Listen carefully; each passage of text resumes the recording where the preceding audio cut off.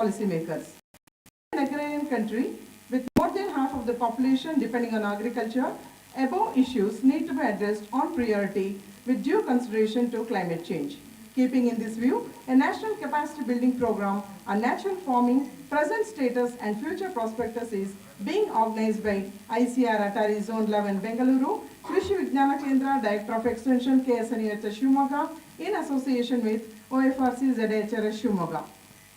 I extend a very warm and hearty welcome to each one present here on behalf of Keladi Shivappa University of Agriculture and Horticulture Sciences Shivamogga.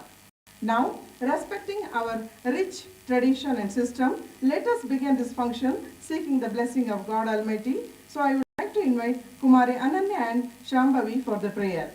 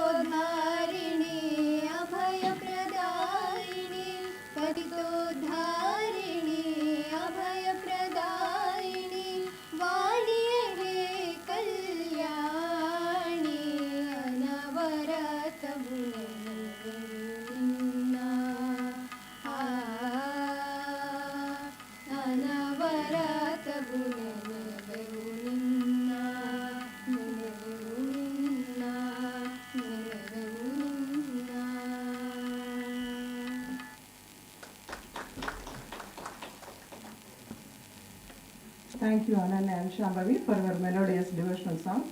May I now request Dr. M. Ashok, the course director of this capacity building program, to welcome all the dignitaries, participants, and everyone gathered here.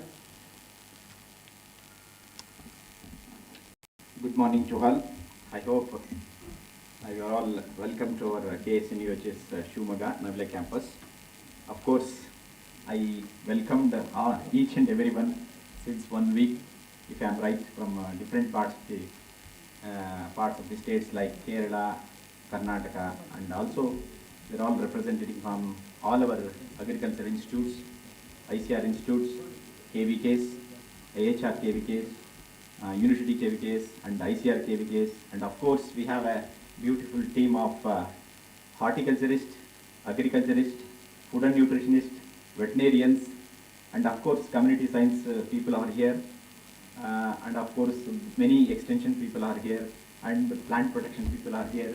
All we have a mixed group of community we are here.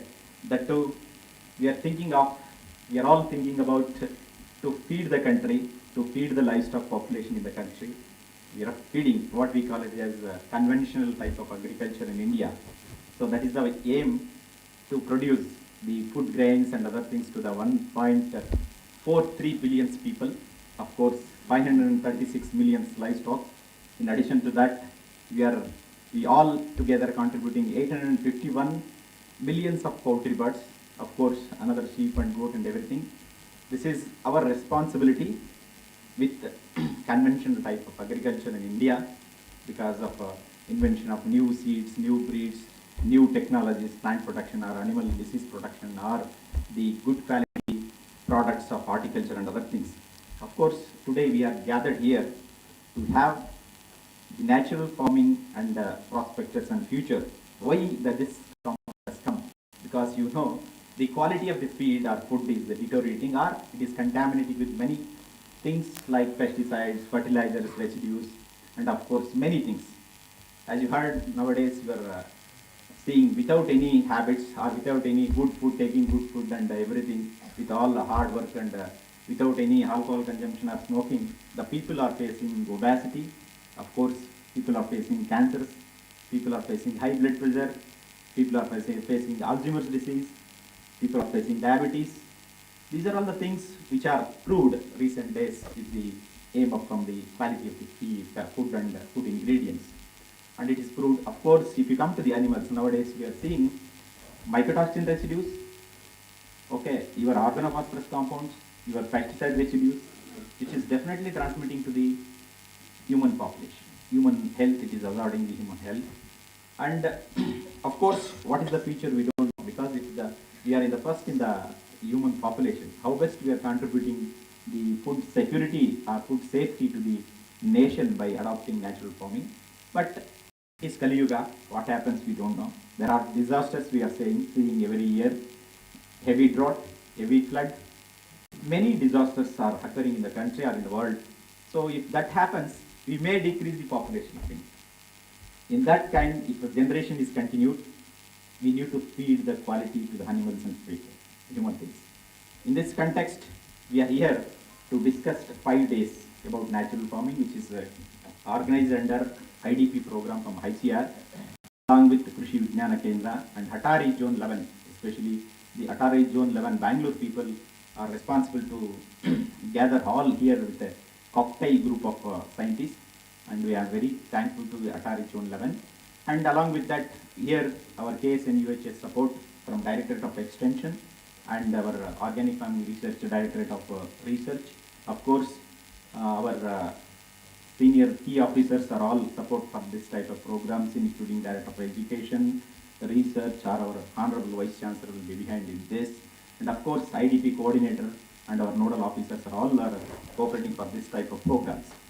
So here in 5 days, what I told, the things which are, what is the importance of natural farming, what is the importance of pesticide residues which are going to human beings, and what is the health of the animals and all those things. How best we have to prevent the diseases with using natural reagents. The natural reagents are like that, and some of the extension activities. And of course, we have a 2 days visit in the 5 days.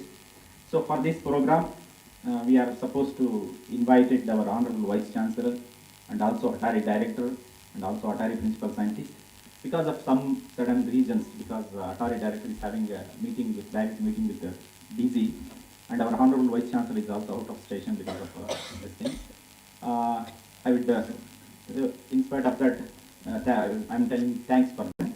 Now, the guest, our Director of Extension, Director of Education, Dr. Hemla Naik sir, is basically a horticulturist, horticulture scientist, and is involved in, I think, in his service, extension, research, teaching, and everything. And of course, he is well versed in administration. He has become a dean, he has become a registrar, he was the DSW, he was the director of research. Of course, now he is working in charge of director of education of our KSNUAHS Shivamogga, and he is involved in research and everything. I don't tell anything, he knows the depth of the knowledge, depth of the subject. Sir, on behalf of all the participants and all organizers, I request you as a guest and inaugurate for this program. I welcome you, sir. Dr. Sudharani, and over the bouquet, sir. Thank you very much. So for today's program, what I told, it is under the Director of Extension. We are all coming under the KVK system, you know. Our Director of Extension, Dr. K.T. Gurumurthy sir, is basically a soil scientist, and he is also most involved in, definitely I can tell, now sir is involved in extension. Earlier he was in teaching, but I think the research we are scientist, he served as dean earlier, and he engaged many projects in soil science department in KSNUHS. I request Dr. K.T. Gurumurthy sir inside the session for our natural farming training program, sir. I welcome you on behalf of the participants and myself. Today we have another personality, Director of Research. Dr. Dushyant Kumar sir is rather than telling a Director of Research, he is a well-versed genetist, breeder, and he released many new varieties of paddy and other things for the farming community, which are helpful for all your Udupi region or dry land, whatever it is. I think he will highlight on this. And he is a good teacher, he is a good researcher, and also an administrator. He also worked in different capacities like Dean, DR, and also for many projects he handled, many students he guided. So he is basically a breeder. Sir, I request you to participate as a guest in our this training program.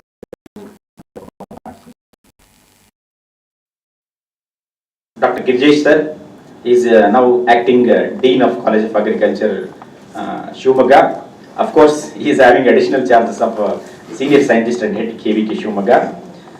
You can say he's a philosopher, he's a good agronomist. He served as a professor and head department of agronomy, and he served as administrative officer for our KSNUAHS for about four years. Other than that, he's a good teacher, he's having depth knowledge about agronomy. I think he will highlight some of the agronomic practices in natural farming. Sir, I request and welcome you for this gathering as a chief guest for this program. Thank you. So, other person, because of this IDP nodal officer for natural farming, Dr. H.K. Virana sir is the nodal officer for our natural farming system. He is also agronomist, and also he is involved in teaching, extension, research. Of course, now presently he is acting as a control of examination university head, and also he conducted many type of training programs. Of course, he ran the show of ZBNF, Zero Budget Natural Farming System project for 3 years, and he is having depth knowledge, and also he will express his words afterwards after in your class in the first hour. Sir, I welcome you on behalf of the gathering. So, our university headquarters Associate Director of Research and Coordinator of Organic Farming Research. So, Dr. S. Pradeep sir, and he has served as Coordinator for Research this Organic Farming Research since I think 12 years. And he served as a farm superintendent, and he served as a special officer, serving as a special officer, served for a special officer in Irvaki. And he has conducted many trials in organic farming, because organic farming and natural farming is related. And he supported for conducting this type of training program, because we are here conducting this training program in this hall with his support. And I wholeheartedly welcome our Dr. S. Pradeep sir to this gathering on behalf of all the participants and organizers and myself. Another guest, Associate Director of Extension, Dr. Hanuman Swami. He was with us for 12 years in KVK as a head and senior scientist.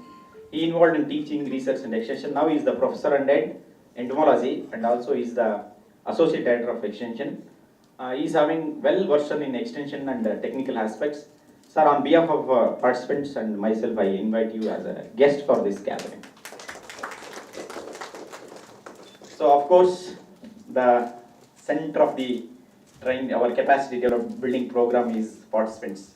I told you different parts of the states. I think Kerala is from Kerala we have many people, around 10 people, and Karnataka KVKs around 15 people, and veterinary university and veterinary doctors are here from the line department for about 8 people, and US Raichur, US Bangalore, and also some people are US Dharwad not yet to come.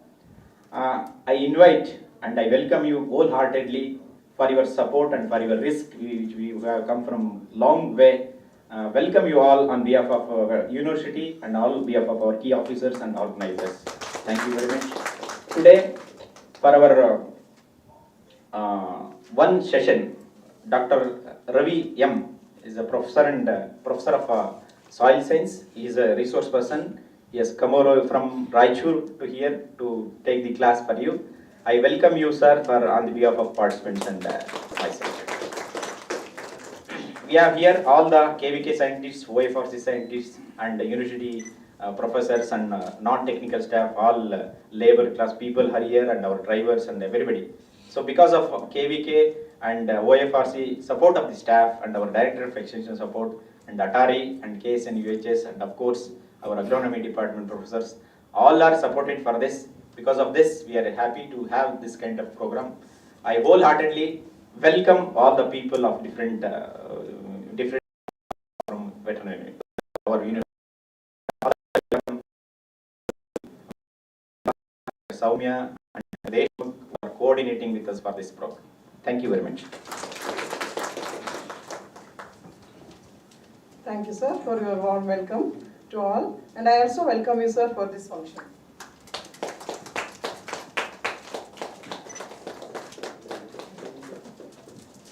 It gives me an immense pleasure to call upon Dr. H.K. Veerana, sir, Professor of Agronomy and Nodal Officer for Natural Farming under IDP NHAP, College of Agriculture, Shivamogga, to give introductory remarks of this program.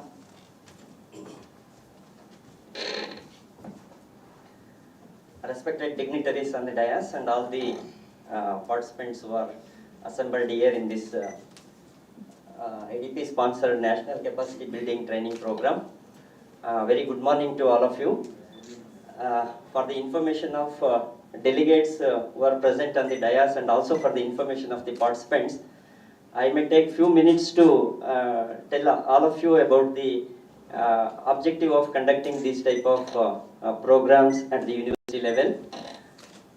First of all, I am thankful to the ICR for having identified our university as one of the nodal center for disseminating the knowledge on natural farming to all the faculties of different state agricultural universities of South India. So this program is sponsored by IDP NAHEP project grants sponsored by ICAR.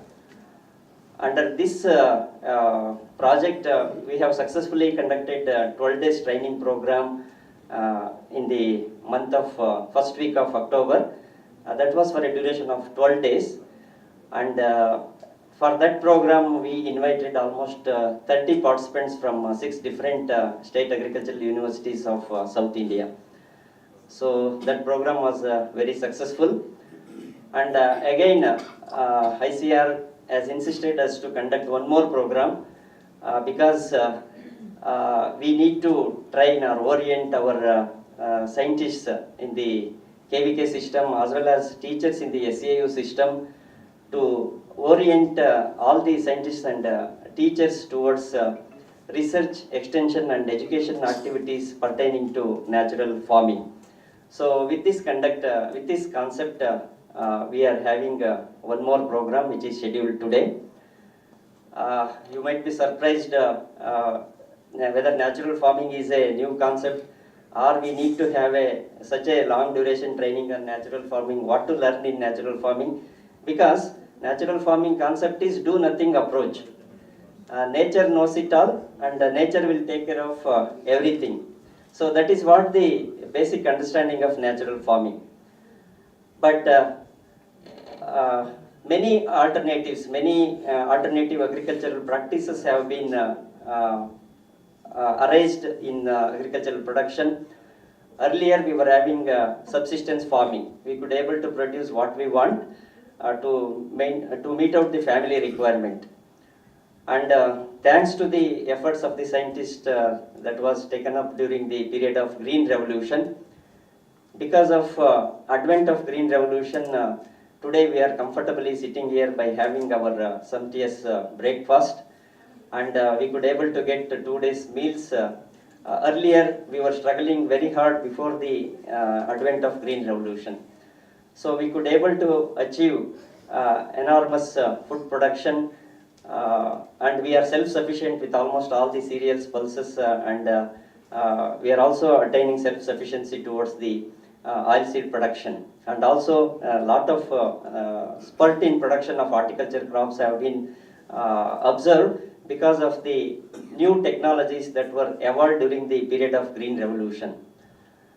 But we could able to achieve the best advantage of green revolution up to the end of 20th century. When we commence our 21st century, we were not getting the enhanced yield level for whatever the inputs we are using. We are not getting the rapid increase in the productivity. That's what is worried all of us.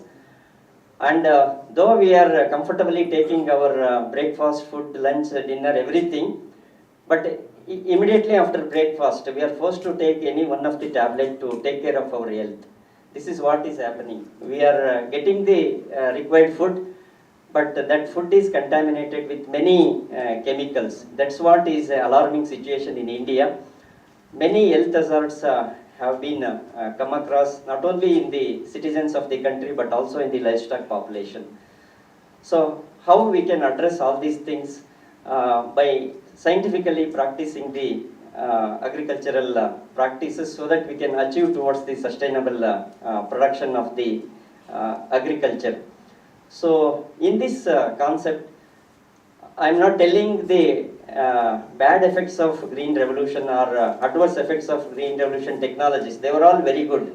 But because of the indiscriminate use of the chemicals and imbalanced application of the fertilizers, that has led to the whatever the problem we are facing today. Not only the health of the human beings or livestock, but health of the soil is also deteriorated to a greater extent.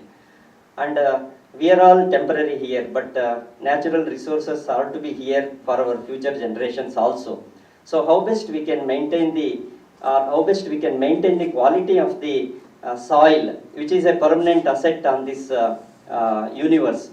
So how best we can leave our soil with the best quality, best health condition to our future generation. That is what is concerned, and we should also maintain the environmental quality. And ecological balance is also to be maintained, and biodiversity is also to be conserved for our future generation. So in this way, many alternatives have come. Of course, a lot of importance was given for organic farming. So maybe in the beginning of this century, a lot of importance was given for organic farming at the national level and also at the state level. So because of that region only, we have started organic farming research center in our university in the year maybe, if I am right, 2006, in the year 2006. So during that period, initial periods of this century, lot of importance was given for organic farming.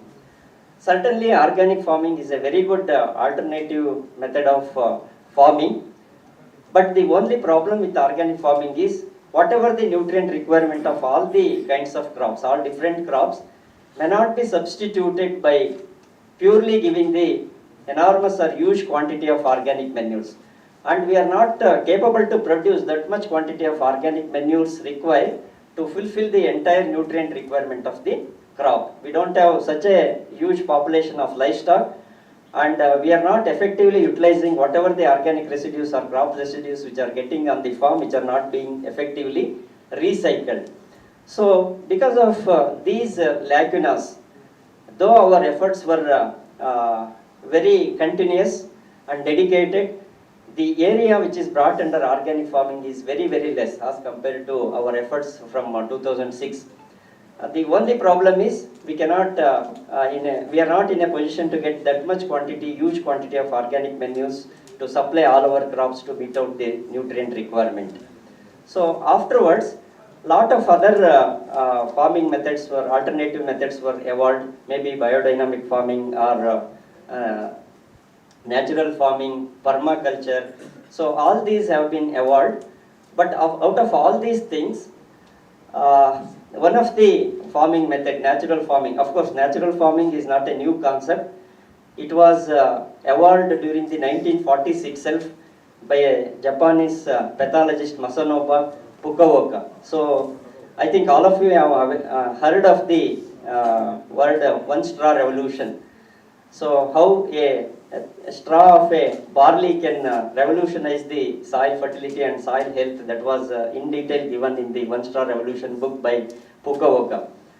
So that was a practice followed in Japan under temperate conditions, but ours is a tropical situation. Our country is a tropical country where we cannot have the natural farming practices which are practiced in Japan. In toto, they cannot be replicated in our tropical conditions. So certain modifications for the earlier evolved natural farming has to be carried out in tropical countries to get the success of natural farming. So under this observation, many of our scientists were not involved in doing intensive research or validation of the technologies of natural farming during the initial periods of agriculture. But many proponents and many followers of natural farming, they evolved with some of the technologies. To specially name one of the person, Subhash Palekar. So he has been recently awarded with Padma Shri, and he was the person who was very much involved in development of natural farming practices. And comparatively, the natural farming practices proposed by Subhash Palekar were refined as compared to the original natural farming practices of Masanobu Fukuoka. So many, though we were not ready to accept all the practices by the Subhash Palekar in the initial period, but some of the farmers voluntarily they adopted these Subhash Palekar natural farming practices in their respective fields, and they could able to get some good results.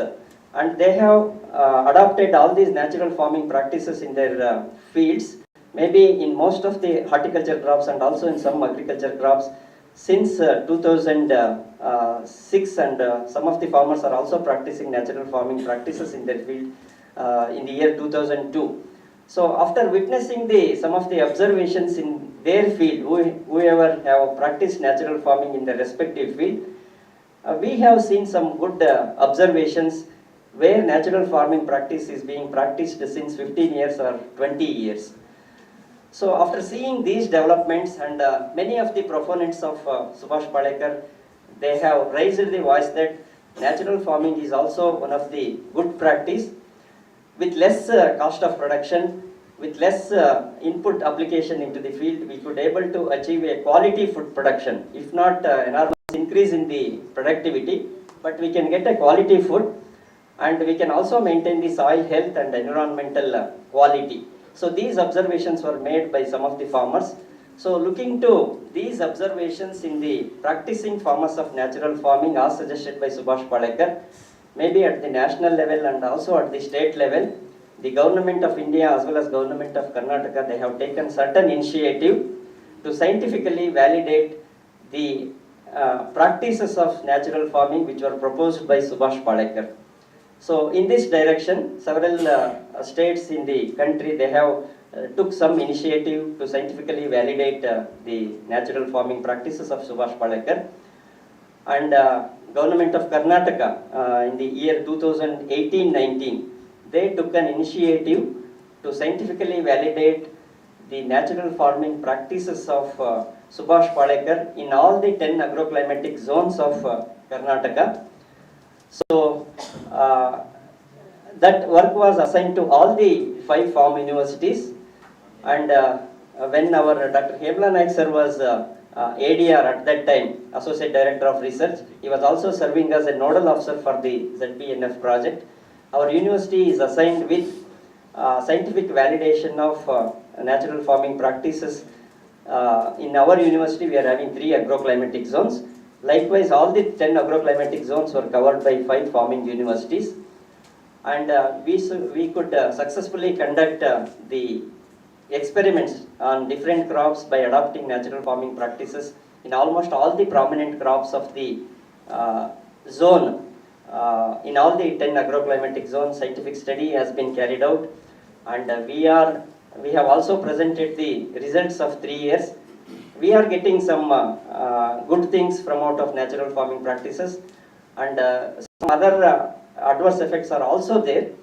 So that we will discuss in our forthcoming classes also.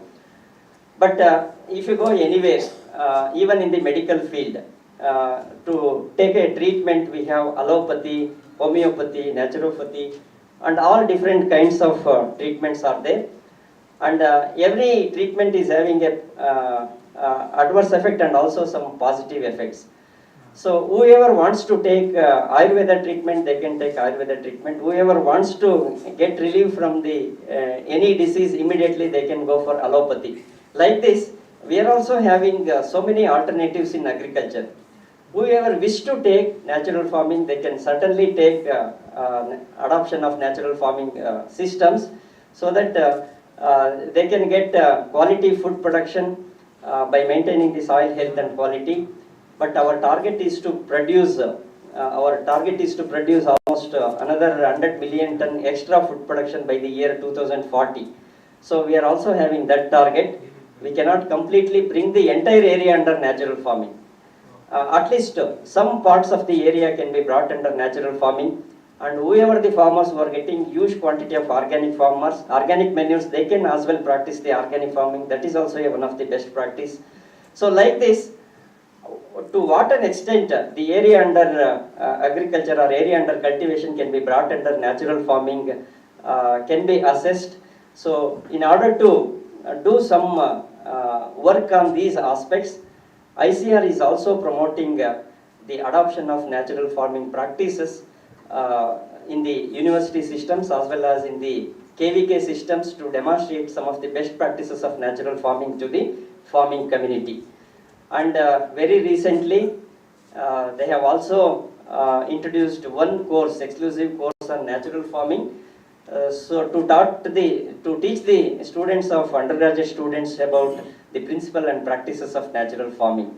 So in order to develop all these skilled faculty in the university system as well as in the ICR system, ICR insisted us to conduct a training program to the faculty members of SAUs and ICR institutes with whatever the information you have at the university level, so that they can also very well understand the concept, principles, objectives, and other basic principles of natural farming.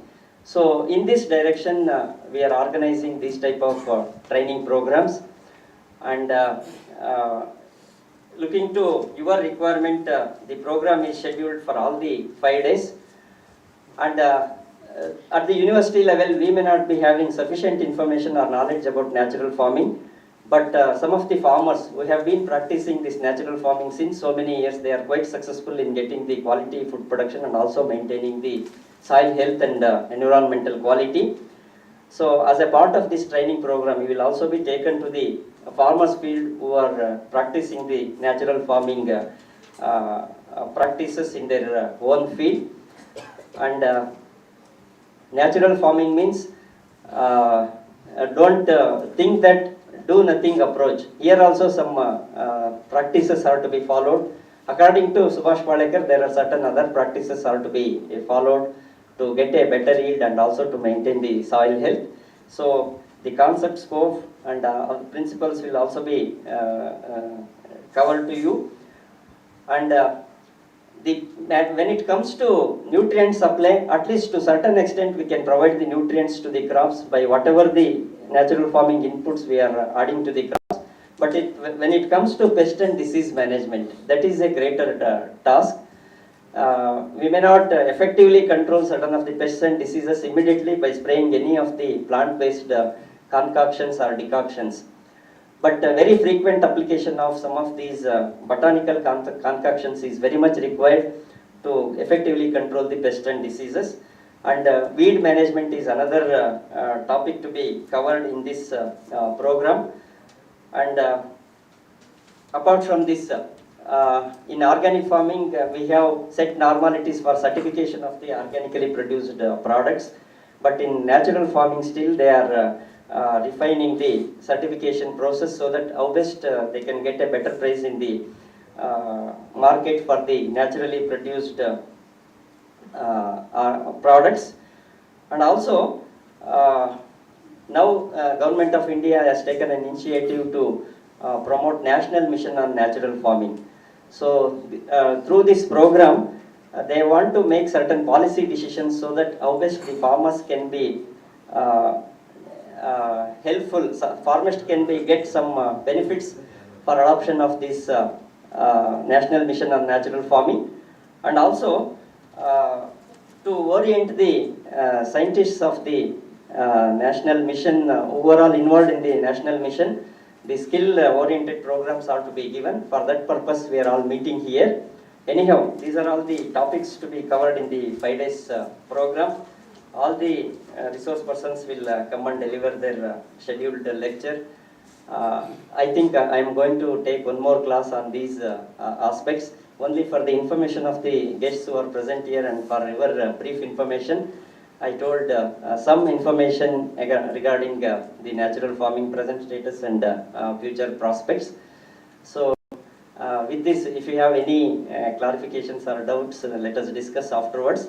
With these few words, with the permission of the President, I conclude my introductory remarks. Thank you very much for the opportunity given by the organizers. Thank you. Thank you, sir, for your informative introductory remarks. Light and brightness has been equated with positivity and knowledge. So now, let us light the lamp of knowledge by lighting up the lamp. Now I request our Chief Guest, Dr. B. Hemlanayak, sir, Director of Education, KSNUAHS Shivamogga, to light the lamp. Sir, please. And with all respect, I would like to request all other dignitaries to join a hand for this.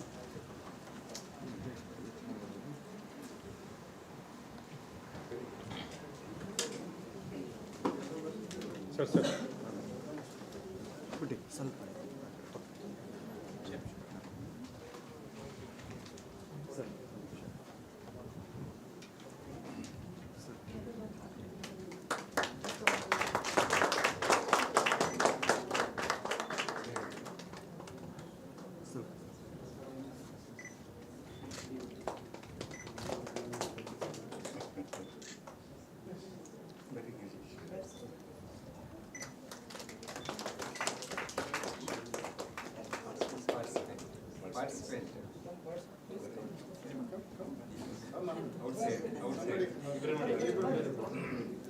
Come this way.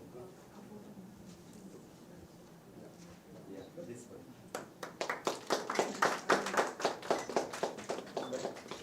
Sir ಒಂಚೂರು sir ಒಂದು ನಿಮಿಷ ಅಂತ ಹೇಳಿ ಒಂದು ನಿಮಿಷ sir ಒಂದು ನಿಮಿಷ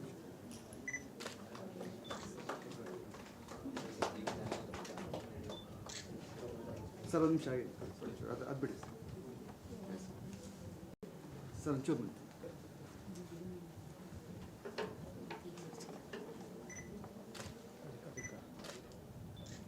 okay sir. Thank you, dignitaries, for inaugurating the function. Now I request our Director of Education to give an inaugural address.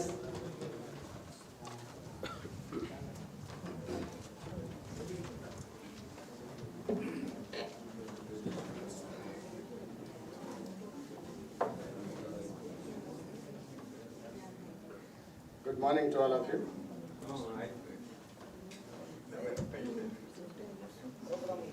My dear colleagues on the dais, President of today's very important training program, Dr. K.T. Gurumurthy, Director of Extension, President of today's function, and the chief guest, my colleague Dr. Dushyant Kumar, Director of Research, and the other colleagues, Dr. Girjesh, Dr. Virana, Dr. Ashok, Dr. Pradeep and Dr. Anand Swami. And we have a guest speaker, Dr. Ravi Kumar from Raichur. And all my fellow scientists, of course my classmate is also there, Dr. Shanai. And all the scientists who have come from a different part of the southern India. including from ICR and the host institution. Friends, this is the time where we have to recall our the farming system, what we had a traditional farming, and over which again it has switched over the conventional farming after we started the Green Revolution by the great personality, Dr. M.S. Swaminathan's under his leadership. We could achieve a lot with respect to this agriculture, it's a mother of all different cultures like horticulture, forestry, professional veterinary or anything else. In general, I can say it is agriculture. Really, without this, the scientific agriculture, without the Green Revolution, certainly we could have never met the requirement of food grains to the such a enormous growing population in the country. And now we are surpassing the China also with respect to the population. It's a really challenging issue for all of us. Many challenges are before us. And today the scientific community has to think of and what kind of the messages to be given to the farmers. It's a really challenging issue. Though I think Dr. Ashok as well as even Dr. Veerana has mentioned very nicely about the natural farming and what kind of farming, where we are now, the present and the future. He has narrated, he has opened your eyes as well as the ears, both he has opened, and a lot of challenges are there. So in fact, friends, so after introduction of Green Revolution, certainly we met out the requirement of food grain. We are surplus now. We are exporting through the various to the various countries also. We are earning foreign exchange. Everything is excellent.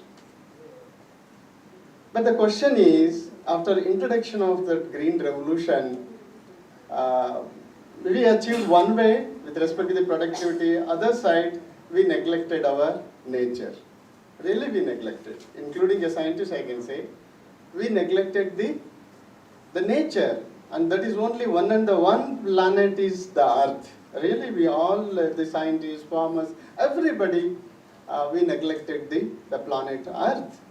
And really today, it is the day again, at least we realized because of some few people. We were Fukuoka, of course from Chinese, he really brought all exactly the advantage of this natural farming, of course. The other person in India, as they already mentioned, it is a years-old practice. It's not a new one.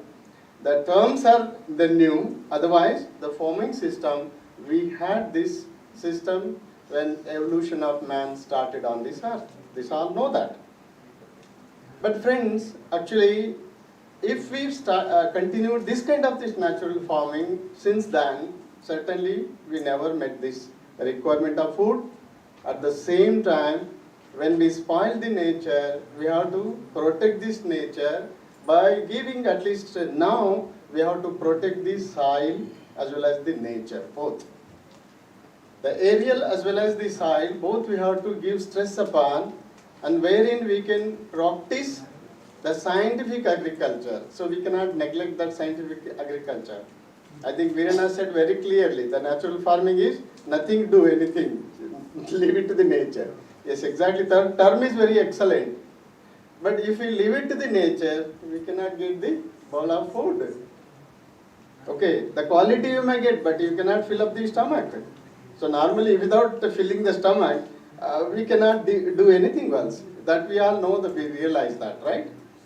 But at the same time now, this through natural farming, without living as such in the nature, whatever the technology we generated over the period of so many years with the scientific interventions, we brought exactly what kind of a plant is interested, what exactly is required to the plant. We have the technology now. So we never neglected, along with the chemical farming, we also practice many of our organic as well as the natural farming. So those has to be concised, brought to the one platform, Again, we have to think for the rejuvenation of the nature as well as the soil. So with this, the scientists have lot of the challenges. We have lot of challenges. We have the technology. Wherein is it possible to meet out that the productivity required for the population? Never. So abruptly we cannot remove all the chemical farming. Yes, it is required. So early organic, where we are using this organic like and pickle in the food, we have to use this inorganic as a pickle now. So I think that way, when friends, I'm in the opinion that when I joined for BSc Agri, from that day I was the supportive for this natural farming. And I always used to work with the nature. And even just you can have a click in the Google. Most of my students have worked, all 38 my MSc students worked on the INM only, IPM, INM, and then crop management through INM concept. I never worked exclusively on chemicals, because if you neglect the nature, it will take care or it will come adversely and it's affecting. We are all facing one way, the soil is depleting, soil fertility is gone. If soil fertility is gone, means everything is gone. So in many of occasions, of course, when I was discussing with the farmers, especially I worked for almost 1.5 years as a director of extension, I worked with the farmers and I used to stress upon the farmers have to protect the soil, and now the day is to have the soil revolution. So if we keep the soil revolution, make the soil fertility, and then as even Virana says or Subhash Palekar says or anybody can talk about the natural farming, certainly we can take care and we can pray the God, especially who will take care, and also our technology. So we have all solutions now. To manage pest and disease, we have solution totally in our organic, the pesticides are organic way, with all the traditional the practices we have, like your Jivamruta, Bijamruta, then all the Amrutas we can prepare out of our, the rearing of Desi cow. Why we are stressing upon Desi cow means, it is having a particular the advantage coming to our, the exotic, the breeds. So exotic breed, most they require naven tinti vadan matra keltadadu. It won't eat the grass or anything else. Many a time it depends on what human being is taking, because our target is to take more productivity. Whereas Desi is, though it gives less productive, it's a qualitative. A very good ghee it gives, very good urine it gives, very good form. The cow dung with lot of the organisms which are present in that. So with all this, I think we can say that traditional agriculture we have to practice, and this is the day. I think a lot of the topics have been very systematically planned. I've gone through all the topics. As Virana says, actually, this is the forum. We can gather all the information, we can discuss. It is not the innovative new one, it's already there in the science. So that we have to bring together and work with the nature along with the God, especially goddess, the earth. So with these friends, of course, I don't want to teach upon all the aspects. I know that those aspects also, because many speakers are there, you can speak. So in my opinion, of course, the answer is present natural farming will take care of the crop science, along with the crop science, along with the tree species and the livestock. And Dr. Ashok has really taken very interest in coordinating all these three the components in agriculture, which is very much required. And ultimately, friends, all the scientists, you are all the ambassadors for the popularizing your natural farming in the country. And the Gujarat state is #1 in the country, where they started the natural farming university. The natural farming, the university in 2016 they started now, and the day again in all the country it's required, and most probably in the southern state also we plan together and with the government also. The former government of Karnataka as well as present government is also giving lot of scope. Our Honorable Prime Minister is bringing so many the innovative ideas of traditional ITKs, under this farming, natural farming system? Yes. So for that, all the extension functionaries, scientists, we should work like an ambassador, and we should popularize the farmers. The other question, at least, just I will leave it to you. Normally, so how to meet out that the productivity or the quantum of the food is required by the practicing only natural farming? Yes, there is a scope. Yes, there is scope. Still, we have lot of wastelands available in the country. Like yours, the calcareous soils is still people are not using, sodic soils are not using, forest wastelands are not utilizing, they are utilized for industries and all. So, though the productivity is less in this natural farming, but scientifically, we can bring down such kind of this, the area under cultivation, and certainly we can meet out. And the other way is the marketing. So we cannot sell all our natural farming produce and organic farming produce like what we are selling now today. So there should be a government should have a separate channel for marketing of all these natural as well as the organic, the agriculture. Then only they can meet out, and we are talking about doubling of farmers' income. How? So only through these the ideas we can bring a lot of issues. Of course, government will initiate. So with this, I really very thank the organizers, and I was particularly very happy to inaugurate today because accidentally our Vice Chancellor was not available today. Anyway, I was thinking just I can deliver some few things with you. But anyway, the chance has came because our Vice Chancellor is busy, and even the Director Atari, he was my good friend. So today he didn't materialize because of his busy schedule with the DC. Anyway, so friends, so all of you please involve systematically for all these 5 days and come out with the very concrete the technology where you can continue for the research. And the states like our Andhra Pradesh, of course, they are leading in the the natural farming, followed by Maharashtra. Of course, Karnataka is also not behind. So we are also fortunately we have very good research centers in all the universities, all farm universities, and even Tamil Nadu. Of course, Kerala is the one source where exactly we can have a lot of scope because of the perennial trees. So you can have a wonderful natural farming there, and I always support the natural farming. Certainly will success only with the forest as well as horticulture components. Absolutely we can do, because that gives lot of biomass and that can help for the agriculture system. So with these few words, I thank the organizer, particularly Ashok, Virana, and all the my colleagues, and I wish all of you to become for the good the deliberations to be happen in the future 5 days. So all the best. Thank you and all for the opportunity. Thank you.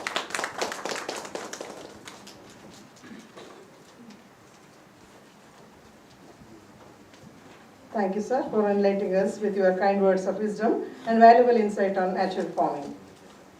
Now, it's the time for brief introduction of the participants of this capacity building program. I request all the participants to give their brief introduction by restricting to name, designation, and state from which they have come.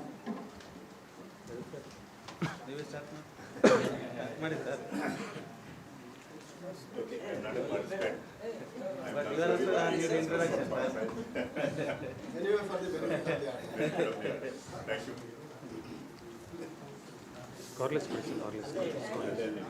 Mic, please. Sir, myself, good morning all. Myself, Dr. Yellappa M. I am an assistant professor of agricultural microbiology at Bhimrayanagudi, and our university is US Raichur, sir. I am the actually member of Zone 1 of ZPNF. Till 2018, I am undergoing the complete aspects of that same ZPNF. Thank you, sir. Good morning to all. Myself, Dr. Manjunath, Senior Scientist at Krishi Vignana Kendra, Kalburgi to Radhavadigi. Thank you. From Karnataka.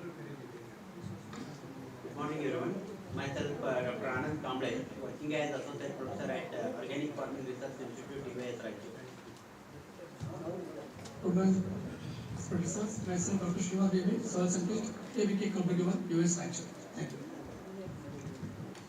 Good morning to all and all. Myself, Dr. Prashant GM, working as a soil scientist in Krishi Vignana Kendra, Kodigere, Shivamogga district from Karnataka.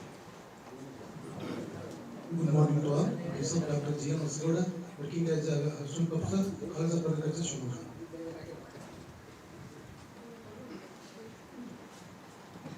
Good morning to all, respected dignitaries and my friends. Actually, I am coming from KVK Krishi Vignana Kendra Idiki, the Spice Bowl of Kerala. Myself, Manju Jinsi Varghese, I am working as SMS Soil Science. Good morning all.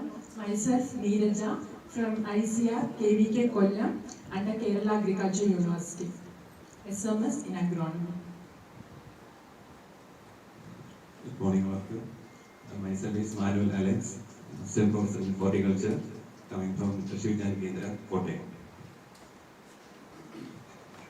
Good morning all. Myself, Dr. Sajjanana, SMS Soil Science in ICR KVK Alapura under SCPCR. Good morning all. I am Dr. Ambreeze John, Assistant Professor Animal Husbandry, Kerala Agriculture University, Thrissur. Good morning all. Myself Dr. Rashmi J from KVK Palakkad, Kerala Agriculture University.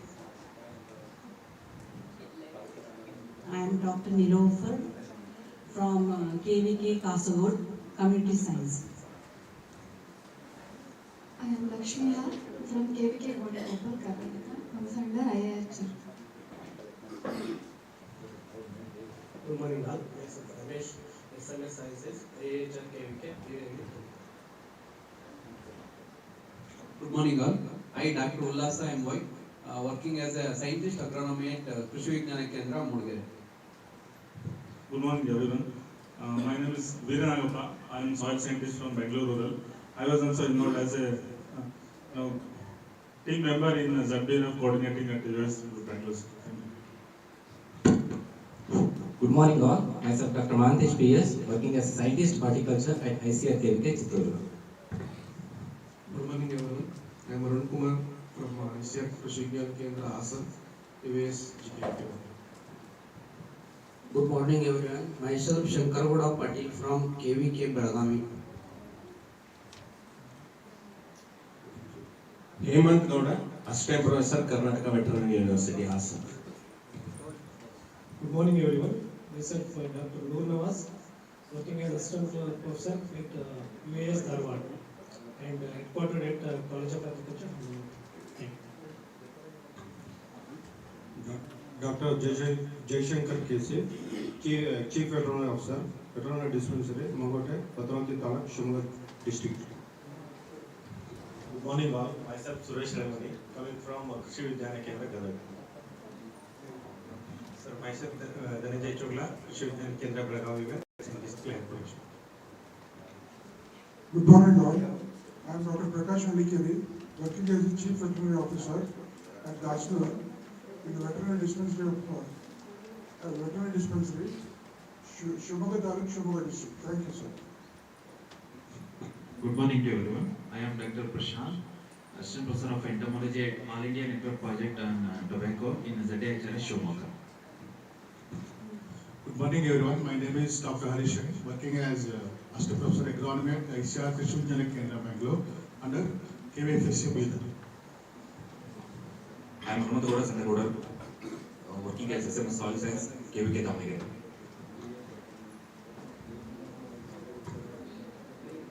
Good morning to all. Myself Rekha B. I am working as a agronomy scientist at KVK VC from India. Good morning to all. Myself Dr. Ajay, working as soil scientist, KVK Shivamogga. Good morning to all. Myself Dr. Megha K, Veterinary Hospital, Kodigere, Bhadravati College, Shivamogga. Good morning to all. Myself Dr. Jayaprakash, working as soil scientist in KVK UP and Novel Officer for Natural Farming at KVK UP.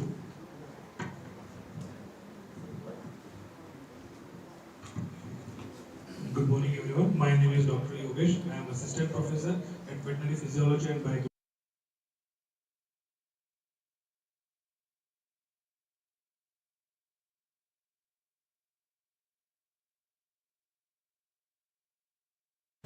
Good morning all. Myself Dr. Vinay GM, working as a scientist horticulture at ICR JSS KVK Chittoor, Mysore. Good morning all. Myself Dr. Divya. I'm working as assistant professor in animal science from KSNUAHS, Shivamogga.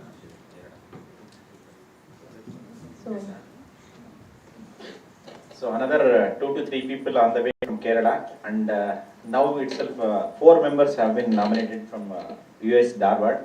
One has reported because we are not aware of that. Another 3 people may join from US Dharwad. Thank you. Thank you all for your brief introduction. Now I would like to call upon our guest of honor, Dr. B.M. Dishant Kumar sir, Director of Research, KSNUAHS Shivamogga, to address the gathering.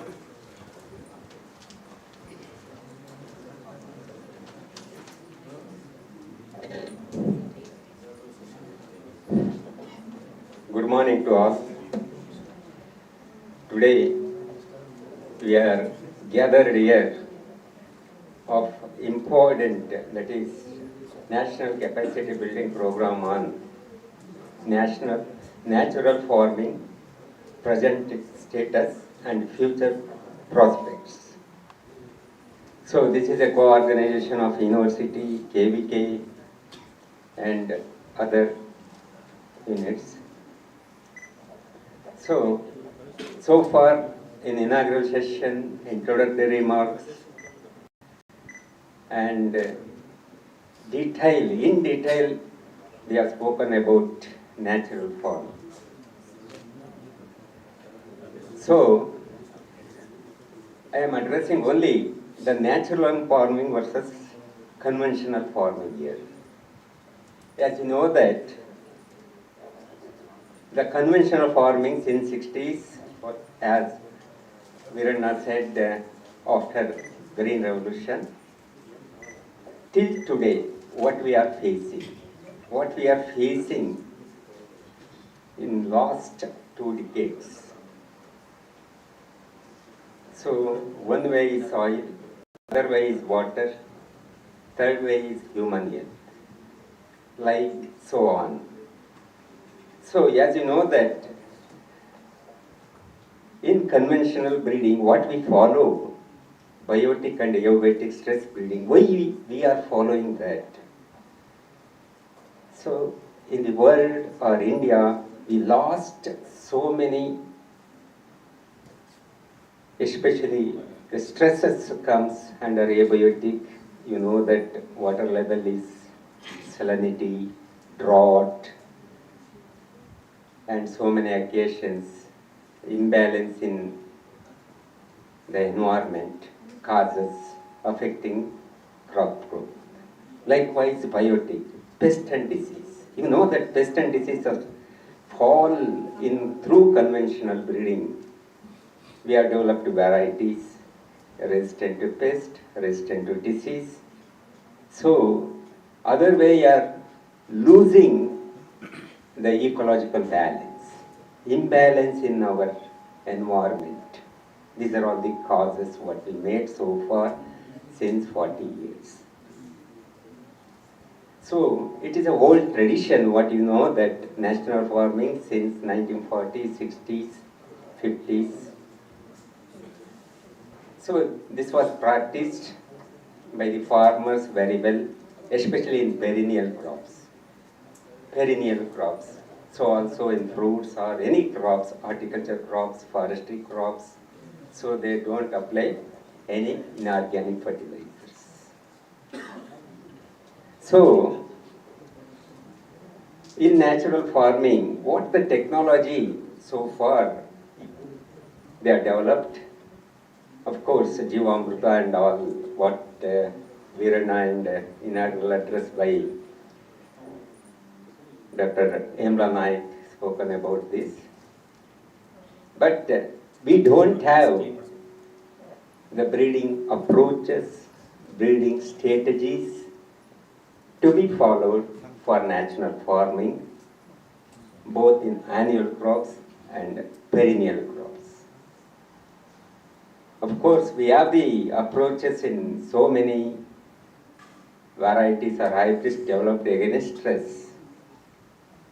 Example, blast. We have the blast is there in since 2 or 3 decades. Earlier it was not there. So like that, not only blast, so many stem borers, so many pest and disease what we are facing. So the similar practice, similar approaches what we have in the breeding to be followed in conventional breeding, the same to be under organic level. We want to breed the varieties for a longer time, then we will succeed to sustain the, especially to improve the yield or economic growth of any crops, the fruit yield or vegetables, anything. So, in addition to that, this natural farming have additional advantages when you compare it to monocropping. So, they have the intercrop or mixed crop. Like that, in perennial crops, they follow that along with the fruits or other crops here. So they have got additional income that is not followed in case of monocropping. What we are applying, lot of chemicals. So that is a cause for human health, not only human health, even for livestock also. So in this, what we are facing the problems on this, we have to save the water, save the soil, and save the environment. So today's all the participants from different states and in Karnataka, so we have to create awareness, especially to farmers, regarding the soil and water and the environment. So in this contest, all the participants, especially the natural farming under practical situation, what it has got benefits. So that benefits we have to utilize further when you compare with conventional farming. So I once again, all the participants should involve on discussion, interaction with your, whatever the lectures come from today and tomorrow or day after tomorrow. And you discuss and finally you conclude with, this is a topic what we have in future to save the environment. So on finally, I conclude as again, once again, to save the water and the environment and the soil, and you always come forward and create awareness to the farmers. Thank you very much for giving the opportunity for few words to talk here. Thank you.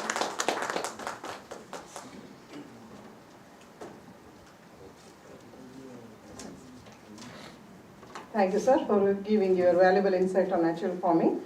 Now, I would request Dr. G.K. Girjesh, sir, Senior Scientist and Head, Krishi Vignana Kendra Shivamogga, and today's in-charge Dean, to say a few words about this program.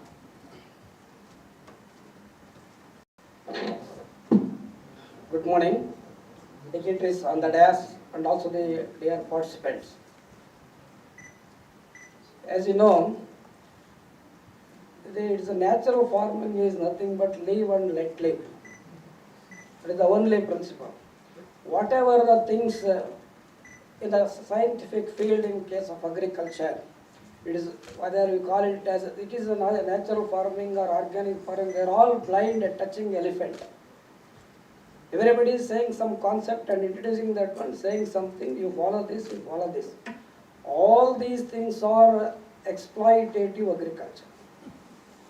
Even if you follow whatever the natural farming you are going to train or in the future also, that is also exploitative. Do you think that only organic farming or natural farming with respect to the farming, our life should also become natural?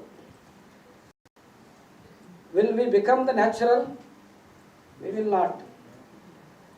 Only species on the earth is growing is only the man, at the cost of all other component of the nature, organisms. Natural farming, you are talking about the biotic stresses.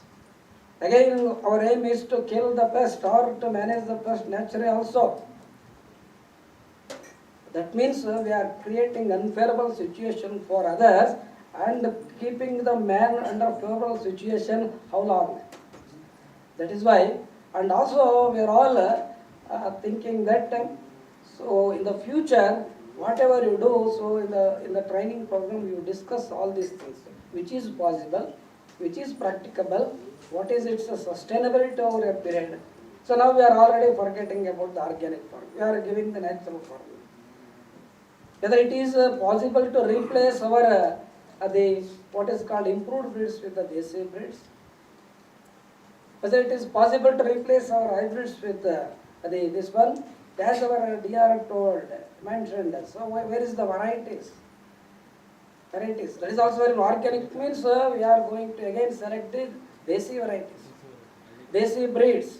So therefore, anything theory it is okay, but how it is practical, feasible also very, very important. Therefore, the nature is highly dynamic. Similarly, we are always following only one crop, even 2 crops, 3 crops, 4 crops also it is not diversified. You say living and let living means it is a forest. Everything is left to the nature. One species is helping other, one species is controlling other. It is taking care, balancing itself.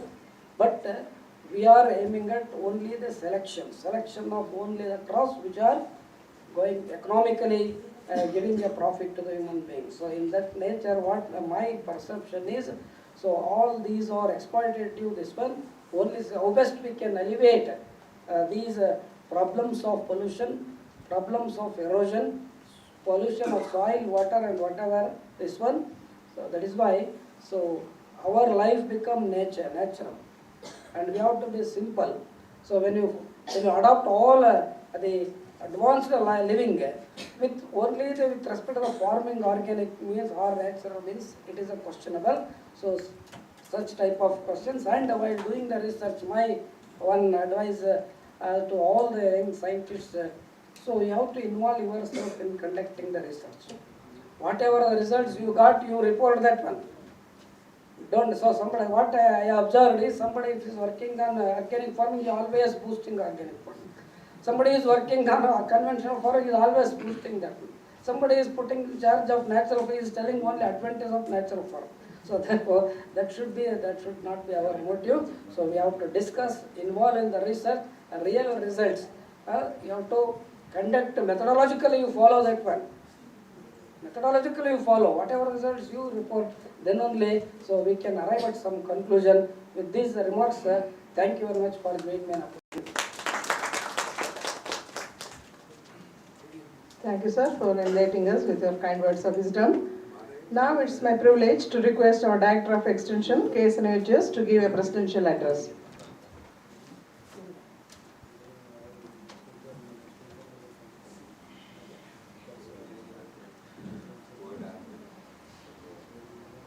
Good morning to all.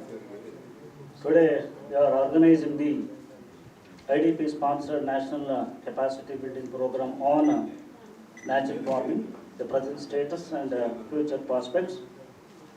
It is actually we are organizing in collaborations with KSNUAHS Shivamogga, ICR Krishi Vignana Kendra and also ICR Atari. And this the association or the collaborations, even IDP has sponsored these programs. So just now, the program has been inaugurated by our the Director of Education, Dr. B. Hemanath sir. So also the Director of Research, Dr. B.M. Dushant Kumar, Dr. G.K. Girjesh, the Senior Scientist and Head of Krishi Vignana Kendra, and also the Professor of Agronomy. Also our Associate Director of Extension, Dr. Hanuman Swami, and Ashok is an organizer for this training programs, and also my colleague or my friend Dr. Ravi is professor, is from Raichur, and also the scientist from this KVK Shivamogga, and also the many the scientists or the teachers. They come from different states, particularly Karnataka, and also the Kerala. So mostly the 50% the participants from Kerala, because mostly that's only our Atari direct may be taken some interest and deputing these some participants from the Kerala. But also again I have seen during interaction some of the teachers or scientists from the veterinary universities also. Okay. So especially this rightly shown this pointed out the heterogeneous groups. It's good.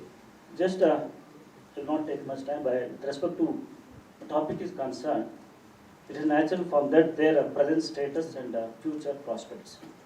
So already in the introductory remarks, Dr. H. K.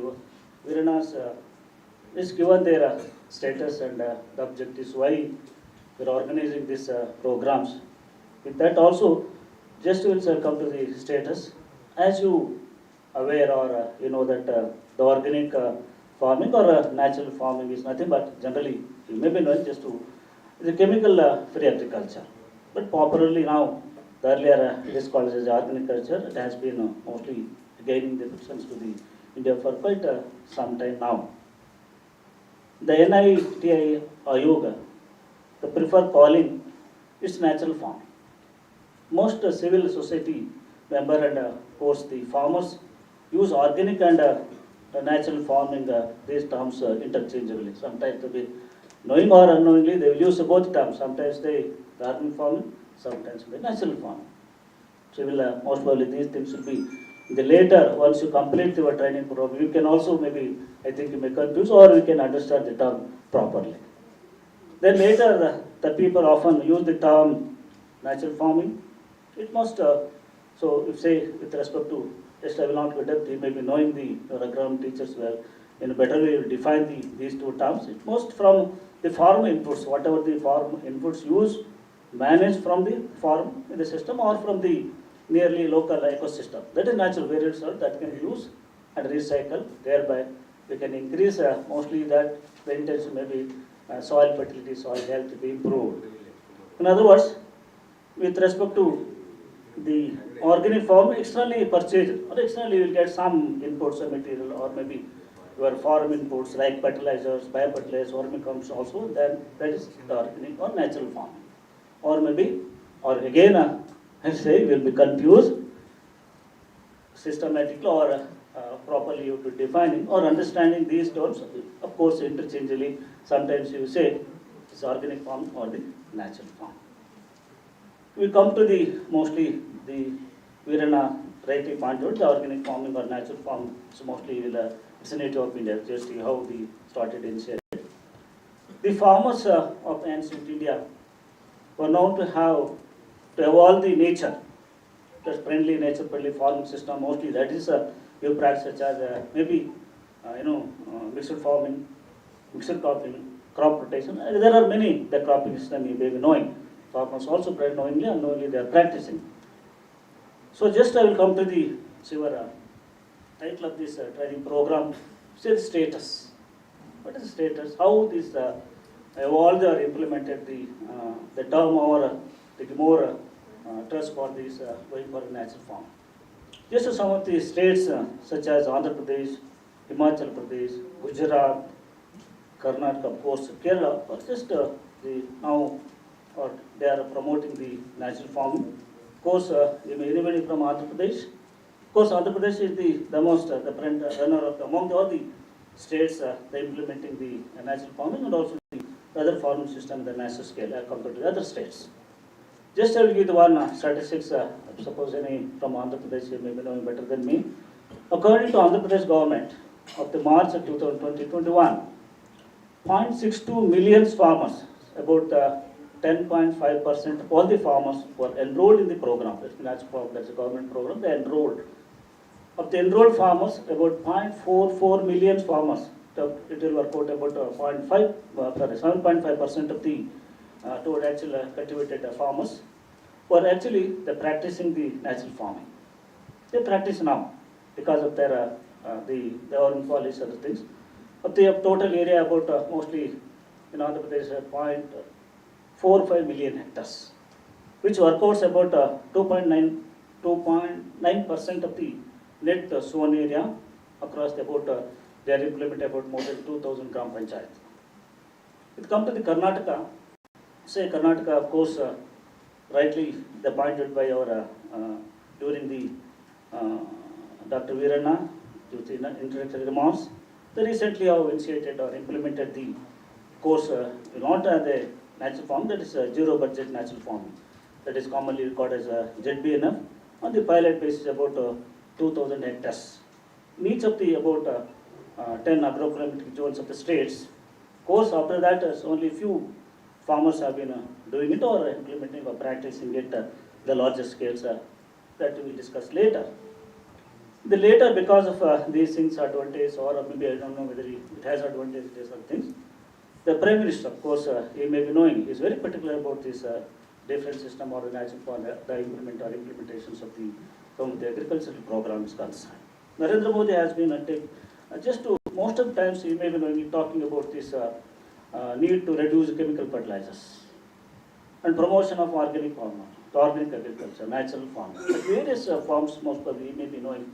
Even during that, he says that including the United Nations Convention, the Union Finance, as well as our agriculture minister, also been talking about this natural farming.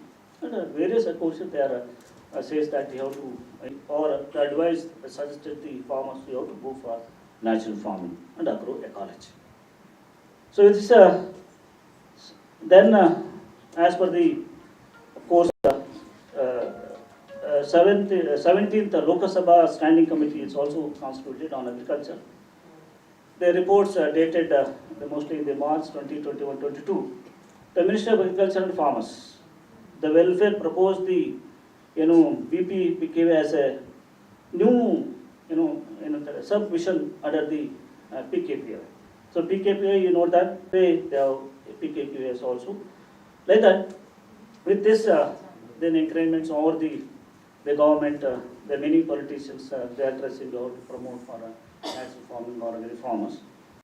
Then you started the government or the university level, various research institutions or universities.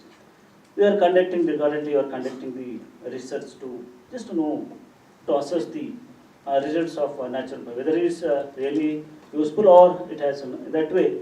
Some research, I will not go in depth, but some research already they have conducted based on the maybe field experiment. Then while some they are the based on, they will conduct some survey where the farmers are practicing other things. There even analyze their impact, how it is implemented, whether really is implemented, increase the yield, other things.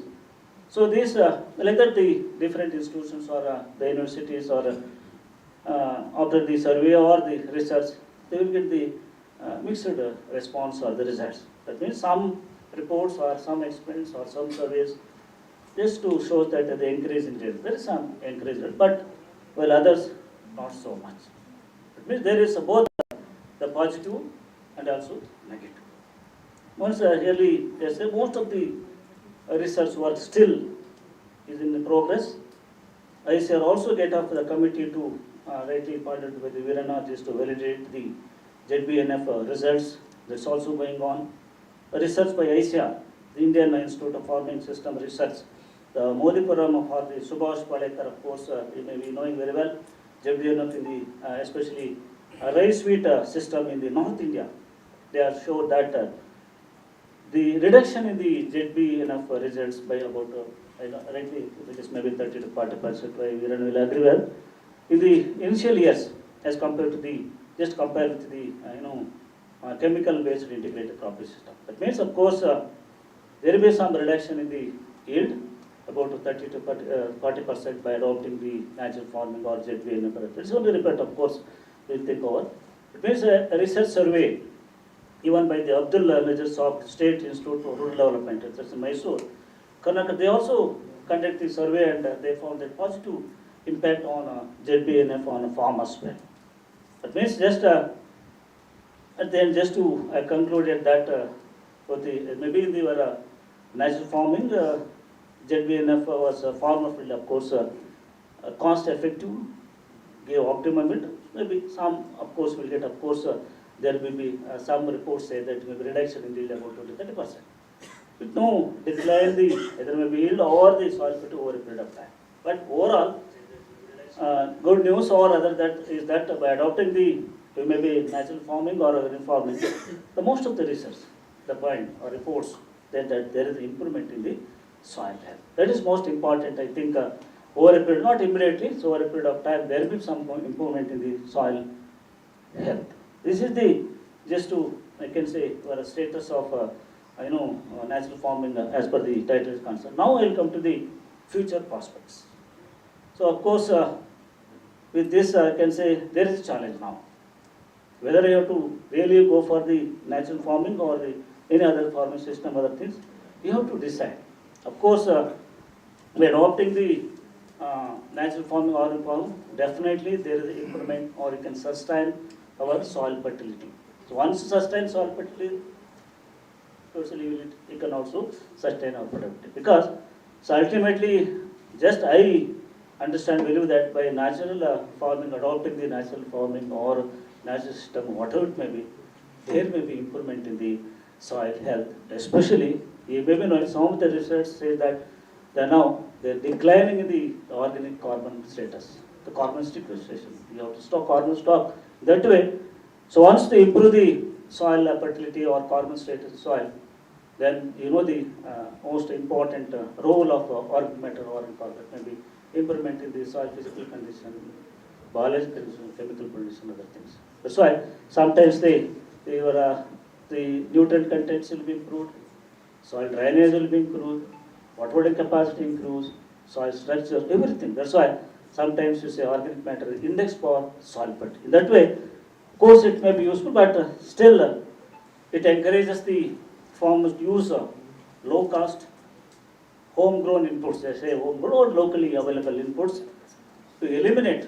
You cannot eliminate complete, but they use the word, of course, you can, wherever possible, you can reduce, you can some extent, use of chemicals, fertilizers, and industrial pesticides. In that way, just I conclude that natural farming ensure better soil biology, it improves agro-diversity, and also only thing is to use more judicious usage of water with much smaller carbon and nitrogen footprints. With this, just I'll give the prospectus for the, of course, I think they invited the good number of resource persons. We can discuss in depth. You decide at the end what is the prospects of this natural farming in India, because you may be knowing the increasing our populations, but the food production is decreasing. So this increasing population, by adopting only the organic farming or natural farming, whether you can supply or you can the food to the increasing population. In that also we think over, and only I will leave here. Just you have to decide. There's a challenge now. At the end, I think you come out with the concrete, things, whether their advantage or disadvantage, whether you have to model some modalities, how to adopt this system in the other Indian system or Indian agriculture. And also just I will suggest or just in other words, the request just to today morning just to talk with your director of Atari. He suggests to those who are come from the different KVs, he says that to inform to develop in each KV at least one model demonstration plots on IFS and natural farms. He has instituted and also says informed all the KVKs scientists to at least for the demonstration, I would say maybe useful to the farmers. You can compare which system is better. So all the KVKs, even similarly, just I request our director of research is here. So in our all the research stations or the also have to develop some models with respect to maybe natural farming on the organic farms. With this, I thanks to the organizers giving me opportunities, and also those who are come from different places. All the best, and thank you and all. Thank you.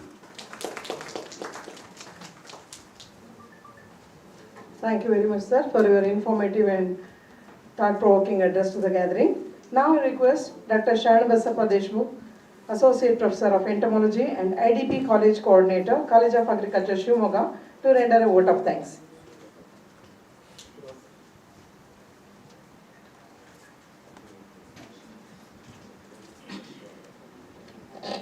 Ladies and gentlemen, good afternoon to one and all gathered here. I take this opportunity to propose vote of thanks to all assembled here. At the very outset, I would like to thank our chief guest of today's function, Dr. B. Himla Naik sir, Director of Education, KSNUAHS Shivamogga, for your thought-provoking inaugural address and blessing to all the participants. On behalf of organizing committee, IDP and AHEP and the participants, I profusely thank you very much, sir.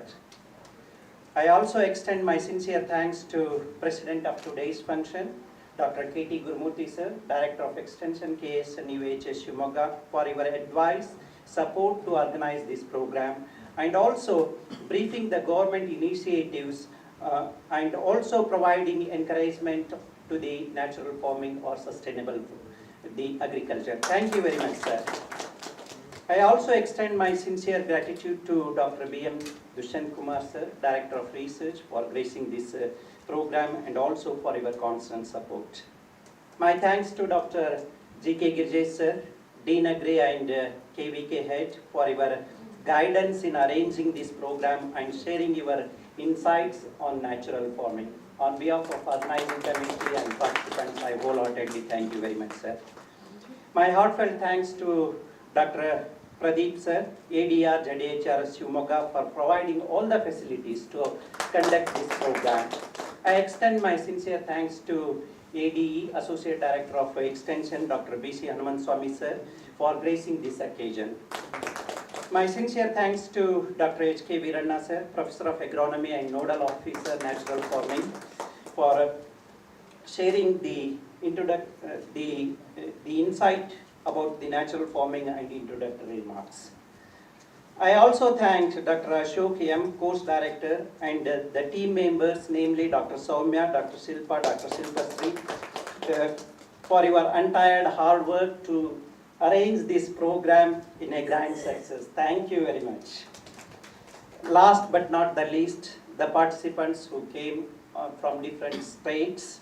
So I am sure at the end of 5 days you will get the bunch of knowledge from different the resource persons, what they give the knowledge, and also the new connections, new friends you will have, and that will be forever in your future life.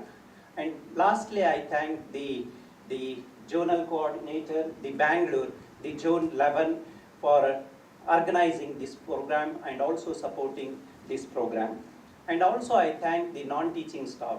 Really, they helped a lot in organizing this program and for their support. Thank you one and all. And also I extend my thanks to Dr. Deshmukh and Atari Zone and all the universities who have deputed from different. And also I thank to Dr. Shilpasri, who beautifully anchoring the program, and I am very much thankful to the students who come from College of Agriculture for innovation program. Now, thank you, Deshmukh sir, for appreciating the efforts of organizers and others who are involved directly or indirectly in smooth running of this program. And I request all the dignitaries and participants to rise for national anthem.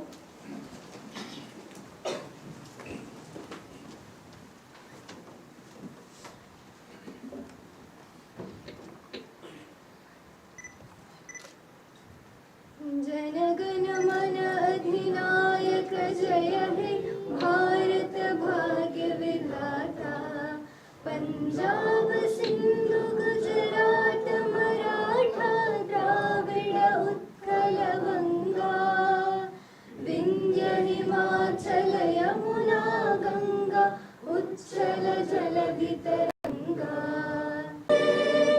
जय हे जय हे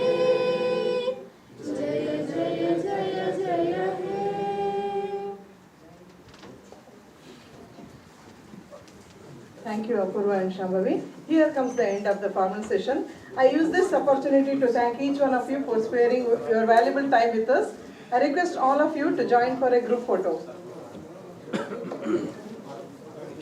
And this will be followed by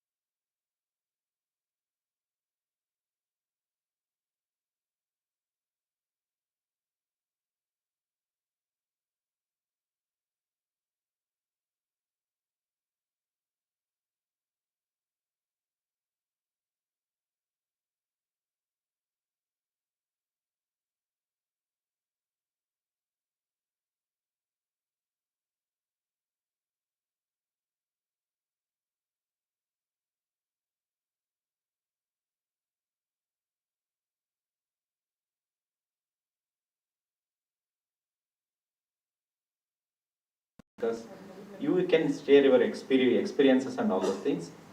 And kindly cooperate, because resource persons are all coming from other areas with all their pains. That too, December, they're all having 10 CLs, 8 CL, RH2, and also they are also having a busy schedule, because it's a tight time. I'm telling that they don't have work. They have work in spite of that, because of Christmas holidays. They would have planned some trip with family members. Apart from that, with our request, we are coming for participation. It should be a live, okay? Those who are not interested, so please don't mesmerize the things. And I request, and here we have one washroom. Even if it is not good, we have a washroom at Vice Chancellor office, and we have a washroom at KVK. 3 buildings. You can utilize those things, because it's very difficult thing which you can only in one single area. And tomorrow we have a visit to the farmers field, entire from morning to evening. Then day after tomorrow, you have a hectic classes with youngsters. Youngsters, all are youngsters and exposed to many things. Next again we will go to visit. So last day again we will meet. You may forgotten things. Okay. So any ideas, you give me feedback regarding food or anything else. So within a 5 days, how best we can give an all information. I think we have given all program schedule, training model we have given in your kit. So with this request, I think today's first speaker will come, and he will deliver the lecture on its subject. Thank you.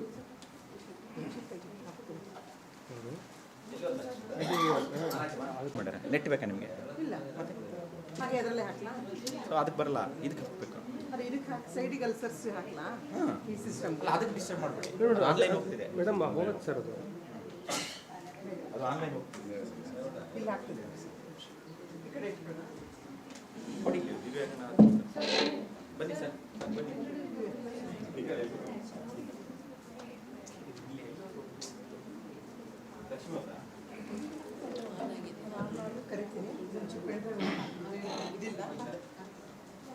Once again, very warm welcome and good afternoon, I hope, no? Yeah. After a very good inaugural session and meaningful inaugural session, it was, there were so many data that was given by our DE and nodal officers at BNF, and so many things were there. After that insightful inaugural session, we are moving on to technical session wherein we have Professor of Soil Science from Raichur, US Raichur, Dr. M.V. Ravi. I am very much delightful to introduce him to you, because he is one of my close friends and is one of my good seniors. Among a bunch of good seniors, he is also one among them.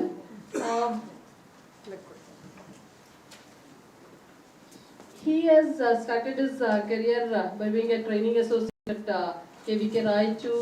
He has served in the College of Agriculture Raichur, and he has served in different capacities, like technical officer to dean, technical officer to registrar, nodal officer for so many programs, like program wherein we have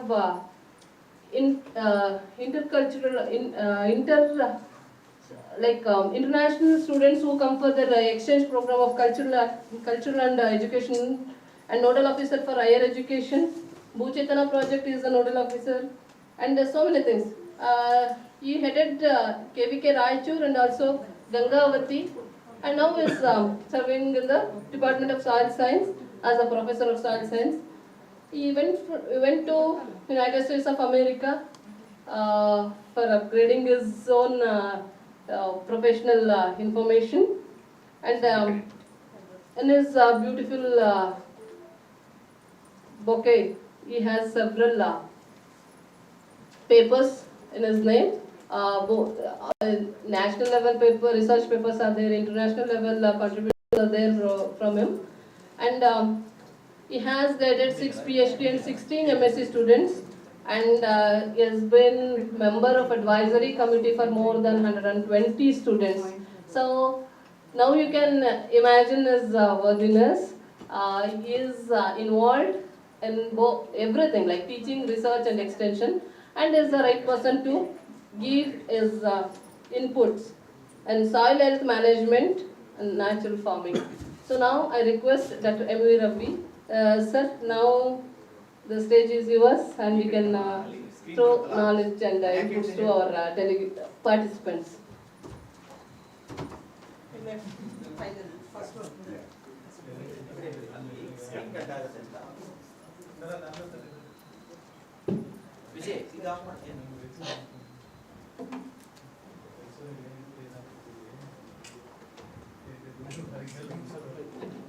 Good afternoon, everybody. Thank you very much, Soumya, for introducing me very nicely. She is my good friend, and also Ashok is also my good friend, and many of them are good friends to me, like Manjunath, and also Ramesh. This was the topic given to me in the training program. As Director of Education told, we have to share our experiences, we have to interact, and also discussion is more important. I would like to share my experiences here, and also you would like to share your experiences, so that it is a kind of interactions. We have to do it not like a student and the teacher interaction. We have to discuss each other, you have to understand. Well, so I will going to speak on soil health. I don't want to speak on the crop productivity, because Dr. Virana will going to speak about the crop productivity in natural farming. So he is supposed to be having a first lecture. Because of his some personal problem he went, and he asked me to give the first lecture on the soil health management in natural farming. So as you know very well, so natural farming, it is a old wine in new bottle. Always old wine carries more value, right? And the farming, it was started traditional farming, conventional farming, agriculture, organic farming, and finally $1 per acre. Their objective is to conserve the natural resources. Their objective is to save the environment. They are going to give more importance for the ecological management rather than the crop productivity or soil productivity. So they will going to tell, they will going to give the money, because you are not exhausted any natural resources. That's why they are paying $2,000 per acre. So this just like we have a green seeker, or chlorophyll meter is there to find out the chlorophyll content in the plant sample. Like that, I have used some of the sensors which will going to detect the organic carbon content or pH or EC or any other soil parameter. That was the thing I have learned from the US. So it is totally a different subject. I would like to highlight what exactly as given in this training program.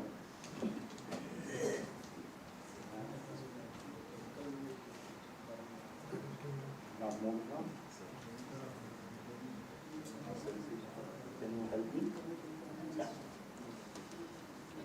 I would like to share my experiences. You know very well, after green revolution, we have to produce so much of food grain production in order to feed the food population. Definitely we have to use the high yielding varieties, fertilizers, pesticides, irrigation schedule and everything. Now we have self-sustain. Now we have self-sustain. We have to think about the quality of the food rather than the quantity. So in that aspect, we would like to start our farming with organic to the traditional farming.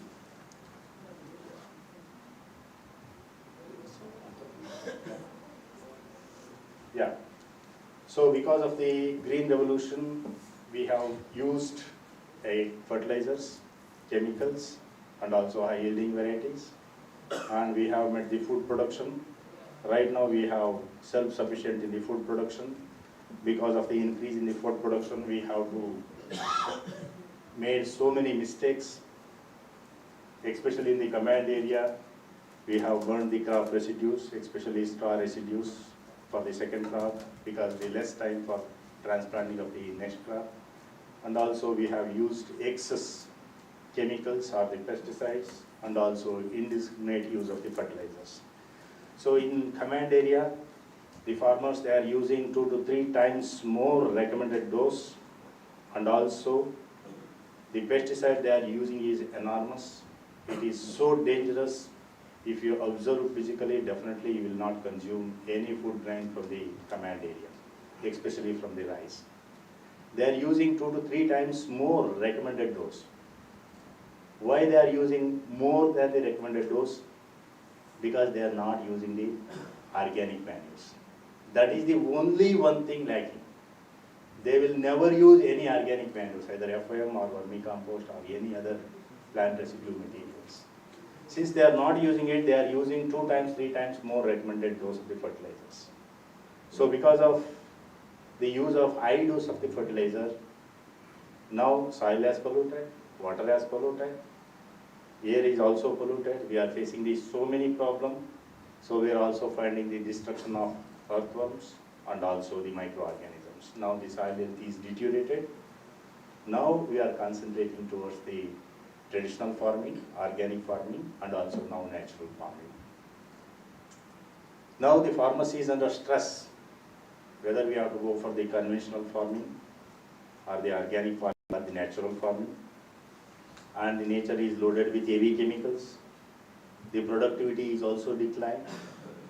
So many of the farmers, they are expressing, we are not getting the good yield even though we are applying the recommended dose of fertilizer or double the dose of fertilizer. So it is mainly because from 1960 onwards, we are telling along with the chemical fertilizer, you have to use organic fertilizers. But they have forgotten to use the organic fertilizer. They are continuously using the inorganic fertilizer and they are getting the more and more yield. Now the soil is sufficient with the chemicals and it is not responding well, so that we are finding the decrease in the productivity of the several crops. We are getting the negative consequences, and the organic carbon content is also decreasing from 0.3 to 0.1. Our soils are low in organic content. So now because of the high dose of the chemical fertilizer, the organic carbon content is also less. We are facing this so much of problems like harmful chemicals, which will going to lead to the many pests and diseases. And also farmer is under indebtedness, and our food also contaminated with the many chemicals, especially in the command area. The rice is having 10 times more residual limit. Because of this one, nobody, our export is not crossing the Hyderabad also. So because of this problem, our rice product is rejecting. Even the farmer, they are also facing this so much of problem in the command area after consuming the rice for several years. And of course, we have to think about the transformation of the conventional agriculture to the organic agriculture. So farmer is thinking towards the transformation of conventional agriculture to the organic agriculture. They are marginal farmer. They are not in a position to get the organic manures. This is the main reason why organic farming has been failed. They are not getting the organic farmer because of the cost factor. The cost of the organic fertilizer is more than the inorganic fertilizer. And many of the farmers are low and marginal. So because of these two reasons, so the organic farming, it is a little bit difficult. So then the farmers, they are thinking towards the farming means farming with nature, without chemical, that is called as a natural farming. We are not using any external fertilizers, and also just we are using the decomposition of organic matter by the microbes and earthworms is encouraged right to the soil surface. In natural farming, the Subhash Palekar has believed that only 1.5 to 2% of the nutrients are available to the plant. That is more than enough for its growth and development. Remaining 98% of the nutrient is absorbed by the soil, water, or in the environment. So that's why he is thinking towards the natural farming. And in case of organic farming, like basic agro practices like plowing, tillage operations will be there, whereas in case of natural farming, there is no plowing, no tilling, and no fertilizer, and no weeding also. And it is somewhat expensive. Organic farming is expensive as compared to the inorganic farming. So as I have already mentioned, it is extremely low. So as you observe the BC ratio in case of natural farming, it is more as compared to the organic farming, because the cost involved for the input is almost zero. So that's why we are getting more BC ratio. That's why many people, they are going towards the natural farming to some extent. So this is in holistic approach method which will going to eliminate the use of pesticides as well as fertilizers. Natural farming, I already mentioned, it is nothing but a farming with nature, or I can call it as without using of any chemicals or the pesticides.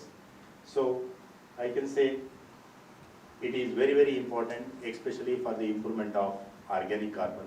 Organic carbon is most important for the soil fertility is concerned. If organic carbon content in the soil is improved, definitely the fertility of the soil will also be improved. So in that context, the natural farming is coming to picture. So since it is a first lecture, I would like to highlight the simple information related to the natural farming. As the coordinator, Dr. Virana has mentioned, so in the book One Star Revolution, he mentioned about the 4 principles. Organic farming involves no tillage, no fertilizer, no weeding, no pesticides or the herbicides. So these are the principles given by the Japanese scientist, that is Mansowo Fukuko. Later on, in India, Subhash Palekar, Padma Shri Dr. Subhash Palekar, he is a BSc Agri graduate. He did some experiment in natural farming for 8 years. After 8 years, he implemented the natural farming, that is nothing but a zero budget natural farming. So he practiced ZBNF without using chemical fertilizers or the pesticides to cultivate the crop. Now he is a father of a natural farming. He is from Maharashtra. So this is a Subhash Palekar method. The Subhash Palekar method is in many of the experiments we are going to include one of the treatment as Subhash Palekar method. What exactly it means? So he is using the local variety or the indigenous variety of the different crops. That is one thing. No external inputs, either chemical or the organic fertilizers or the insecticide. And we are going to use the desi cow products, that is integration animal with the farming system. Minimum tillage is required, or the shallow tillage is must in the natural farming. There is some modifications they have made it. And soil mulching is also very important for the conservation of soil and also to suppress the weeds. And the crop rotation is also very important in order to regulate the pests and diseases and the pest management to the botanical extracts. So these are some of the principles he has involved in the ZBNF. So this is called as a Subhash Palekar method of ZBNF. So as I already mentioned, natural farming, it is nothing but a urine-based farming system, cow urine-based farming system in a very simple way. So it is known by these several names like zero budget natural farming, ZBNF, we can also call it as ZBNF. Then Prakritika Krishi, cow-based natural farming, then Shashavat Kheti, and also chemical-free agriculture. So these are the different names oftenly used in the science. And Government of India is promoting zero budget natural farming in the name of Bharatiya Prakriti Krishi Pandit, that is BPKV. This is one of the scheme. So where the zero budget natural farming is promoting. And in India, there are 17 states have been involved in the natural farming. So totally 13.05 lakh hectares area is under natural farming. More than 18.3 lakh farmers has been involved in the participation of the natural farming. So in India, as our Director of Extension told, Andhra Pradesh is the leading, followed by Kerala and Maharashtra and also Karnataka. So this is a initiative of the natural farming according to the 22-23 and also 23-24. There are some benefits of the natural farming.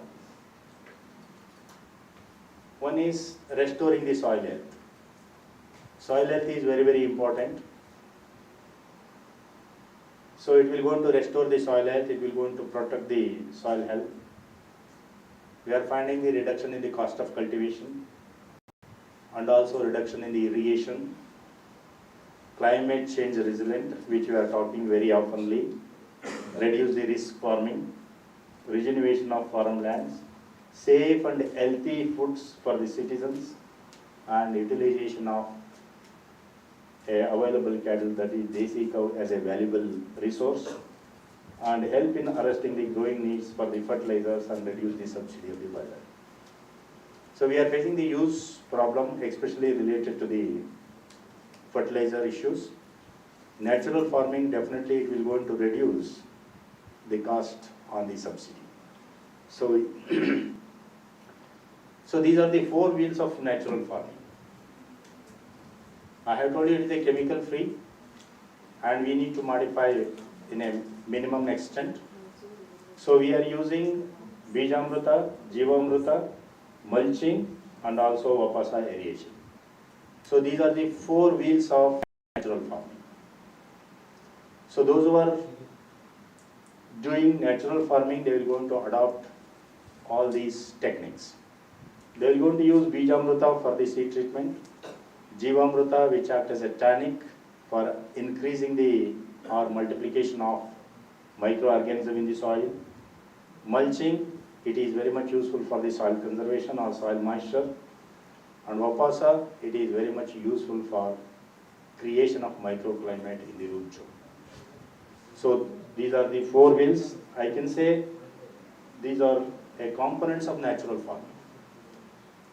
You have to adapt all these components, then only we can call it as a natural farming. As I have already mentioned, Bijamruta, which is mainly used for the seed treatment method, so which will going to interact with the soil by increasing the microorganism. Jivamruta, it acts as a tonic, especially for triggering the microorganisms in the soil. Mulching, as I have already mentioned, to increase the soil moisture conservation, improving the fertility of the soil. And Vapasa, of course, a climatic condition in the root zone that will going to increase the activity of the microorganisms. I can say these are the four pillars of ZBNF, or the natural farming. Four wheels are the four pillars: Jivamruta, Bijamruta, mulching, and also Vapasa. So these are called as the four pillars of natural farming. We have to use all these techniques in the natural farming. I would like to mention briefly about the how to prepare Bijamruta and all. Of course, this has to be told by Dr. Veeranna. Since he is not, he is going to take the class in the afternoon, I would like to mention few points regarding how to prepare the Bijamruta. So, we need about 20 liters of water, 5 kg of desi cow dung, 5 liters of desi cow urine, and 1 handful of soil from the surface field, and 50 gram of lime or the calcium carbonate. 20 liters of water, you have to mix with 5 kg of desi cow dung, 5 liters of desi cow urine, 1 handful soil, and also 50 grams of lime. So these are the things required for the preparation of Bijamruta. So once you prepare the Bijamruta, you can use it for seed treatment, seedling, dip, or any planting materials, so that it will go into contact with the soil, so that the microorganism activity will increases, so that we will going to get a good germination of the seeds or the emergence of seedlings. So this is what the preparation I have already mentioned. 20 liters of water we have to mix with 5 kg of cow dung plus 5 liters of cow urine. Then it has to be soaked for 12 hours. That is fermentation, we have to do it for 12 hours. After that you have to squeeze in a water tub. Then you have to add 50 grams of lime water and also cow urine. You have to stir well. Then it is ready to be treated to the seeds or seedlings, or we can use it for any materials, seedling materials. This is how we have to prepare the Bijamruta. Jivamrita. As the name indicates, it will going to give a life to the soil. So this is the slide showing how to prepare the Jivamrita. We need about 200 liters of water. To that you have to add 10 kg of cow dung, 10 liters of cow urine, 2 kg of jaggery, and also 2 kg of any flour of pulses. So this is the composition of Jivamrita. So this Jivamrita we have to use once in 15 days or once in a month, depending upon the crop duration. Then this will going to increase the biological activity in the soil. Look at here, this is the preparation, 200 liters of water in a barrel. We have to put 10 kg of the local cow dung and 5 to 10 liters of cow urine. Then you have to add 2 kg of jaggery, 2 kg of pulse powder. Then you have to stir it in the solution and you have to keep it in a shadow condition. Then it will be ready for use. This is how you have to prepare. So Jivamrita, you can use it through sprinkler irrigation, or you can go for the sprayer.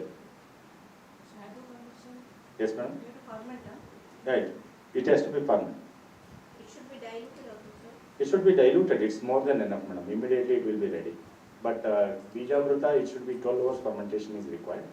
So this is required just for stirring morning, afternoon, and in the evening. So that will be ready for use immediately. So third main component is mulching. So mulching, which will going to increase the soil moisture conservation, and which will going to increase the infiltration rate, lowers the soil temperature, and also prevent the soil erosion, improve the soil structure and any physical parameters. Of course, it will going to suppress the weed growth also. Again, in mulching, we have 3 types. One is soil mulch. In case of black soil, heavy texture soil, we are going to use sand as a mulch in order to increase the aeration in the command area.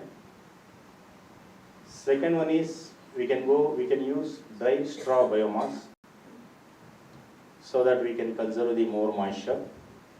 And the third one is live mulch by intercropping with some other crop so that it will act as a mulch.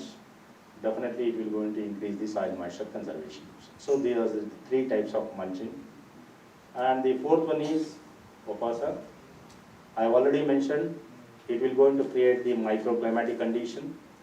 It will going to maintain the soil moisture as well as soil air in a balanced manner so that the microclimate will be created. It will be very much useful for the growth and development of the microorganisms. And plant root need water vapor, not fully irrigated one. And minimum irrigation of the crop is done, that is alternate furrow irrigation in case of Opasa, and the significant decline in the need for irrigation in the natural farming. That is the advantages. So you need not irrigate again and again. Just moisture content is enough, or we can create the microclimate that will be more enough for the growth and development of the plant. So apart from this, for the plant protection is concerned, they are using different chemicals, especially for the control of fungus diseases. Buttermilk fermented for 5 days. 5 liters of buttermilk, you have to ferment it for 5 days. That can be used as a fungicide in case of natural farming. Okay. 5 liters, that should be mixed with 50 liters. You have to dilute it by 10 times. Don't use the concentrated one. You have to dilute it for 10 times and you have to go for the spraying for the control of fungal diseases. So again, one more chemical for the control of pest and diseases, that is Shunti Astra. Shunti Astra, it can be prepared by mixing 2 liters of desi cow dung with 200 grams of dried ginger powder with 200 liters of water. So you have to use 200 liters of water. You have to mix 200 grams of ginger powder along with 2 liters of cow milk. So then only Shunti Astra will be ready. Apart from this, we are also using the insecticides like Agniastra, Brahmastra, Neemastra. So how to prepare Agniastra? So 10 liters of local cow urine is required, 1 kg of tobacco, half kg of green chili, half kg of local garlic, 5 kg of neem leaves pulp you have to crush in a cow urine. Then it will be more effective for pests like leaf roller, stem roller, fruit borer and pod borer. So one of the entomologists will want to explain about the pest and disease control as a resource person in the future. So this is how you have to prepare it. And also Brahmastra. It can be prepared by using neem leaves, custard apple leaves, guava leaves, lantana, camellia leaves, pomegranate leaves, papaya leaves with white duranta leaves, crushed and boiled in cow urine. This is how you have to prepare the Brahmastra. Neemastra is very simple. 5 liters of cow urine, then 5 kg of cow dung plus 5 kg of neem leaves. It has to be fermented for 24 hours. This is how you have to prepare the botanical extract, and it can be used for control of pests and diseases. So these are the part and parcel of natural farming. Now I would like to come to the actual topic. I don't want to deviate towards the others. Since it is a first lecture, I have given the introductory remarks, especially for the what is natural farming, what are the different names of natural farming, so what are the components and principles of natural farming, and what are the different astras we can use for the control of pests and diseases. Now I would like to concentrate on the topic that is soil health management in natural farming. So you have to differentiate what is meant by soil quality as well as soil health. Many of the scientists, they will always confuse the difference between soil quality and soil health. I can say in a very simple term, soil quality is nothing but a soil condition to predict its productivity. It is something related to the productivity. That is called as a soil quality. Soil quality, it is a function with its ecosystem boundary to sustain the biological productivity, maintain environmental quality and promote plant and animal health. So it is mainly related to the biological productivity, environmental health, plant health and also animal health. Then only we can call it as a soil quality. Soil condition to predict its productivity, how much of yield per acre or the per hectare. That will going to be considered as a soil quality. Soil scientist, he will going to consider soil quality is nothing but a quantifiable physical parameters, chemical parameters and also biological parameters. If all the physical, chemical and biological parameters they are at optimum condition, then only we can say it is soil quality is good. Whereas soil health, it is a soil condition which predicts how soil functions. That is called as a soil health. Many times we used to tell soil health means it should be good in physical condition, chemical condition and also biological conditions. We are always telling a soil health means it is good for physical and chemical condition. Many times we are forgetting the biological activity, that is microorganism or the living system. According to the microbiologist, we will always insist the living system, especially earthworms as well as microorganisms. Then only we can call it as a soil health. So apart from physical, chemical parameters, we need to concentrate on the biological activity also, then only we can call it as a soil health. So I would like to concentrate my topic towards the soil health only, not the soil quality, because soil quality is a very big term. We need to have so many parameters and so many classifications are there. I don't want to talk on the soil quality. I would like to speak only on the soil related soil health aspects. So in order to manage the soil health, we need to consider the physical parameters like texture, structure, porosity, hydraulic conductivity, bulk density, of course particle density. and also water holding capacity. Whereas in case of chemical properties, we need to consider the pH, EC, organic carbon, of course, the nutrient content or the nutrient status present in the soil. As I already mentioned, biological properties means it may be concerned to the enzyme activities, it may be concerned to the different microorganisms like bacteria, fungi, as well as actinomycetes, and also the animals like earthworms, arthropods, etc. So all these things we have to consider in order to say the soil health is good. So I would like to tell about the mixtures related to the conventional farming and also organic farming. How exactly the natural farming is concerned about it, because while formulating the treatments we have to consider the RDF, organic farming, and also the natural farming. So this is one of the study conducted at US Bangalore. So they have used the treatment 100% RDF, that is conventional farming, and also 100% RDF along with the vermicompost, that is 5 tons per hectare, 100% RDF along with Shivamogga, 200 liters per hectare. So they have applied 2 times at the time of sowing and also after 30 days after sowing, 2 times application. 50% RDF, whether 50% RDF is going to give a same yield or the soil properties as compared to the 100% RDF. Our aim is to reduce the chemical fertilizer to the extent of 50%.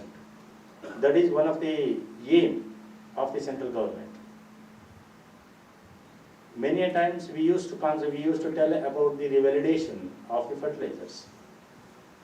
When it comes to the government of India, government of Karnataka, they are always insisting you have to reduce the application of fertilizer and increase the organic matter, organic manures application. When we have revalidated the NPK fertilizers for the different crops, we have told about 50% more in case of irrigated crops as compared to the dryland crops. But government is not willing to accept this statement because they don't want to increase the application of fertilizer. Their objective is to reduce the application of fertilizers. So like that it has happened, so that they have made a combination with 50%, 100% along with vermicompost, Shivamogga, and also biofertilizers at the rate of 1.5 kg per hectare. So as for the results are concerned, always integrated INM, integrated nutrient management, that is 100% RDF, vermicompost plus Shivamogga, that is based on the end requirement, especially for the cereals. That is always performing better as compared to the other treatments. But look at the treatments, Shivamogga 200 liters per hectare and also Shivamogga based on the end requirement. Look at the organic carbon content, it is only 0.62 and 0.57. The results are almost on par. This is where we are lagging in analyzing the things. We are telling the highest treatment and we are forgetting the other treatments. So as far this table is concerned, I can say Shivamogga based on the end requirement or Shivamogga blanket recommendation 200 liters, 2000 liters per hectare is a better treatment as compared to the 100%. You need not go for the 100% RDF plus vermicompost 5 liters per hectare. We can concentrate on the natural farming, that is Shivamogga and the Shivamogga based on the natural requirement. Because the results are almost on par. Look at the organic carbon, it is 0.62 and 0.57. There is no statistical difference. There is no statistical differences. How many years? This is what you have to analyze the things and you have to tell the results. In the past 40 years, ATFP and long-term even after 40 years after application of organic farming, so we couldn't find increasing losses. But natural farming. Yes, of course, because look at here, I will tell you the truth. See, many a times, especially for analyzing the organic carbon, especially for analysis of organic carbon, the sampling itself is a problem, main problem. Sampling itself is a main problem.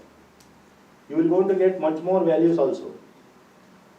We are not doing the good representative soil samples. That is one major drawback. When you are analyzing, we are getting the on-par results or we are getting more values in natural farming or organic farming as compared to the traditional farming. Please remember, in order to increase 0.1% of organic carbon initially, minimum 10 years is required. Minimum 10 years is required. This was proved in the long-term experiment.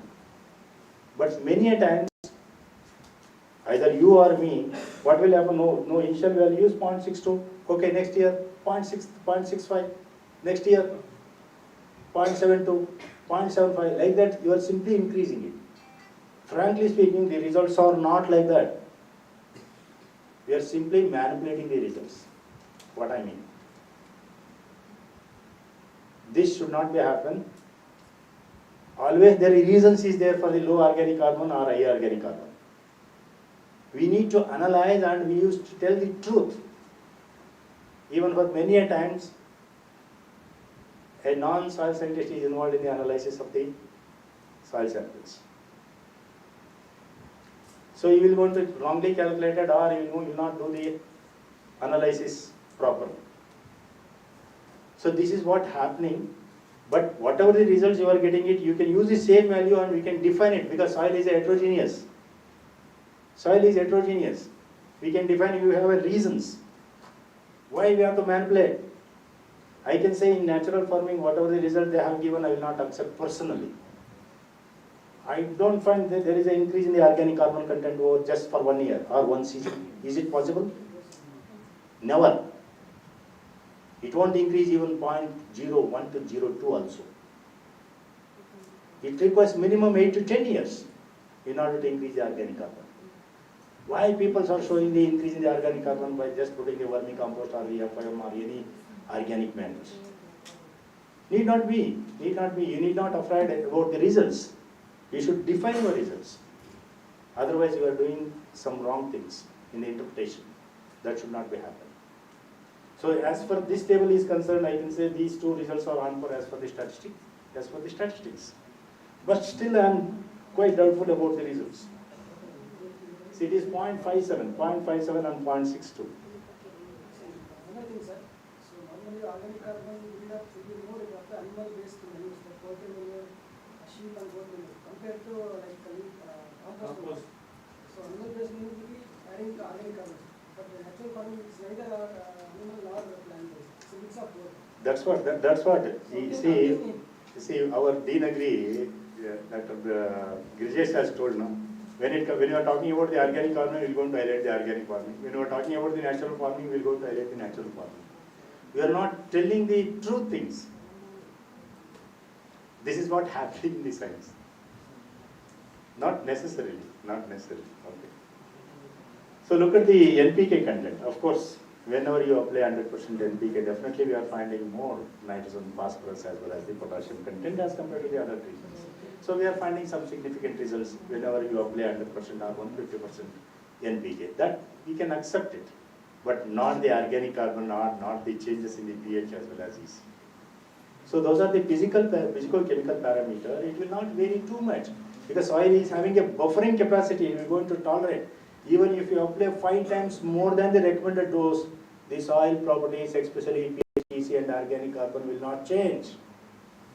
Please remember, soil is having a buffering capacity. It will going to tolerate, or it will going to resist the changes in the pH, changes in the EC, changes in the organic carbon content.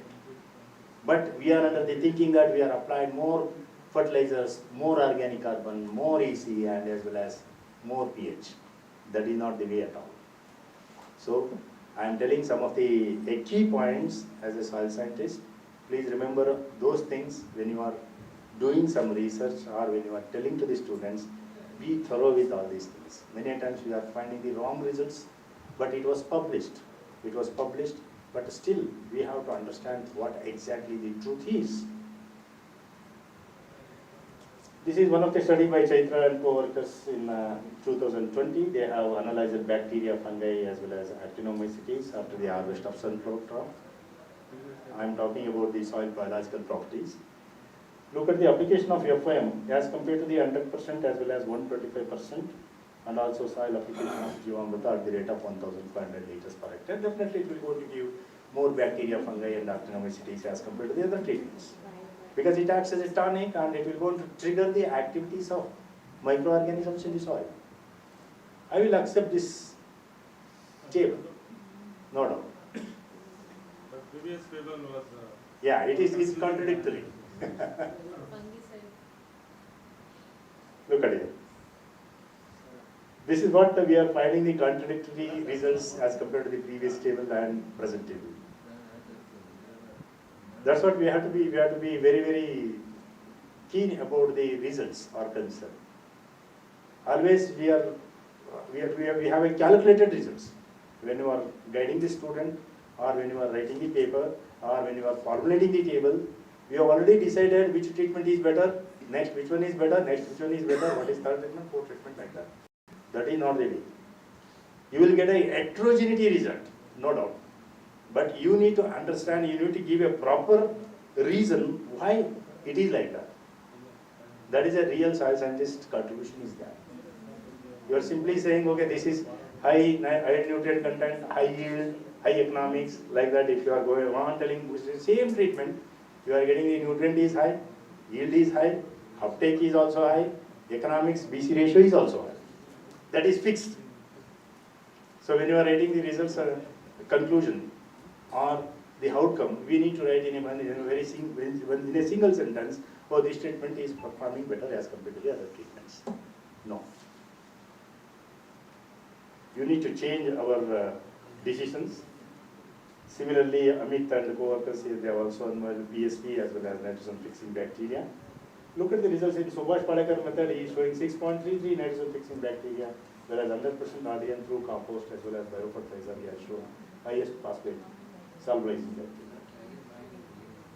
He has applied the fertilizer so that nitrogen is stimulating the phosphorus content, so that PSP is more as compared to the nitrogen fixing. And also the results are almost on par with each other. So there is no much differences in the results. So we can say they are on par. They are same. Why you are highlighting the same treatment? You are forgetting the other treatment and you are explaining the higher treatment and you are finishing your results and discussion. That is not the way of writing the thesis or explaining it. Okay. I would like to concentrate what type of work is going on in US Raichur. I have got this slide from Dr. Pandit Rathod. These are not published data. I don't want to spare the data just for your information. I am going to show the data to you. So they have concentrated on the productivity also. They are concentrated on the profitability also. As a soil scientist, I would like to concentrate only on the soil health aspects or the fertility aspects. So they have included the treatments like natural farming, organic farming, and RPP, recommended practice, and also farmers practice. So these are the natural farming experiment in Zone 2, that is in Raichur district. So they have compiled the information, especially on the bajra groundnut cropping sequence, sunflower chickpea, pigeon pea groundnut intercropping, maize chickpea, pigeon pea, swirl crop, pigeon pea green gram intercropping, green gram rabi sorghum, and also paddy cropping system. So they have conducted at various locations. I would like to highlight the results. This is the aerial view of the experimental block at US Raichur for the natural farming. So as a soil scientist, I don't want to tell the results. I would like to tell you only in one slide. I'm going to finish the productivity of those crops. Look at the results in case of natural farming. There is almost a decrease in the yield from 15 to 50% in natural farming. We need not show the natural farming is performing better as compared to the organic farming or conventional farming. We are showing the true results. We are finding the decrease in the yield in different crops, starting from 15 to 50%. This is what the results accepted at Government of Karnataka in the Agriculture Department. Many of the universities, they are showing 10 to 15% increase in the yield. So when it was questioned by the other scientists and also IAS officers, can it possible to increase the yield in natural farming just for 1 or 2 years or maximum 3 years? No. I can say as far my experience is concerned in organic farming, in order to have a on-par result, minimum 8 years is required. Whereas in case of natural farming, in order to get a on-par result as compared to the conventional farming, minimum 10 years is required. But many of the scientists, they are showing the results within 3 years or 4 years. Natural farming is better as compared to the conventional farming. If that is the case, why farmers are not accepting the natural farming? Why they are not accepting the natural farming? If natural farming is performing well after 4 years, why farmers are not accepting it? That means we are telling the wrong results to the farmers. We are communicating the wrong information to the farmers. Tell the farmers, after 8 years only you are going to get a good yield. So as one of the dignitaries is telling, quantity is not important, quality is very important. If you want a quality, you have to go for organic farming or the natural farming. Don't consider about the quantity. We are always thinking about the quantity, higher yield. No. In most of the developed countries, they are concentrating only on the environmental quality, not the crop productivity. They are worrying about the environmental quality, ecological aspects. Ecological aspect or the environmental quality is most important rather than the productivity. I already mentioned in US, if you declare that this year I will not cultivate any crop, means they are going to give $2,000 per acre. That means to say you are not exhausted the any natural resources. For that government is paying $2,000. But whereas in India, if you declare that, everybody will be forget the agriculture. That should not be. Okay? So that's why policies are more important. You have to make a policy according to that, it will run. So this is what the decrease in the yield in case of natural farming as compared to the recommended package of practice. So when I was working in KVK, so ICR has given the experiments on natural farming, and we have conducted the experiments on natural farming. Many farmers, they are not accepting it. Only one or two.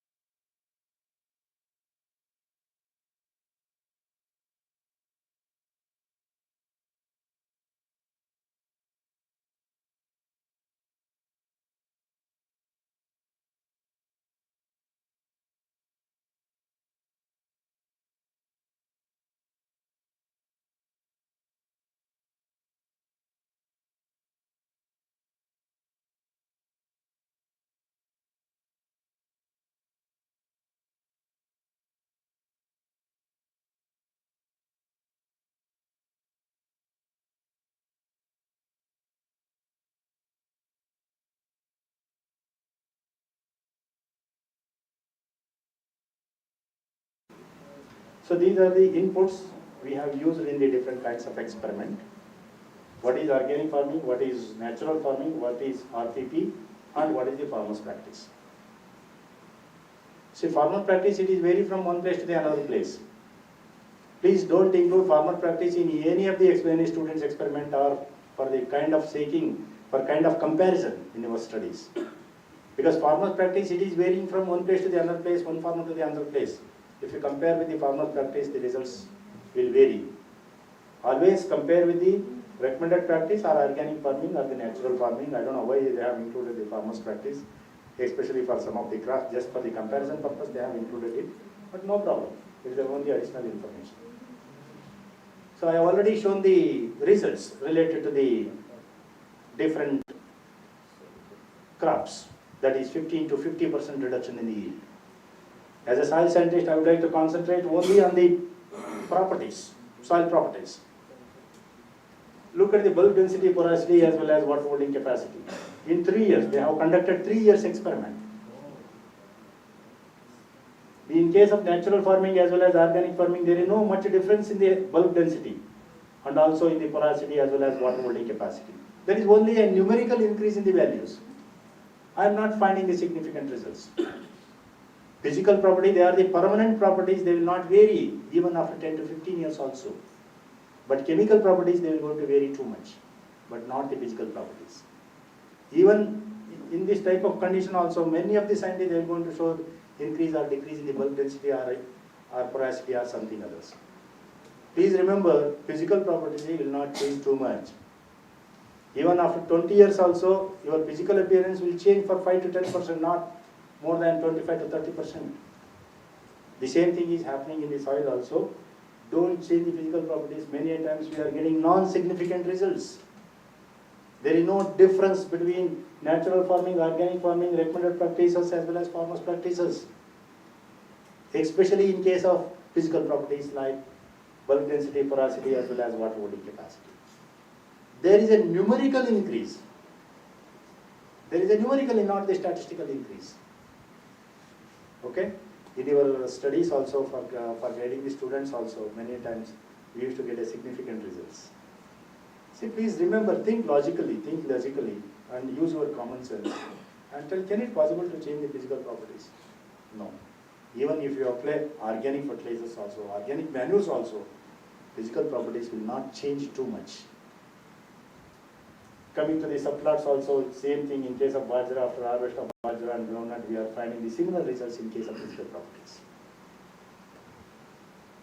Look at the chemical properties. They are also the chemical properties like pH, EC as well as organic carbon. pH and EC, we are almost finding non-significant results. There is no much difference. Because soil is having a buffering capacity, there is no much changes in the pH and also in the salt content that is represented by EC. Of course, by the application of organic manures, again they have shown the significant results during first year, second year and also third year. Definitely the results are not appreciable, I can say, as far my experience is concerned. It is not possible to increase the organic carbon content over a period of 3 years. It is highly impossible. So there is a numerical increase on the, there is no much significant, there is a numerical increase there, but this fellow is showing the organic carbon content is much increased. This is what, when you are presenting in front of the bureaucrats or in front of the politician, we need to be very, very careful about it. So this is one type of result which I have considered. And related to the NPK content, of course, recommended package of practice is showing the high nitrogen content, phosphorus content and also available potassium is numerically more as compared to the farmer's practice. Because farmer is almost is applying more fertilizer as compared to the RPP. So here he is getting more potassium as compared to the other practices. Okay, the results are okay, we can accept it because farmers are applying more potassium or the potassium fertilizer, that's why you are getting more potassium. Like that you have to define it so that we can give the same result RPP in all the, the NPK in all the RPP treatment, you are getting the same highest result, not like that. So we need to analyze, we used to use our technique, common sense, so that we can tell, okay, this is what like this is what like this. Even calcium, magnesium, sulfur, and also some of the micronutrients also. We are getting the heterogeneous results. You need not afraid about the heterogeneous results. Whatever you got it, you are mentioning it. If you are capable of defining it, you define it. Otherwise, you need not explain it. Why it is coming high? Why it is coming low? Not necessarily. You need to tell the results. Okay, organic farming, yes, zinc content is more in case of organic as compared to the natural farming. That's why you are getting more zinc content. Or you are getting more manganese content. Even if it is increased also, there is no much differences. That is where we are failing in judging the results.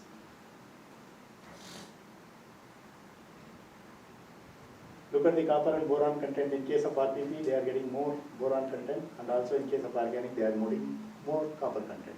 What may be the reason? I don't know. If the results are contradictory, you can mention the results are contradictory. That is also outcome. You need not tell the positive results always. Negative results is also a result. When you are not thinking in that line. Even if you tell natural farming will not hold good at present situation, that is your outcome. Why you are mentioning natural farming is good as compared to the organic farming or the conventional farming? Not necessarily. You tell the truth to the public or to the government. Yes, Natural farming will not hold good in agriculture crops. It may be holds good in horticulture or forestry, plantation crops. You have to be very straightforward in your statement, then only people will accept. Otherwise, you are telling something and you are doing nothing. That should not be. So this is what the bacterial population they have analyzed. No doubt, in case of, look at the results in case of initial stage, flowering stage, and also harvest stage, and also from different years. So as the yield is increasing, we are getting more results in case of natural farming, especially bacterial population, as compared to the previous year or before one. Of course, application of organic manure definitely going to increase the bacterial population. There is accumulation of microorganism. It will go to the application of organic manure. It will go to trigger the activity of microorganism. Ultimately, we are getting more results. That will be there as compared to the previous year, as compared to the other previous year. Sir, in treatment, yeah.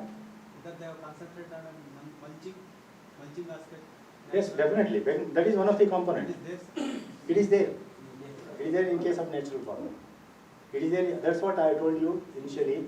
Those are the 4 pillars or the 4 wheels of the natural farming. Natural farming means it includes all the 4. Then fungal population is also following the same trend.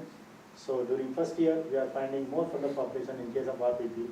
During second year, organic farming is better, whereas in third year, natural farming is better. So the results are okay.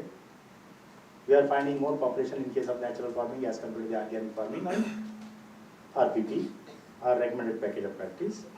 The results are acceptable. Sir, yeah. in the farmers' practice also, trend is there, increasing trend is there. Can it be possible? In farmers' practice. In farmers' practice also we are finding an increase. Yes. We are finding increase over a period of time. Increase over a period of time. As compared to the organic farming and natural farming, the values are very less. The values are very less. That is only 11.8, that is 30 and 34. Over a period of time. Because farmer is also applying small quantity of organic manures. So because of that one, there is a gradual increase in the population over a period of time. In case of actinomycetes also we are finding the same result. First year, second year and third year. So first year RPP is better, second year organic farming is better, third year natural farming is better. Maybe third year onwards, organic farming is performing well. We don't know what is happening in the fourth year, fifth year, sixth year. So as far as the results are concerned, using our common sense, I can say the microbial population is increasing in the natural farming as compared to the organic farming and conventional farming. That's what we have to think and we have to move forward. So we cannot stop like that now. Because earlier natural farming is not there. Now we are adopting the natural farming. Earlier the results of the natural farming is at 0%. Now it is increasing 5%, 7% or 10%. That is what we are expecting at the government level. We can't expect 100% result or 100% success in government schemes. If the government scheme is accepted by 10%, it is most successful scheme. I can say it is the most acceptable scheme. If 10% of money is reached to the ground state, it is one of the successful scheme, I can say. Remaining 90% it will go to a pocket. So we are expecting only 10%, not more than 10%. Any technology, for example, many of the KVK scientists, I have also worked in the KVK, the adoption level of technologies. What is the adoption level of remaining technology or go to hell? It is only, as per my survey is concerned, when I was a nodal officer, this was the question asked by one of the chief secretary, government of Karnataka. What is the adoption level of the innovative technologies in the farming system? So some JDA in Bellary, he told it is 18%. From that day onwards, it is same thing they are doing 18%, 18 to 21% maximum. See, if the technology is not performing well, you tell it is not performing well. Relationship between the organic carbon as well as DLD's activity. Here also we are finding the trend in organic farming followed by natural farming. Ultimately, in case of natural farming, microbial activity, enzyme activity, or earthworm activity is always more as compared to the organic farming and conventional farming. That is what I wanted to say. Initial stage, why it is variable? Initial stage, no? The initial stage before conducting the experiment, without implementing. Okay, you are doing it in a particular lab. Yeah. So in that, why should it be variable? It should be uniform. See, it should be uniform, right? Of course, but soil is not uniform; it is heterogeneous. After imposition of the treatments, you may get some variability. Variability that is ranging from 24 to 28, right? 24 to 28. Yeah. Even if you take a soil sample and analyze the pH or EC or any nutrient content, it is always varying from plus or minus 10%. Because soil is heterogeneous; it is not homogeneous. Today you analyze the organic carbon content in the morning, afternoon the values will vary. Evening it will also vary. The values will be able to vary. So there is no much difference. That's why we are going to take the average. That's why we are taking the representative soil sample, not the soil sample. We will take the representative soil sample and we are going to analyze. When you are giving the results, you are conducting the replication. 3 times you are taking the soil sample and you are averaging it and you are telling the results. Why not one replication? See, soil is a heterogeneous material. You will not find the same result from one place to the other place within the plot itself. That's why you are getting plus or minus 10%. See, whatever the research is happening in agriculture, it is controlled by environment. That's why you are put a 5% margin. It is not in our nature, it is controlled by nature. We can expect the results maximum 90% or 95%, not 100%. It is not a medical field. It is controlled by nature. For example, if you are getting the 10 quintal means, next year you are getting 5 quintal means, because of so many parameters in between. Any microbiologist? Can you? Even microbiology also, the values will going to vary like anything. See, in 1 spoon of soil, you are going to find crores of microorganisms. That variation is always there. Let's say particular plat only there will be Particular plat only, I will tell you, soil is a heterogeneous material. From one point to the another point, the soil properties will vary. That's why you are getting the different results. That's why we are taking the average and we are telling to the average value, in terms of average values only. This is phosphatase activity. This is also following the same trend, organic farming followed by traditional natural farming. So these are some of the beneficial insects as influence over a different farming system, especially on the arthropods in half kg of the soil. So this was given by one of the entomologists. In case in this results also, in case of natural farming as compared to the before, we are getting higher value as compared to the at harvest, as compared to harvest. So this is overall results of the different soil properties. Look at the bulk density, particle density, pH as well as EC. They are favored well in case of organic as well as natural farming. They are not favoring in case of recommended practice as well as farmers practice. Whereas organic carbon, whereas available NPK, the highest values we are finding in the recommended dose of fertilizer, followed by organic, followed by natural. This is a overall summary of the physical, chemical and biological properties. So in one table, you can understand how the natural farming is better, organic farming is better, where exactly RPP is better, where exactly farmers practice is better. This is a overall conclusion of the previous slides of the natural farming experiments conducted at US Raichur. Look at the earthworms, arthropods. We are finding more earthworms and arthropods in organic and natural as compared to the RPP as well as farmers practice. Now I'll move on to the US Dharwad. One of the agronomy professor, Dr. Chandrasekhar, he has also conducted the natural farming experiments. So I would like to highlight some of the important results here. These are the inputs they have used, just like US Raichur. They are also having the organic packula practices. So they are also having a packula practice similar to the US Raichur. Both are same only.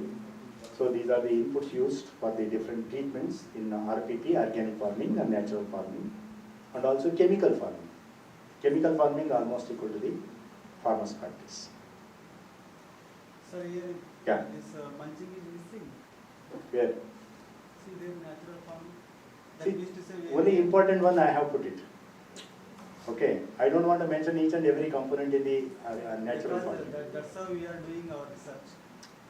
That's what. So whatever the components we require, we will do it. We will do But it. in true sense, it is not so. It is not so. so. In natural farming, we need a mulching there. Mulching so there. we are not putting that mulching in that our treatment. That's so we what. are analyzing. Then we are getting all the wrong results only. That's what. Before formulating So the. how come it is? That's what. Before formulating the treatment, we need to include what type of mulching material to be used, what type of crop of the previous experiment. That has to be incorporated and that has to be known. So when you are speaking natural farming, you need a mulching. Yes, 100% mulching. So when you are not doing that mulching and you are analyzing the results and you are saying, so that is the component everybody is required to do it. You are not doing. We are not doing for our convenience. We are not doing. But in true sense, we have to do it. Our convenience, we are not getting the mulch. So we are not doing. Manjanath, before, you see, I have not included each and every component. I have included what exactly required for the seed treatment, what exactly required for the nutrient management. Other things are common. Other things are common. I don't say they have not used mulching. They have used mulching. Mulching is a component, but it's here it is only the nutrient management they are showing.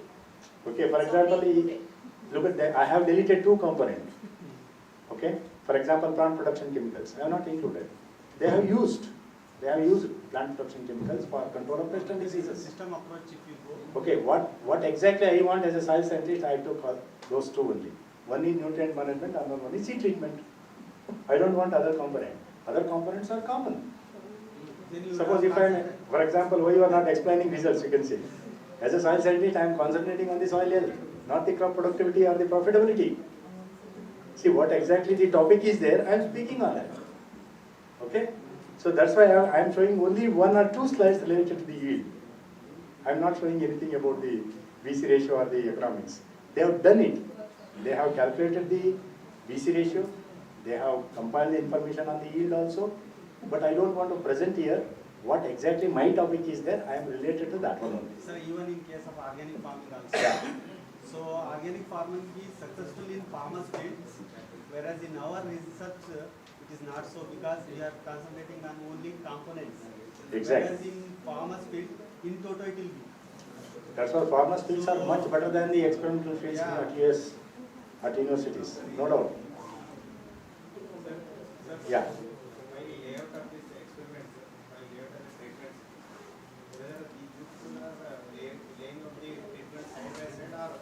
No, it is laid by side only. Because this was the experiment conducted at organic farming fields, not in some other fields. So they have an organic farming research institute, there is a separate plot is there. So the same, a part of the organic farming field is converted into natural farming. In such a case, if naturally rainfall, at the time of rainfall, if water movement from the Shivamogga treatment plot, it may move to the... Of course, of such course. a case, how do you... They have differentiated, they have put a bund, they have taken the maximum care. See, we can't take the 100% care. See, in case of paddy fields, can it possible to take 100% care for the water requirement is concerned from one plant to the other plant? It is highly impossible. It is only approximately, we are doing something, that's all. We can't conduct 100% treatments exactly to the field conditions. So this is a natural farming practices they have done it. One is seed treatment, Jivamogga, and also Gara Jivamogga. Look at here. I have given the results for just for your information. Look at it after the third year. Organic farming as well as natural farming, they are almost on par with each other. No doubt in case of RPP we are finding more results. But our objective is to increase the soil health, environmental health. I don't mind if the soil health and environmental is good, I don't want to follow the RPP. I have to define the results of organic farming and natural farming. That's why I am highlighting organic farming and natural farming are performing similar to the RPP. Just it is only 100 kg difference. Just for 100 kg, can it possible to go for the RPP? Not necessarily. In a long term is concerned, for ecological sustainability is concerned, I can think of organic farming or the natural farming depending upon the resources available with the farmers. That's what you have to think the situation. According to the situation, you have to mold the farmer whether he can go for the organic farming or the natural farming. It's a debatable issue. Sir, please show the chemical farming treatments. Yeah. Recommended practices. RPP. So in case of chemical farming, the farmer, he will going to apply the fertilizer, no FIM and no biofertilizers. That's what they have mentioned. Okay. So I can say, as far this table is concerned, the results are promising in case of organic farming and natural farming. I can say they are promising. I don't want to say chemical farming is, RPP is better or chemical farming is better. But I have to think towards the soil health, sustainability, ecological systems. So if you are interested in the environmental health, you have to follow organic farming or natural farming. If you are interested in the productivity, you can go for RPP. See, as a developing country like India, I used to concentrate only on the RPP, not on the organic farming or the natural farming. Now India is moving towards developed countries. That's why we are thinking one step more, organic farming. Organic farming, many of the farmers, it is not affordable because of the non-availability of the organic manures. And most of the 78% of the farmers, they are small and marginal farmers. Organic farming is costly as compared to the natural farming. That's why we are one step ahead to go towards the natural farming. Earlier it was not there, now you are adopting it, at least 10% area is covered. Now it is only 0.1% is adopted in India. 0.1% is adopted in India. If it is 1%, that is achievement. Earlier it is 0.1%, now it is 1%. See, that is what the progress we can expect in agriculture, not just like a IT and BT, we can't expect the peak. Agriculture is, you have to go in a very slow manner. Earlier it was 0.1%, now it is 1%, 10 times more. So if you say organic or natural farming is performing better, means if you just throw it away, that is not the way of it. We have to live with the nature. Natural farming is farming with nature, without chemical. Farming with nature without chemical. Let us follow like that. But in case of PA, in case of the soil properties also, pH, EC as well as organic carbon, they are getting non-significant results. So that means there is no much differences in the values as compared to the pH, EC as well as organic carbon after 2 years. There are no differences. Similarly, for the nutrients like available nitrogen, exchangeable calcium, magnesium, zinc, iron and also manganese, including copper and availability. So, I can say the RPP is performing still better as compared to the other farming. I can say whatever the recommended doses mentioned in the package of practice, if you follow along with the application of organic manure, definitely you will going to get a higher yield. No doubt. But many of the farmers, they are not applying the organic manures. That's why the chemical residue is increasing in our product. That's why we are telling from 1960 onwards, we have to use organic manures along with the inorganic fertilizers. But they have forgotten organic manure, they are simply applying the inorganic manures, and now they are telling, you are telling the reverse way, you have to go for the organic farming, traditional farming, or you have to go for the natural farming, or you have to go for the zero farming, all these things. But we are telling from 1960 onwards also, along with the inorganic, you have to apply organic. But farmers is not listening, and he is under the impression that when you apply more fertilizer, you will go to get a more yield. Now the yield stagnation is more. Now the yield is coming down, declining. So because of the decline in the yield, when you are finding out the organic carbon content is also decreasing, because of the organic carbon content decreasing, we are finding the low yield. That's why we are following organic farming. Again, organic farming is costly. Again, we are finding some other way, that is natural farming. This is how the science is moving from one to another. So this is bacteria, fungi, actinomycetes, nitrogen fixers, and also ESMs. So here very clearly results are showing natural farming is performing better as compared to the other practices. Even deadeness and also other activities, you are finding the same result. And this is very, very important. This is what you want, a soil scientist want, or agronomy scientist wants. Look at the nutrient mining. In case of natural farming, it is minus 1.7. Negative. Negative results we are getting it.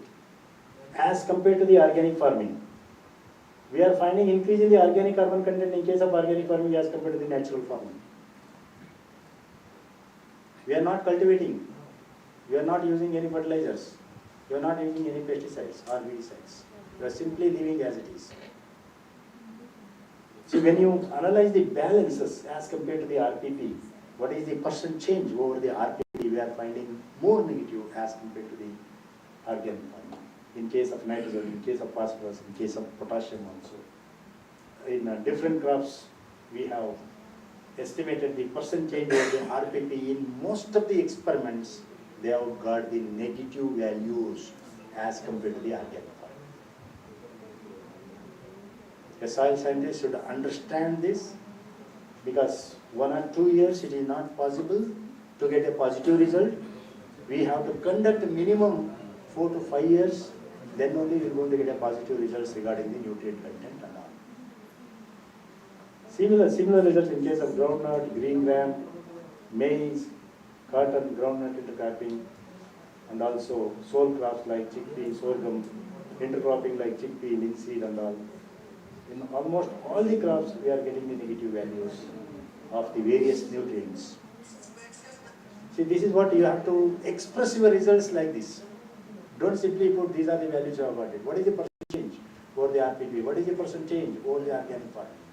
You have to put your data in a different way so that a common can understand, an IS people or the bureaucrats or the politician can understand, oh, this is what the negative values you are getting in the natural farming as compared to the organic farming. So the organic farming, the practices are good, and also we are getting positive results, positive improvement in the soil health, whereas in case of natural farming, it is slowly picking up over a period of time. This is what you have to tell to the bureaucrats or the politicians in order to make a good policies. So all these crops, all these things are done by the US Harvard people. So this is what I wanted to present in front of you. I can say we don't grow plants, we grow soil, and soil grows plants. But we are interested, as agronomy, we wanted to grow plants. But as a soil scientist, I have to grow the soil. Soil has to grow the plant. That is most important. Soil is a basic entity. We have to protect or conserve the soil. Then only we can sustain on the earth. I can say soil health is very, very important. That's why we are celebrating Soil Health Day. We are not celebrating Crop Health Day. We are celebrating Soil Health Day, right? Okay? World Food Day. World Food Day, of course. Before that, soil is very important. No? Always we have to look down, not up. First we have to look down whether soil is good or healthy soils are there or not. Then you will get a good crop. Good soil, good crop, good environment, ultimately good health of the human being. Thank you. If any questions are there, you are most welcome. So participants, any doubts? Not only natural farming, I have an experience of 20 years in soil science. I have exposed to the various fields including nanotechnology, organic farming, natural farming. I was also one of the coordinator in organic farming for 8 years in US actually. After that, I joined, I entered into the College of Agriculture as associate professor and professor also. I have guided more than 20 MSc students, 10 PhD students, Out of 20 and 10 PhD students, 50 students are from Kerala. Out of 15 students, 12 students are gold medalists. Out of 12 students, 4 students entered into the ARS, 1 to the ISRO and 1 to the foreign countries. So I am very pleased to have a KRS here. So Sushma, Dr. Sushma is my classmate. She's on deputation basis for the PhD program at US Bangalore. I am a regular student. I think she has retired. I don't know. Dr. Sushma, a soil scientist, professor in the department. So I have a good contact with the KRS also till today. So I can share my experiences even if other fields also, no problem, because I have exposed to various aspects. So please tell me, sir, please. Thank you for your Yeah. presentation, sir. So about this scope of natural farming in problematic soils. Yes. Of course, problematic soil is always problem. So we have to rectify the problem first, whether it is alkaline or saline. Then only we can go for the management. Even it is normal soil, even if it is problematic soil, so we have to convert it to normal soil. Then only we have to go for the natural farming. But in command area, it is somewhat difficult because of the irrigation application of the fertilizers to convince the farmer in command area. It is very, very difficult. I can say the scope, especially in the command area, is very, very low as compared with dryland areas. So we can convince the dryland farmers, not the irrigated farmers. It requires time, but slowly they are also changing. They are also changing. And interesting thing is, whether it is irrigated area or dryland area, many of the farmers, they are having their own organic farming plots for 10 guntas or the half guntas for their family purpose. For the family purpose, they will not sell that product to the others. They will go to use their family consumption. That was that you can verify any farmer. Definitely they are having a plot without application of any chemicals or the fertilizers. I have verified many farmers. That was there. But only thing is, it is not magnified because we are interested in the money, not in the health of the soil, health of the environment.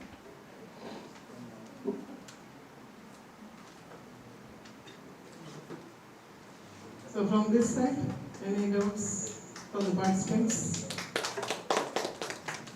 Already clapping. Yeah, they are agree. Thank you for the opportunity, and thank you to the coordinator and also course coordinator and also my colleagues for participating here. Thank you very much.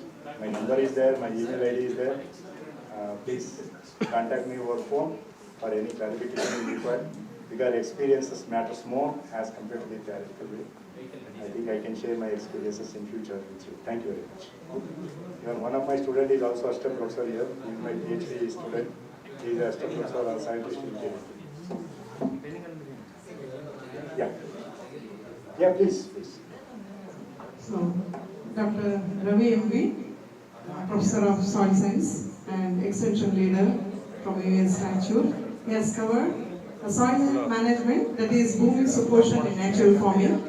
And he also covered basically from preparations of different astras and bijamrita, jivamrita, basic four-wheel basic components of natural farming. And also he has covered components and principles of natural farming. And also he has told about the difference between the soil quality and soil health. And at last, he has explained the results of various farming practices under different cropping system. So I profusely thank Dr. M.V. Ravi on behalf of organizers, our university and participants. Thank you. Thank you very much. Thank you very much for the opportunity. Thank you, sir.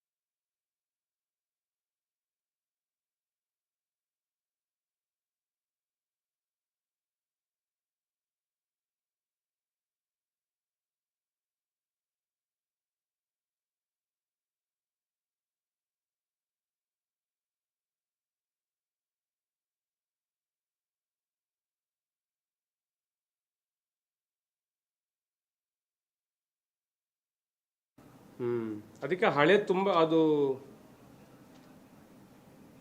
ಆಯ್ತು. ಸರಿ ಬಿಡಿ. ನಾ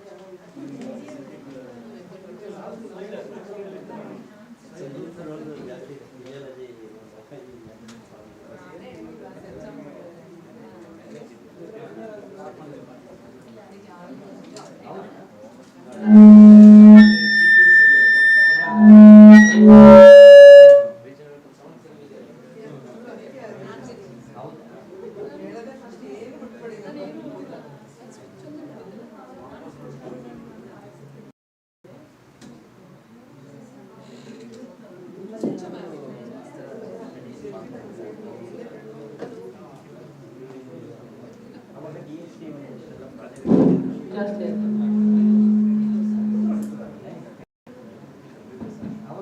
ಈಗ okay ಸ್ವಲ್ಪ ಜಾಸ್ತಿ ಆಯ್ತು.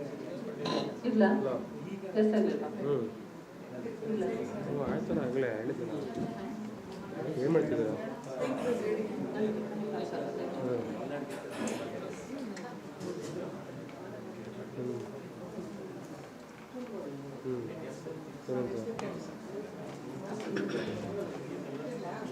ಹಿಂಗೆ ಹೋಗ್ಲಿ ಬಿಡು, ಸಾಯಿಲ್ ಬಿಡು, ಹೋಗ್ಲಿ ಬಿಡು, ಹೋಗ್ಲಿ ಬಿಡು.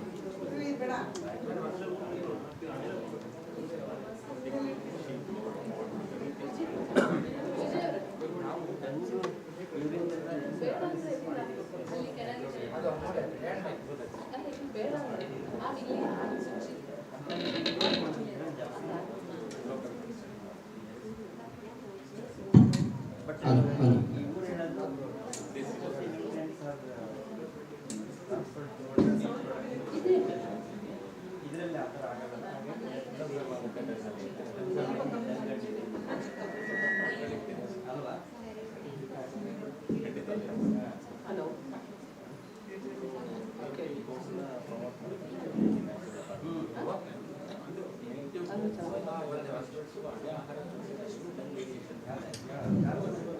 ಕ್ಲಾಸ್ ತಗೊಳ್ಳೋದು ಕಷ್ಟ ಆಗುತ್ತೆ.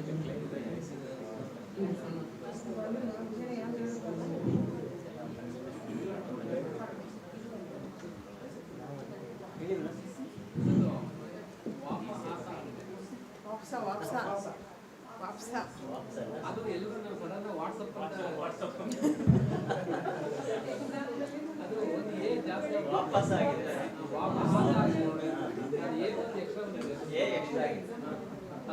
WhatsApp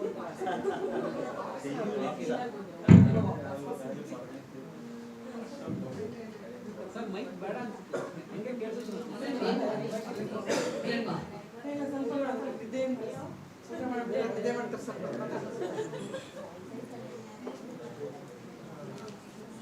May I request the participants to get into the hall, please? If somebody is standing outside the hall, kindly get into the hall.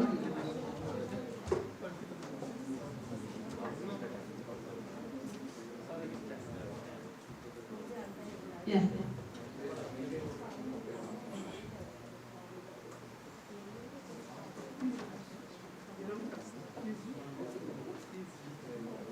Good afternoon. Now we are here for our second lecture on natural farming, present status and future prospects, a capacity building program that's going on here in KSNUAHS Shivamogga. As a second speaker, we have our Professor Dr. H.K. Veerana. It's my pleasure to introduce Dr. H.K. Veerana, my senior and senior in my own department. That's the Department of Agronomy in the College of Agriculture, Shivamogga. Veerana sir's name comes in the minds of officials whenever there is refining or retuning is required in some works. So always his name is there. So he's known for his perfectness. Whenever some responsibility is given, he'll complete it as a perfect thing. He'll not leave it at any moment. He's also serving the university by being a coordinator of university examination cell, and he has guided dozens of students, both PhD and MSc, by being a chairman and member of member for the advisory committee for many students. And he has been honored as a best extension scientist by US Bangalore during his tenure as a program coordinator in KVK Shivamogga. And to your information, KVK Shivamogga flourished at that time during his tenure, and it could compete at national level for best KVK during his tenure as program coordinator at that time. So more than all these things, for this session or this lecture, he is the right person because he is the nodal officer for natural farming in this university. Natural farming project is headed by Dr. Veerana sir, and no one else can give much better information than him right now. So sir, now I request you to enlighten the participants with your vast experience and bountiful knowledge that you have acquired during the course of your tenure as nodal officer and as a program coordinator and as a professor, sir. So, time is yours.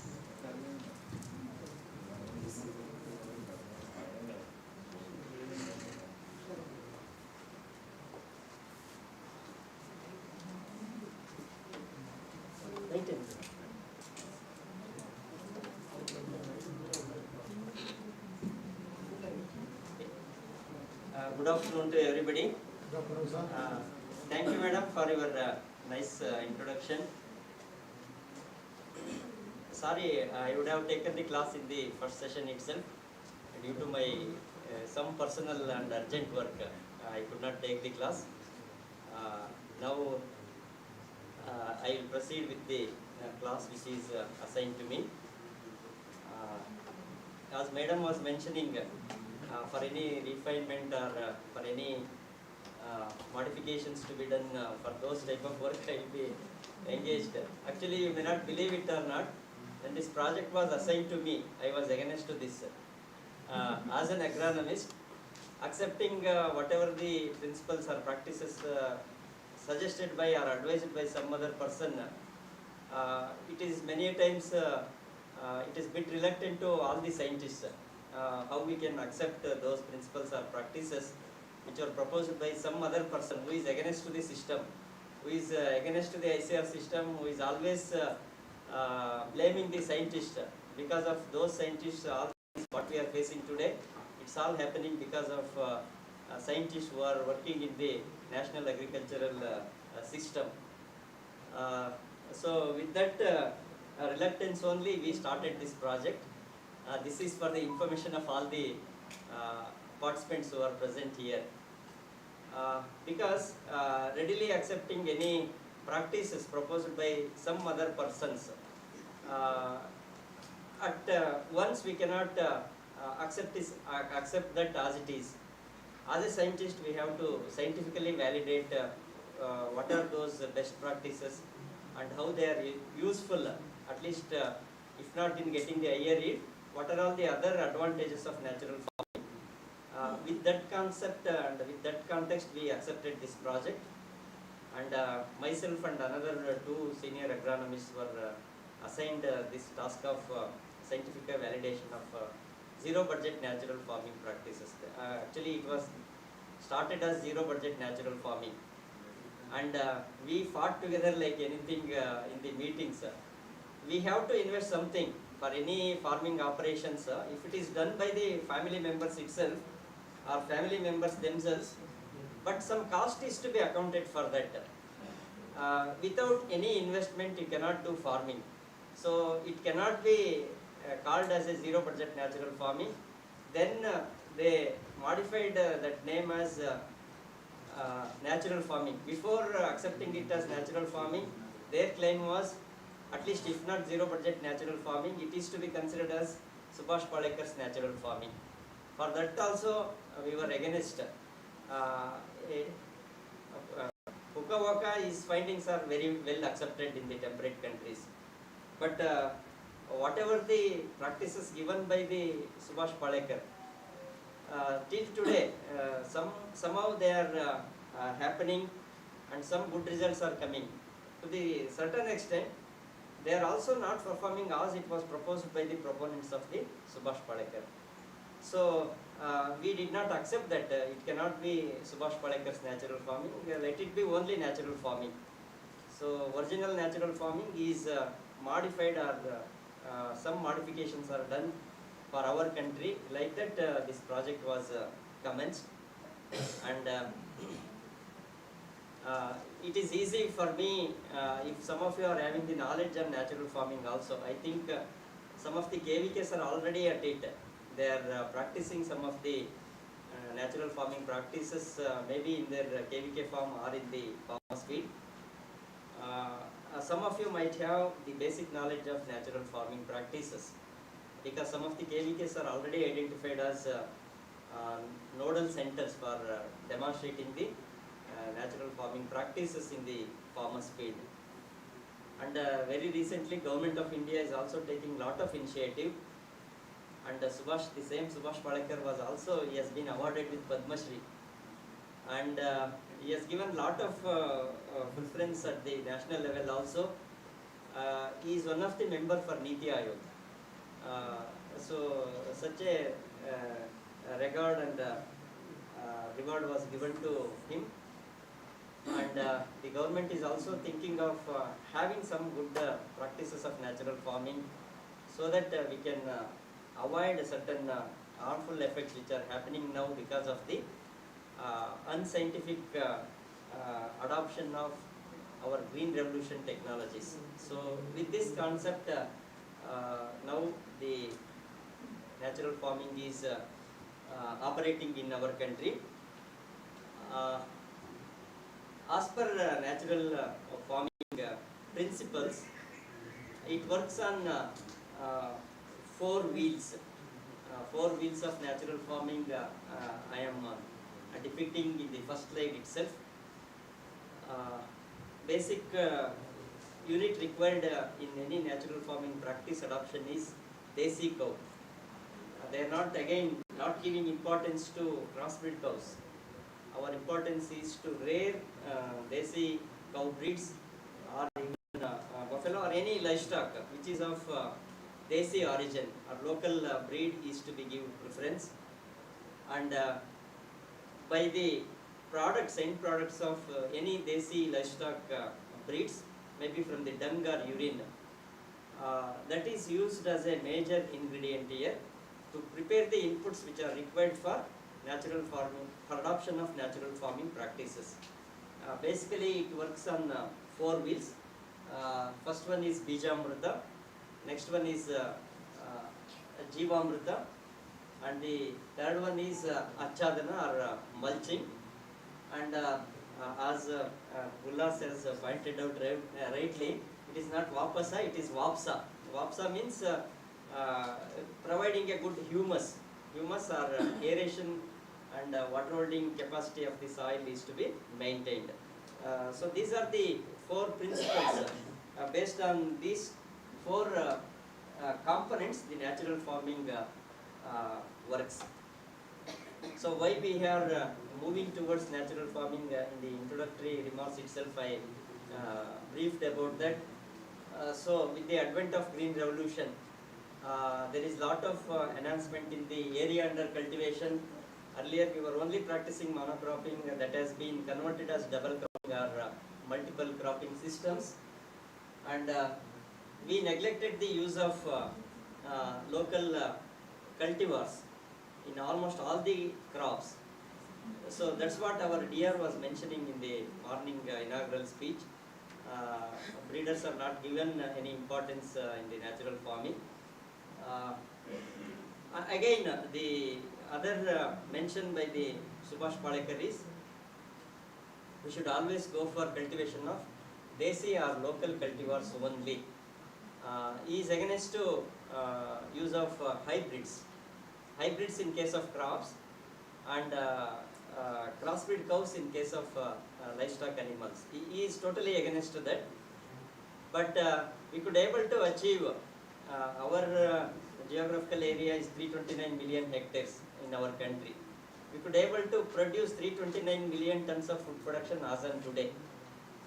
So to achieve this much food production, it is not at all possible by adoption of only desi cultivars or local breeds or whatever the varieties we were having earlier. Similarly, the milk production, what we are achieving today, it would not have been happened if we only reared desi cows or desi livestock animals. So, according to natural farming, we have to use only desi breeds of cows as well as crops. And all these are the good practices of or technologies of green revolution. All of you know them very well. Only thing is, we are not against the technologies developed under green revolution, but only because of the unscientific management or unscientific adoption of the green revolution technologies, the problems what we are facing today, they are all arising.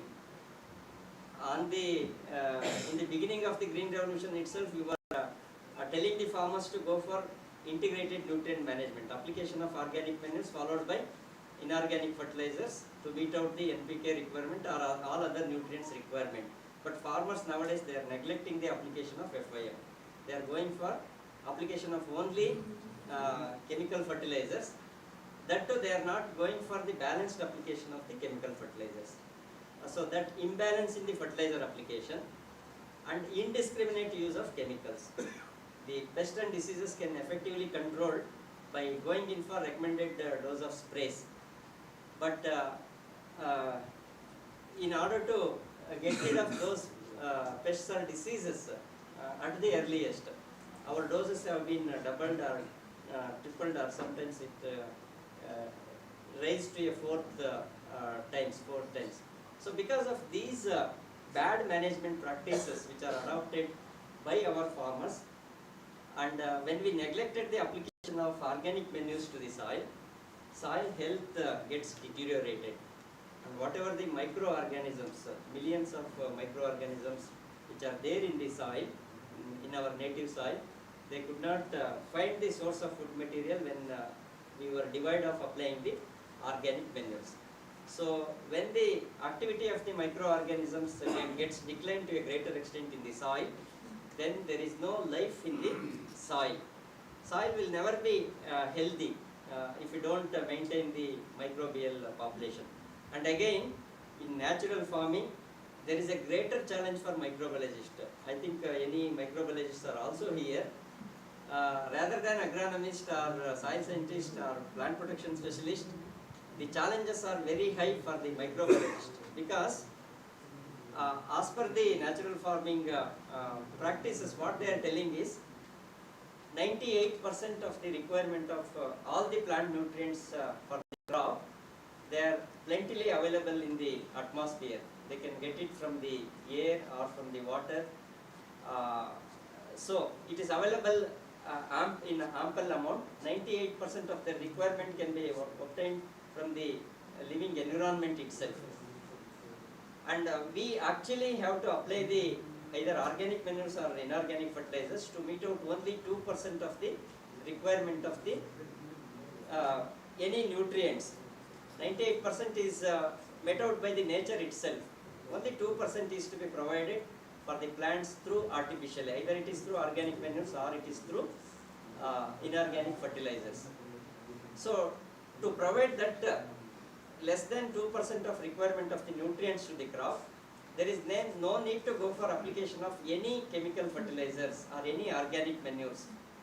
If you can enhance the microbial activity in the soil, and when the microbial activity in the soil gets enhanced, it also encourages the greater enzyme activity. All these microbial activity and enhanced enzyme activity is responsible for abundant quantity of nutrients that are already there in our native soil, but they are in unavailable form. So to make the unavailable form of nutrients to available form, the role of microorganisms is very, very important. If we can enhance the microbial activity in the soil, that takes care of the 2% nutrient requirement of the crops without application of any of the manures or fertilizers. This is the basic concept of natural farming. We don't have to apply anything at all. nature will take care of 98% of the requirement of the plants, and only 2% for which we are applying the organic manures and chemical fertilizers, that is also not required. Our soils are flooded with all the nutrients, but they are in unavailable form. So to make them available form, you enhance the microbial activity in the soil.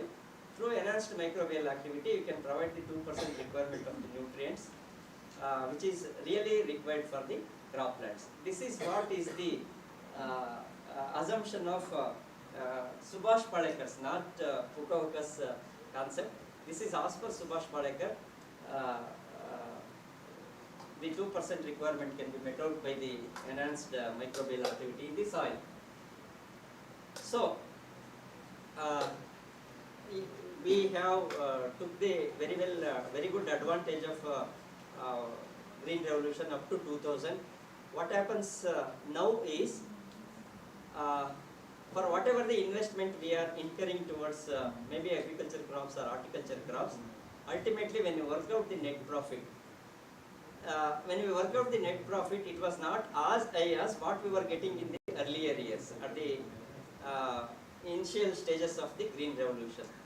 That is happening because for every kg of nutrients we are applying, at that time you are getting almost 50 to 60 kg of grain yield. But now that has come down to almost 2 to 3 kgs in certain of the nutrients. So earlier all our crops were highly fertilizer responsive and water responsive. That has come down. That has come down mainly because we neglected the application of organic manures to the soil. So to that extent, soil health gets deteriorated, and we are not providing the balanced nutrients to the soil. Whatever we are depleting from the soil, the same is not applied back into the soil. So there exists a big gap between the nutrient requirement and nutrient supply. So because of this reason, some of the soils, they become infertile soils. All our fertile soils, they converted into unfertile soils. And because of these two regions, once soil health gets affected and soil fertility is also vanished. Because of this region, if you work out the productivity, the unit yield per every unit area is not at all at a higher rate. Though you made all our efforts, if you can double the application of fertilizers, if you can enhance the pesticide or chemicals dose to control the pests and diseases, in spite of all these efforts, the enhancement in the yield is not high as it was higher at the beginning stages of the green revolution. So because of all these regions, so this is what we are facing today. All our farmers are under stress. So input cost is escalating year after year. At the end, the amount or quantity of inputs what we are using is also raised to a greater extent, and all our consumables, food products, including mother's milk, that gets polluted with chemicals, and productivity is declined. And if you look at the many soil scientists are here, the organic carbon content in the soil, you may not believe, even in our station, I think Ullas is also with us, and many our scientists are also here. Even in our campus, the organic carbon content is not more than 0.5%. So in order to achieve sustainable production of any agricultural crops or horticulture crops, the organic carbon content should be in the range of more than 1. So because of this reason, cost increases, cost of production is increasing. When you work out the net income, that comes towards the negative side. And whatever the agriculture, what we are practicing, our aim is to produce another 100 tons extra food. 329 has to be converted into 430 million tons in another 10 years, in span of another 10 years. So that is the target ahead of us. And at the same time, we should also maintain the sustained production. sustained production means we have to maintain the whatever the yield we are getting, or sometimes it is to be increased by maintaining the soil health and also maintaining the environmental quality. All those resources are to be conserved. So whatever the practices we are following now, they are not sustainable, and all our producers as well as consumers are laced with harmful chemicals.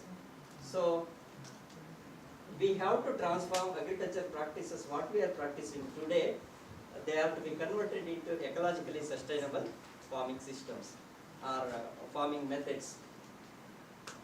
So the other effects of or impacts of green revolution are, we have totally neglected the application of indigenous varieties of rice. In rice itself, we lost almost 1 lakh varieties of indigenous rice cultivars, and we have given lot of scope for cultivation of only few crops, that too among cereals, wheat and rice, and soybean is gaining importance nowadays under the oilseed crops, and some of the climate resilient crops.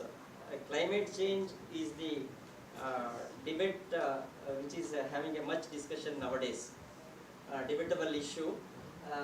That has to happen because of all our anthropogenic activities. Climate change is expected, and lot of extreme weather conditions are we are all witnessing. So under changed climatic conditions, the crops like wheat and rice, they will never sustain. So this being an international year of millets, we neglected, due to advent of green revolution, we neglected cultivation of all the millets and some other crops which are actually considered as a climate resilient crops. We neglected the cultivation of all these crops also.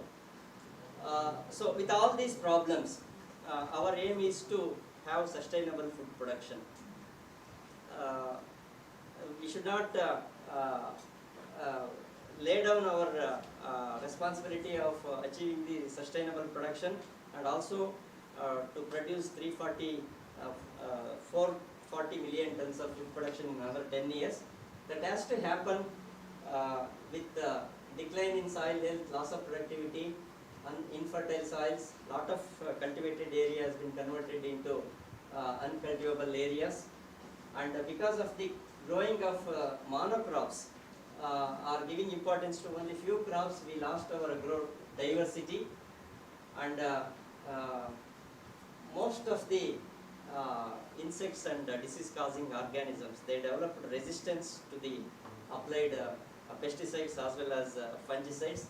With that greater resistance for these plant protection chemicals, any amount of chemical application that may not serve the purpose of control of pests and diseases.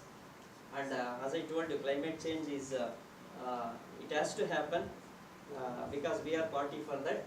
Under changed climatic conditions, our agriculture is also to be continued. So in order to address all these things, and the problems of adverse effects of green revolution are persisting nowadays. Though it was unintended, but harmful consequences on agriculture and human health is happening because of unscientific adoption of green revolution technologies. So in this direction, as I told you in the morning, several agricultural practices have been evolved. So of late, after the adoption of green revolution technologies, the importance was given for organic farming, and some of the practices of biodynamic farming, permaculture, and natural farming. All these have been evolved as an alternative practices to food production. But the thing is, those are to be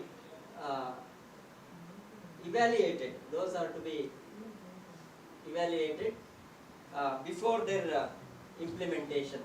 Or what happens if we bring the entire area under organic farming? On one hand, we have to produce the food which is required to meet out our population. But on the other hand, if we can completely adopt organic or natural farming or any other type of farming except the conventional farming, there will be greater reduction in the yield. So in order to scientifically validate before their implementation. All these practices are to be tested in a small scale. So, and natural farming is not a new concept. It was in practice about 20 to 30 years back as a natural or traditional farming system. So there are all these are chemical-free farming or non-chemical farming methods. Maybe organic farming, Kuka-Ukas natural farming, biodynamic farming, permaculture are being encouraged in the 20-30 years back also. But out of all these different alternative farming practices, the zero-budget natural farming, which was proposed by Subhash Palekar, is gaining popularity. I told you the problem of organic farming. It's a very good farming method, but the only problem of organic farming is getting the huge quantity of organic manures in order to replace the nutrient requirement. Organic farming, it works according to the science. Plant requires some amount of nutrients.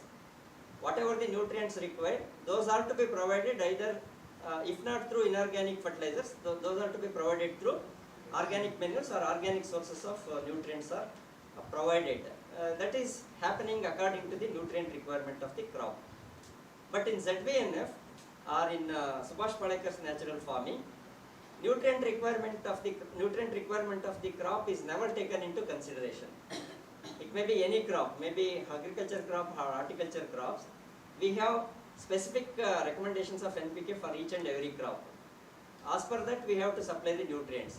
And same thing is happening in organic farming by application of organic manures as per the nutrient requirement or recommendations of that particular crop.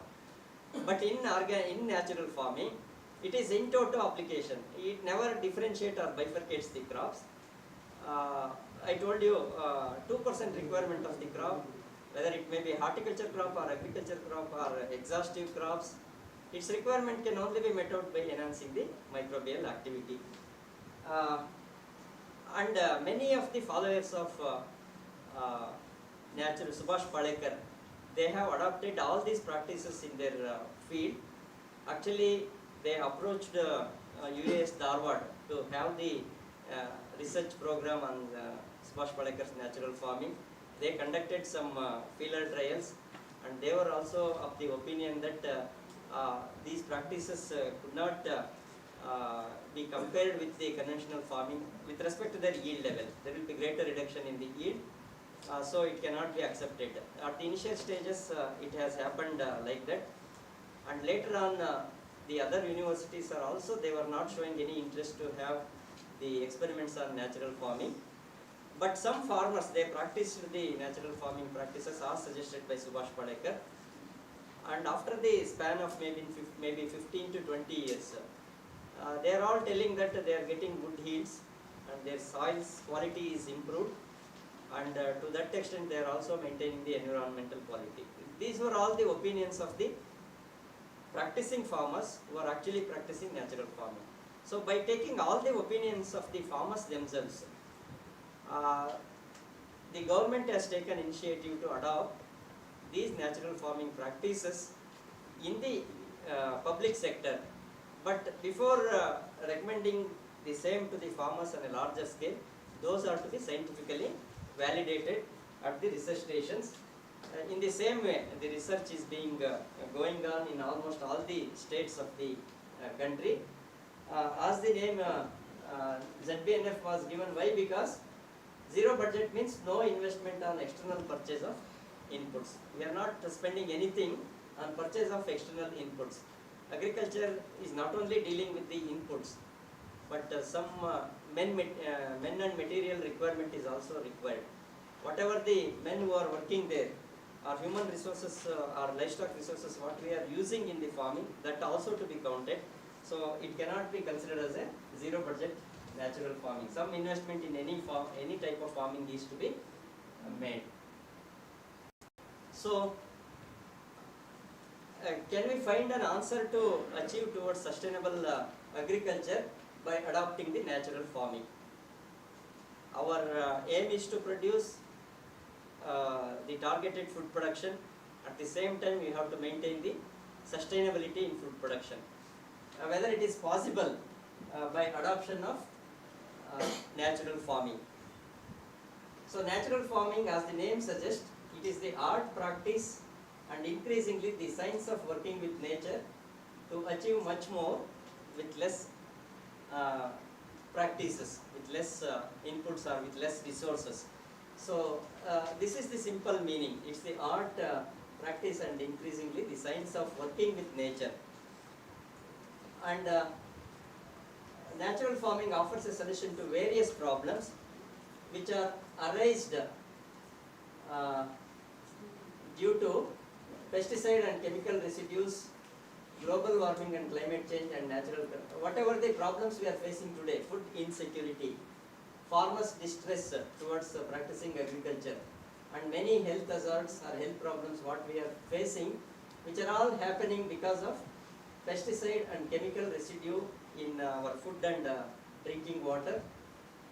And can natural farming provide an answer to the enhanced greenhouse gas level in the atmosphere that leads to climate change and many natural calamities, maybe drought situation or flooded situations what we are all facing, and havoc of certain of the pests and diseases in certain areas of the world. So all those things can be addressed by adopting natural farming in a sustainable basis. And natural farming, to certain extent, they are telling that it finds a solution to all these problems, because when you are not using any external inputs, chemicals, then it may not cause pest and chemical residue in our consuming food and drinking water. And when we are using the local varieties or basic breeds, as compared to our improved hybrids or improved hiding varieties and crossbred cows, the local breeds, they are having much resistance for any of the pests and diseases. And one of the farmer, he is telling that since he is growing local rice varieties, so his crop was not suffered because of the, his crop was not affected due to lodging. That happened due to cyclonic problems in the coastal Andhra Pradesh. They are telling that the local or desi varieties, they are having greater resistance for pests and diseases, and they are also showing much tolerance towards the adverse climatic conditions. But that same sort of resistance for the pests and diseases and other biotic and abiotic stress situation is not there with the high-yielding varieties and improved varieties.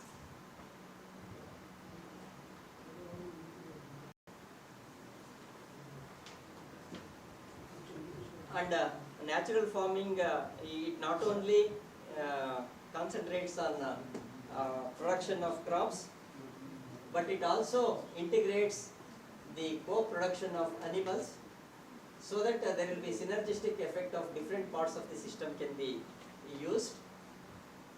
And it easily available, whatever the ingredients which are required for adoption of natural farming, they are easily available because dung and urine can be obtained from the livestock animals, and mulching material can also be obtained from the crop residues, and microorganisms which helps in building the fertility of the soil. So this is what I told you earlier. In natural farming, the nutrients are released which are locked up in the soil by triggering the microbial activities, and bring the earthworm activities back and encourage the plants to fix the atmospheric, fix the nutrients from the atmosphere. So this is how the microorganisms play a vital role in release of the nutrients. And when you apply a lot of mulch material or organic residues to the soil, it serves as a, again, source of food material for the microorganisms. To that extent, the activities of the earthworm is also increased. In some of our experiments at ZBNF, we have also noticed the earthworm population has increased to a tune of 10 times wherever the natural farming practices are followed. And when you do all these things, when you go for the enhancing the microbial activity in the soil by applying the either Jivamrita or Bijamrita, and by going in for mulching. So certainly it increases the carbon content in the soil, and by providing the Wapsa condition, or by increasing the humus content in the soil, that humus will help in retaining more amount of moisture in the soil, so that crop can thrive better even under adverse moisture stress conditions. When you go for mulching, definitely it avoids the loss of moisture through evaporation. And when the humus content is enhanced in the soil, it also helps in enhancing the water holding capacity of the soil, so that it can retain more amount of water in the soil, and it creates a life in the soil which increases the fertility of the soil. So it revolves around these things: the role of microorganisms, the role of mulching, and the formation of humus, which helps in holding water to a greater amount of water. So, okay, you can. So native earthworm population, native earthworm population. Again, he is not encouraging.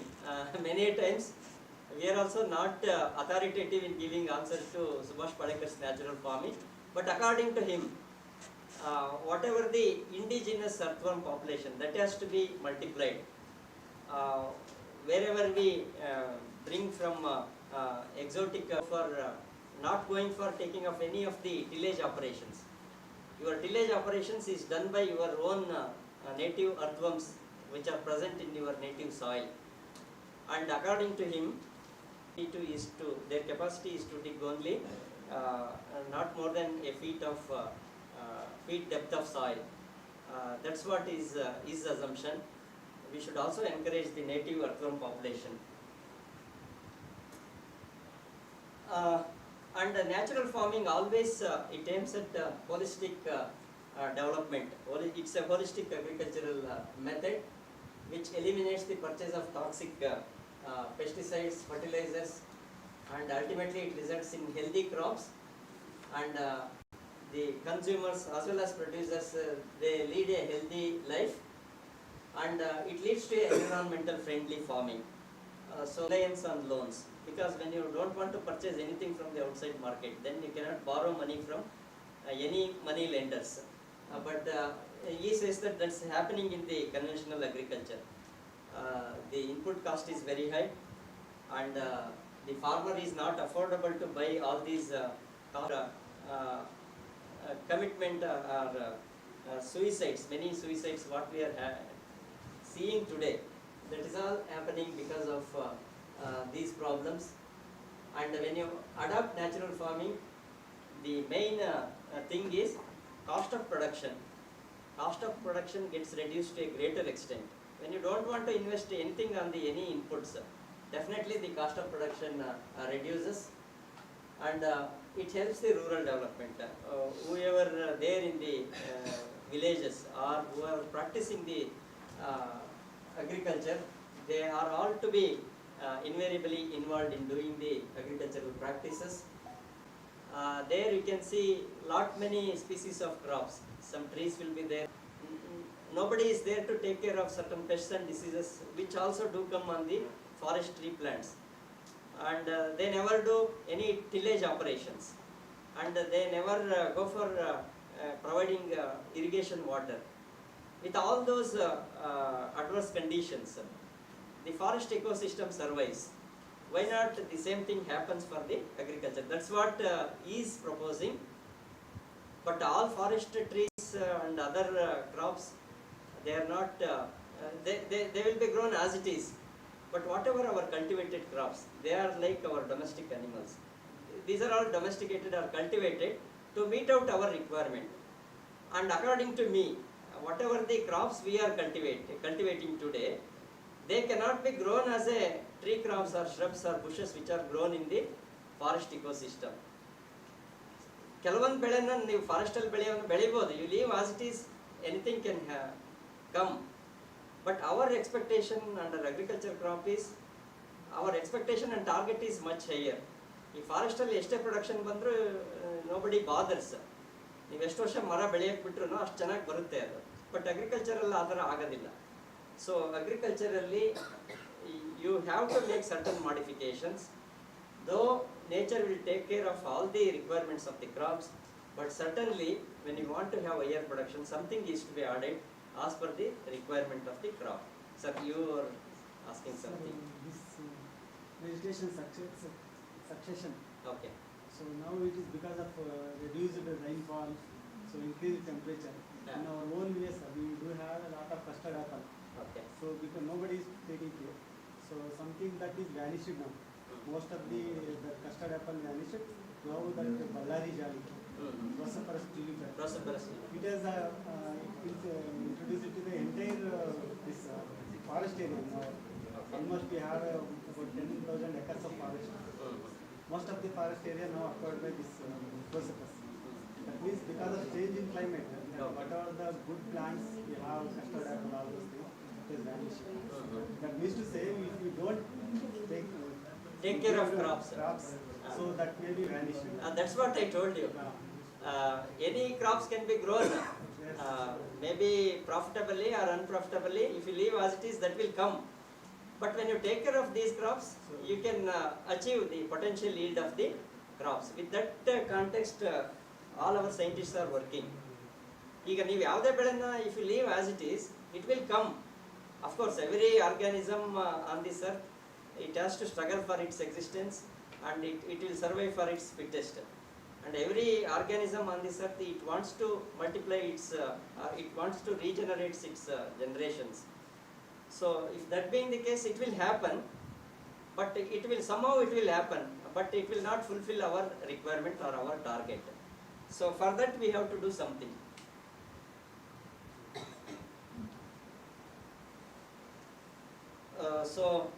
This is the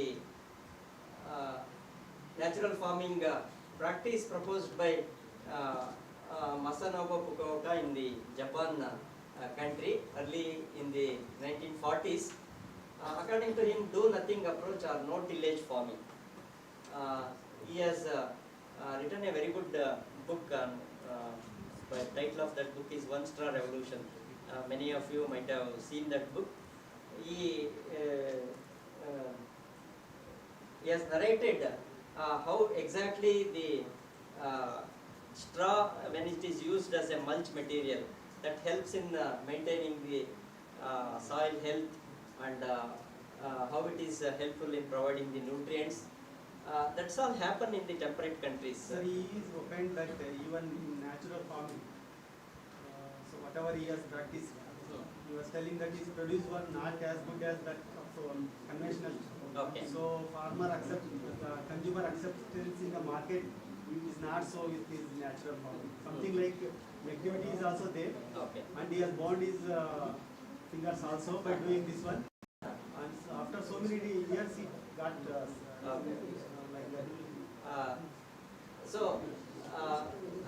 It was not there only in Japan, but in our country also, when we are having Rishi Keti system in the early ages of sages. So at that time also we were not turning our soil. No turning was done, and they were not at all using any chemical fertilizers. They were only adding organic manures. The soil is turned to, under better humus condition is maintained, so that it improves the water holding capacity, and it encourages the activity of the earthworms.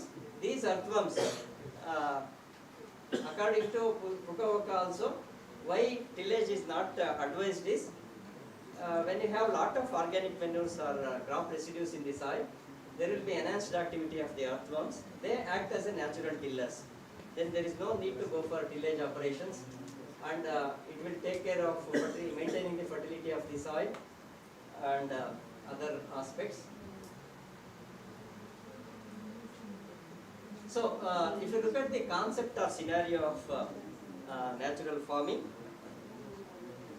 So, to give you a very good example or very good definition of natural farming, it's a diversified farming system. Diversified means it not only concentrates on cultivation of crops, but it also integrates crops, trees and livestock. We encourage cultivation of perennial trees also, annual crops also, and rearing of livestock, which allows optimum use of functional diversity. Each and every species or each and every organism is given due importance for the allocation of the resources and also distribution of the resources to all these organisms. So some of the findings of the natural farming is, if natural farming is done effectively, if all the natural farming practices are adopted effectively, it definitely enhances the farmer's income, and it also delivers some other benefits like it restores the soil fertility and maintains the environmental health, and mitigating or reducing the greenhouse gas emissions. Certainly, when you are not using any inorganic fertilizers, the release of methane gases or greenhouse gases is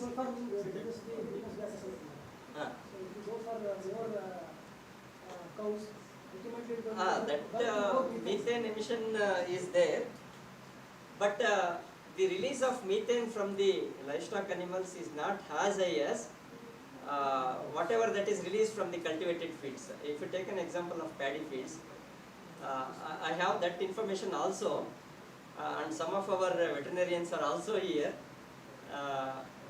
Again, I don't know exactly.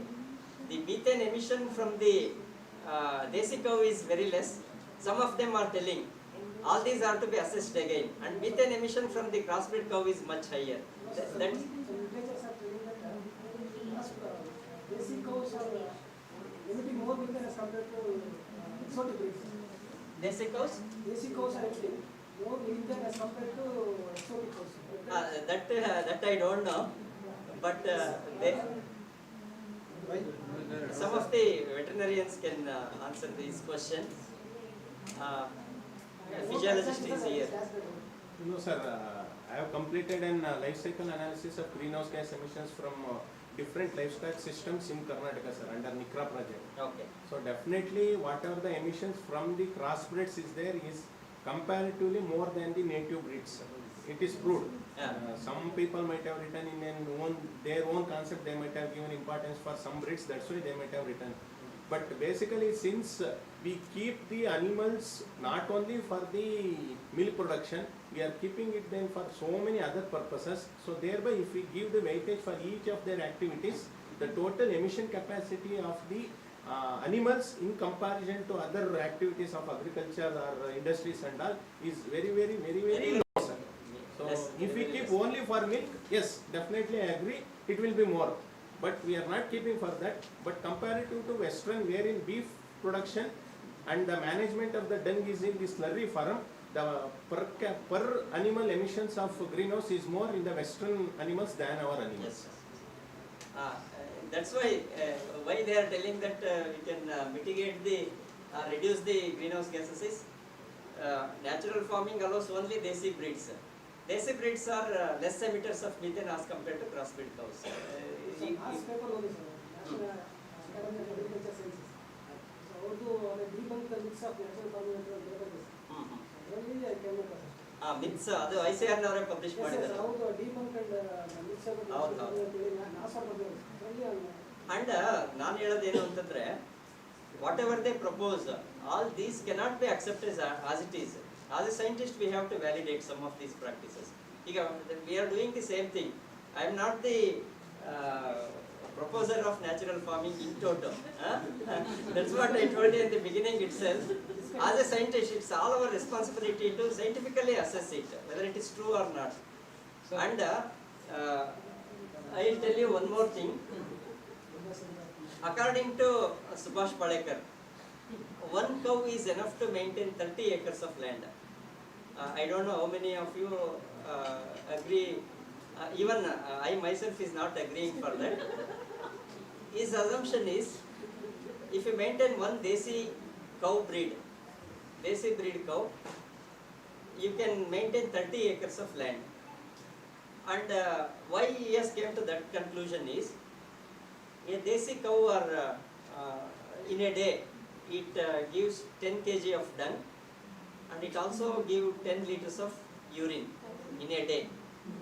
I think you are all accepting with me, all veterinary scientists. It gives average 10 kg of dung and 10 liters of urine. And 10 kg of dung and 10 liters of urine is enough to prepare 200 liters of Jivamrita. While preparing Jivamrita, the major ingredients are dung and urine only. So, to prepare 200 liters of dung and 200 liters of Jivamrita, 10 kg dung and 10 liters urine is enough. So, and that 2 liter Jivamrita prepared is enough to apply in an area of 1 acre. It is used on the soil as a broadcast application, or as well you can drench it on the soil. And interval of application of Jivamrita is once in 30 days. You need not have to apply Jivamrita every day to the same field. If you apply once Jivamrita at the rate of 200 liters per acre to any field, the next application would come only after 31st day. 31st day. So the interval is 30 days. So anyhow, your cow is giving every day 10 liters of urine and 10 kg of dung. First day you can apply, you can prepare the Jivamrita of 200 liters, you can apply it to the first acre of land. Subsequent days you can apply it to second acre, third acre, fourth acre. Like that, at the 30th day you can finish off the 30 acres of land is completely applied with Jivamrita. And again the next application comes after 30 days. So the 31st day you can repeat the application of Jivamrita. So according to him, if you maintain a single cow, desi cow, you need not have to go for any outside market to purchase any of the chemical fertilizers. That will make out the nutrient requirement of the crop, and you can as well maintain 30 acres of land. Huh? No. Again, I told you in the beginning, nutrient requirement of the crop is never taken into consideration in natural farming. That is there in organic farming. We are applying the nutrients based on the crop nutrient requirement. That is not true in organic fertilizers, but through organic sources of nutrients, organic sources of manures. But in natural farming, this is why we are not agreeing with natural farming. The crop nutrient requirement is never taken into consideration. Blindly, if you can apply 200 liters of Jivamrita, Jivamrita is prepared by using dung and urine only. Why he refers dung and urine is, dung and urine are very rich source of microorganisms. And when this dung and urine is mixed with 200 liters of water, and when it is allowed for fermentation for 7 days, the microbial activity, the microbial load will be enormously increased, and when it is applied to the soil, further they multiply in the soil when it is applied to the soil, thereby the microbial activity gets enhanced, and whatever the enhanced microbial activity, that takes care of release of unavailable form of nutrients to the available form. This is the only concept under natural farming, and we are not concentrating towards nutrient requirement of the crop. So because of that reason, it may not come. That is not accounted here. But as a scientist, we did that in our experiments. The amount of nitrogen what we are providing through the application of Jivamrita or Bijamrita is very, very meager as compared to the nutrient requirement of the crop. Sir, the greenhouse gas from the cows. And one good thing is we are all interacting, so that it will not be a monotonous presentation by me. Okay, I invite lot of discussions to happen. Sir, it depends on the feed what they take also, I think. That's what also we did. Actually, we did not blindly accept all the practices of natural farming. We brought the samples from crossbred cows and also from the Desi breeds. We analyzed the microbial load in the dung of Desi cow and also in the crossbred cow. Definitely, as he mentioned, the microbial load is much higher in the dung and urine of Desi cow. And it was quite less under crossbred cows when the dung and urine was assessed for microbial load. That may be reason is all your crossbred cows they are giving much higher milk yield as compared to Desi breeds. So much of the nutrients may be transferred towards the milk production in the crossbred cows. But in Desi cow breeds, the amount of milk they are producing in each day is very less. So it might have some of the nutrients transferred towards the dung and urine. That is one thing. And Ullas in Matena Kedidrala. The greenhouse gas is also related to the feed what they take. Feed. With respect to feed, ಈಗ crossbred cows ಏನಾಗುತ್ತೆ ಅಂದರೆ many of the crossbred cows they were not allowed for grazing for a larger period of time. Grazing ಬಿಟ್ರೂ that will be for a short period, and most of the crossbred cows are stall fed, and they are using much of the concentrates and feeds, concentrates and feeds. All those feeds itself they contain some of the chemicals. So because of that reason it gets contaminated. Dung and urine is contaminated in the crossbred cows. But in most of the Desi cows, they were rarely stall fed, and they were allowed for grazing, and they are wandering all around the field. So because of this reason, their dung and urine is much nutritious, and we brought the samples from the cows which were continuously feed with the same material for the same Desi breed cows and also crossbred cows. In those results also, even with the same feed material, in the Desi breed cow dung and as well as in urine, the microbial load and nutrient content was much higher as compared to the crossbred cow dung and urine, which were fed with the same feeding material. That's what I was discussing with our physiologist, veterinary physiologist. The animal body system is to be studied thoroughly. Usually the nutrient status and microbial load, even with the same material, it was much higher in the Desi breeds as compared to the crossbred cows. Sir, it's all due to feed efficiency, sir.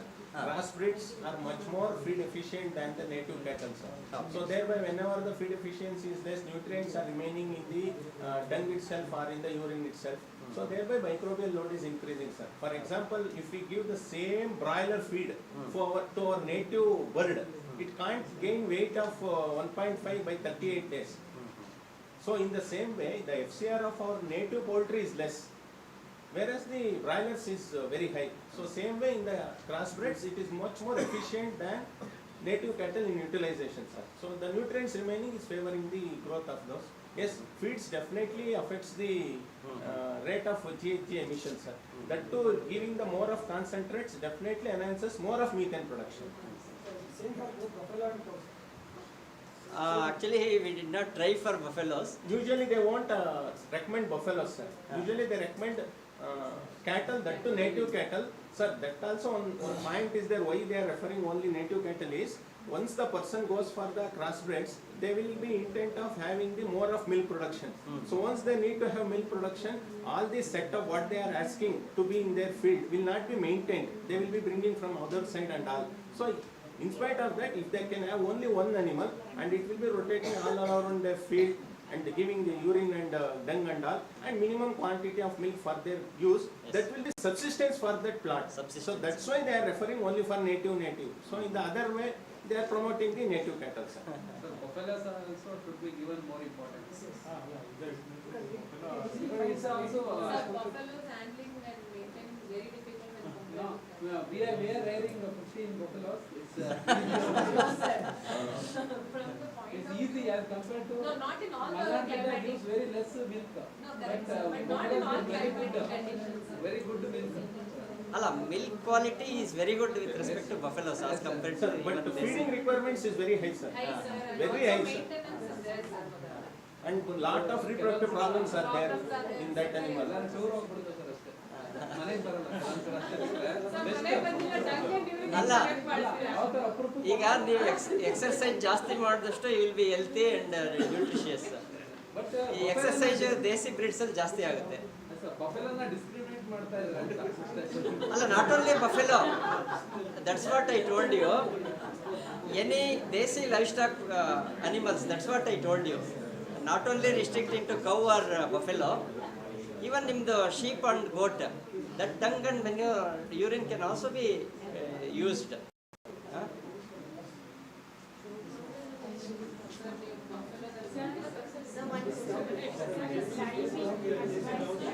Pardon, madam? Saying Bijamrita lime is mixed. So whether lime is To maintain the pH. so Bijamrita is but whether liming is recommended in natural farming. Normally in Kerala it is Acid soil.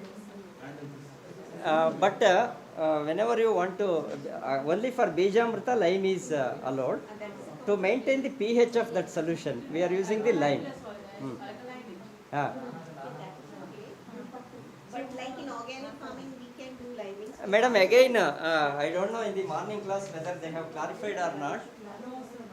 And our DE was also mentioning lot of confusion with respect to organic farming and natural farming. I think to certain extent I have clarified your doubts. What is the basic difference between natural farming and organic farming? Organic farming works according to science, but natural farming science is not at all involved. Science with natural farming. That's one thing. And the another thing is, certain of the biofertilizers, even pheromone traps and lime and copper sulfate, all these are allowed in organic farming. But nothing is allowed in natural farming except jaggery and pulse flour. These two are used as a source of food material for the microorganisms while preparing the Jivamrita. Nothing external inputs are allowed in natural farming. Lime also chemical. Lime, but while preparing the Bijamrita, lime is essentially required.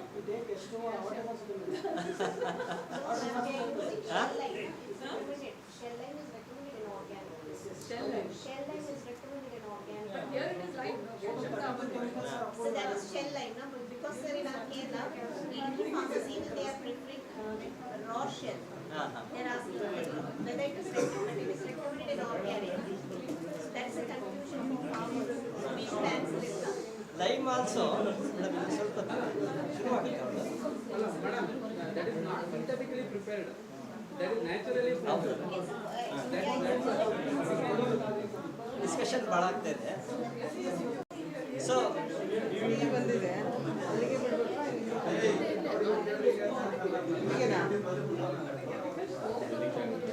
ಈಗ Madam is informing me to complete your session as early as possible because some other researchers. Okay. No, sir will be with us for all the finals, don't worry. Sir, who should we contact for this clarification, sir, for liming, because this is a question mark for us. Madam, that is natural origin, that is naturally available, like not synthetically prepared. In organic farming, synthetically prepared we should not use, but naturally produced lime. Then we can use. Lime of natural origin, that is accepted. Yeah, because it is used in Bijamrita, so that's why we asked. While preparing Bijamrita, it is very essentially required. So these are some of the salient features of natural farming. I think all these things I told you earlier. Plant gets 98% and 2%. So it works on Jivamrita and Bijamrita.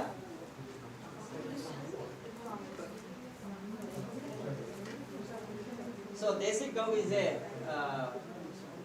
basic unit, and the Bijamrita and Jivamrita are the source of nutrients. Not to exactly replace the nutrient requirement of the crop, but they are considered a source of nutrients. But to control some of the pests and diseases, some of the botanical concoctions, again they are fermented with dung and urine, and most of the leaves from the cultivated crops as well as from the weeds, they are extracted and fermented with dung and urine. That is used to control the pests and diseases. Weeds are considered as essential in natural farming because that serves as a mulch material. Mulching is, if at all, if your natural farming is to be successful, mulching becomes an essential practice. It has to be done so that it serves as a food material for the microorganisms, so that the microbial activity gets enhanced in the soil.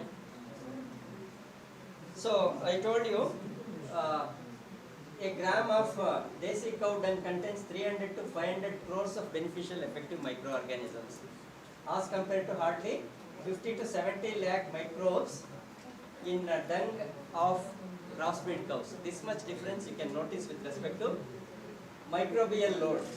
Dung of Desi cow contains 300 to 500 crores that present in 1 gram of dung. In the same 1 gram of dung of crossbreed cows, it contains hardly 50 to 70 lakhs of microbes. So this is why is advising the farmers to go for use of dung and urine of Desi breeds only. So Bijamrita is used for treating the seeds or dipping the roots of the seedlings at the time of planting. That is the first input required in natural farming. And Bijamrita, which is applied to the soil as a source of nutrient. We don't know what exactly the quantity of nutrient it provides, but it serves as a source of nutrients. And mulching is another essential practice. Your experience with Bijamrita, how many hours you have to? Yeah, that I'll tell you. So,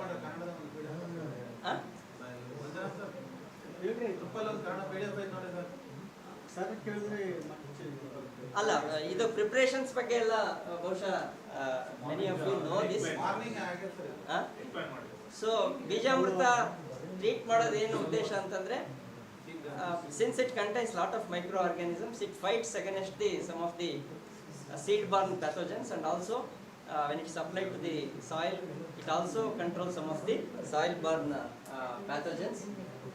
And as madam was asking, lime is to be applied to maintain the pH of the solution.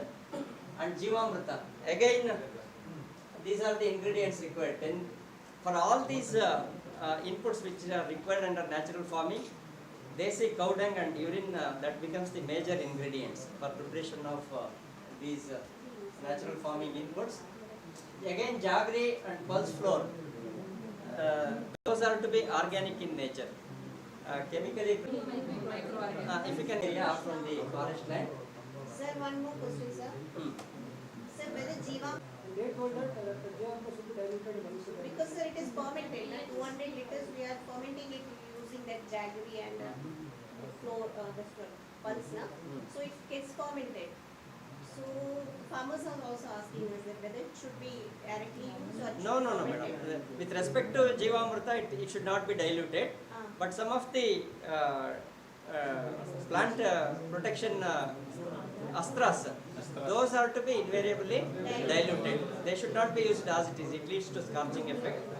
So Jivamrita, there is no need to go for dilution. And we have also analyzed the, as some are asking, the microbial load, which was very high on the 7th day after its preparation. The microbial load. That's why they are telling us to allow it for fermentation up to 7 days. And after the 7th day, there will be gradual decline in the microbial load. So, 7th day after preparation, it has to be applied to the soil for further multiplication of the microorganisms in the soil. And these are all the practices of natural farming. And I think all these things, I'll be leaving slides in the system itself. You can refer. All these are allowed in natural farming, and these are the aims and objectives of natural farming. Where there is a scope for natural farming, these are all the states which are right now practicing natural farming in Andhra Pradesh, Himachal Pradesh, Gujarat. Apart from that, in the states like UP, Chhattisgarh, Odisha and Uttarakhand are also promoting natural farming.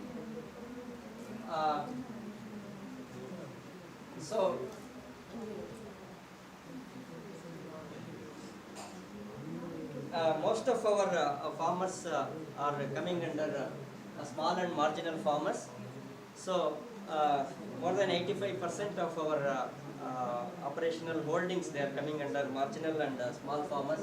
They can very well adopt in their small area by adoption of natural farming practices.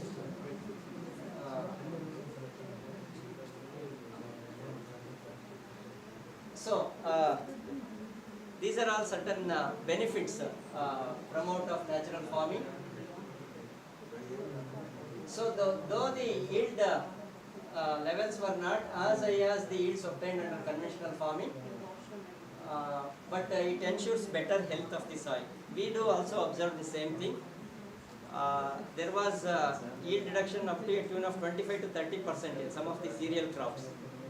But the reduction in the yield was not that much higher in the pulse crops. That too, soils where the native fertility status is very high, there was no much difference in the yield levels of conventional farming and natural farming. But in some of the nitrogen loving crops, especially in case of cereals, the yield reduction was up to the tune of 30 to 40%. But in all those crops, wherever we conducted the experiment, the microbial activity in the soil gets enhanced, and enzymatic activity also we have observed there was enhanced microbial activity and enzyme activity. But we were not in a position to assess what exactly the quantity of nutrients gets into the plant system because of the enhanced microbial activity and enzyme activity. That was not quantified. If you can quantify the same thing, because of the enhanced activity of microbes and enzyme activity, what is the quantity of nutrient that gets absorbed by the crop plants? That will become a very good study. That needs to be assessed scientifically. All these things will happen. Definitely when cost of production reduces, the net profit enhances, and that is what is cost of production, and it eliminates the application of synthetic inputs.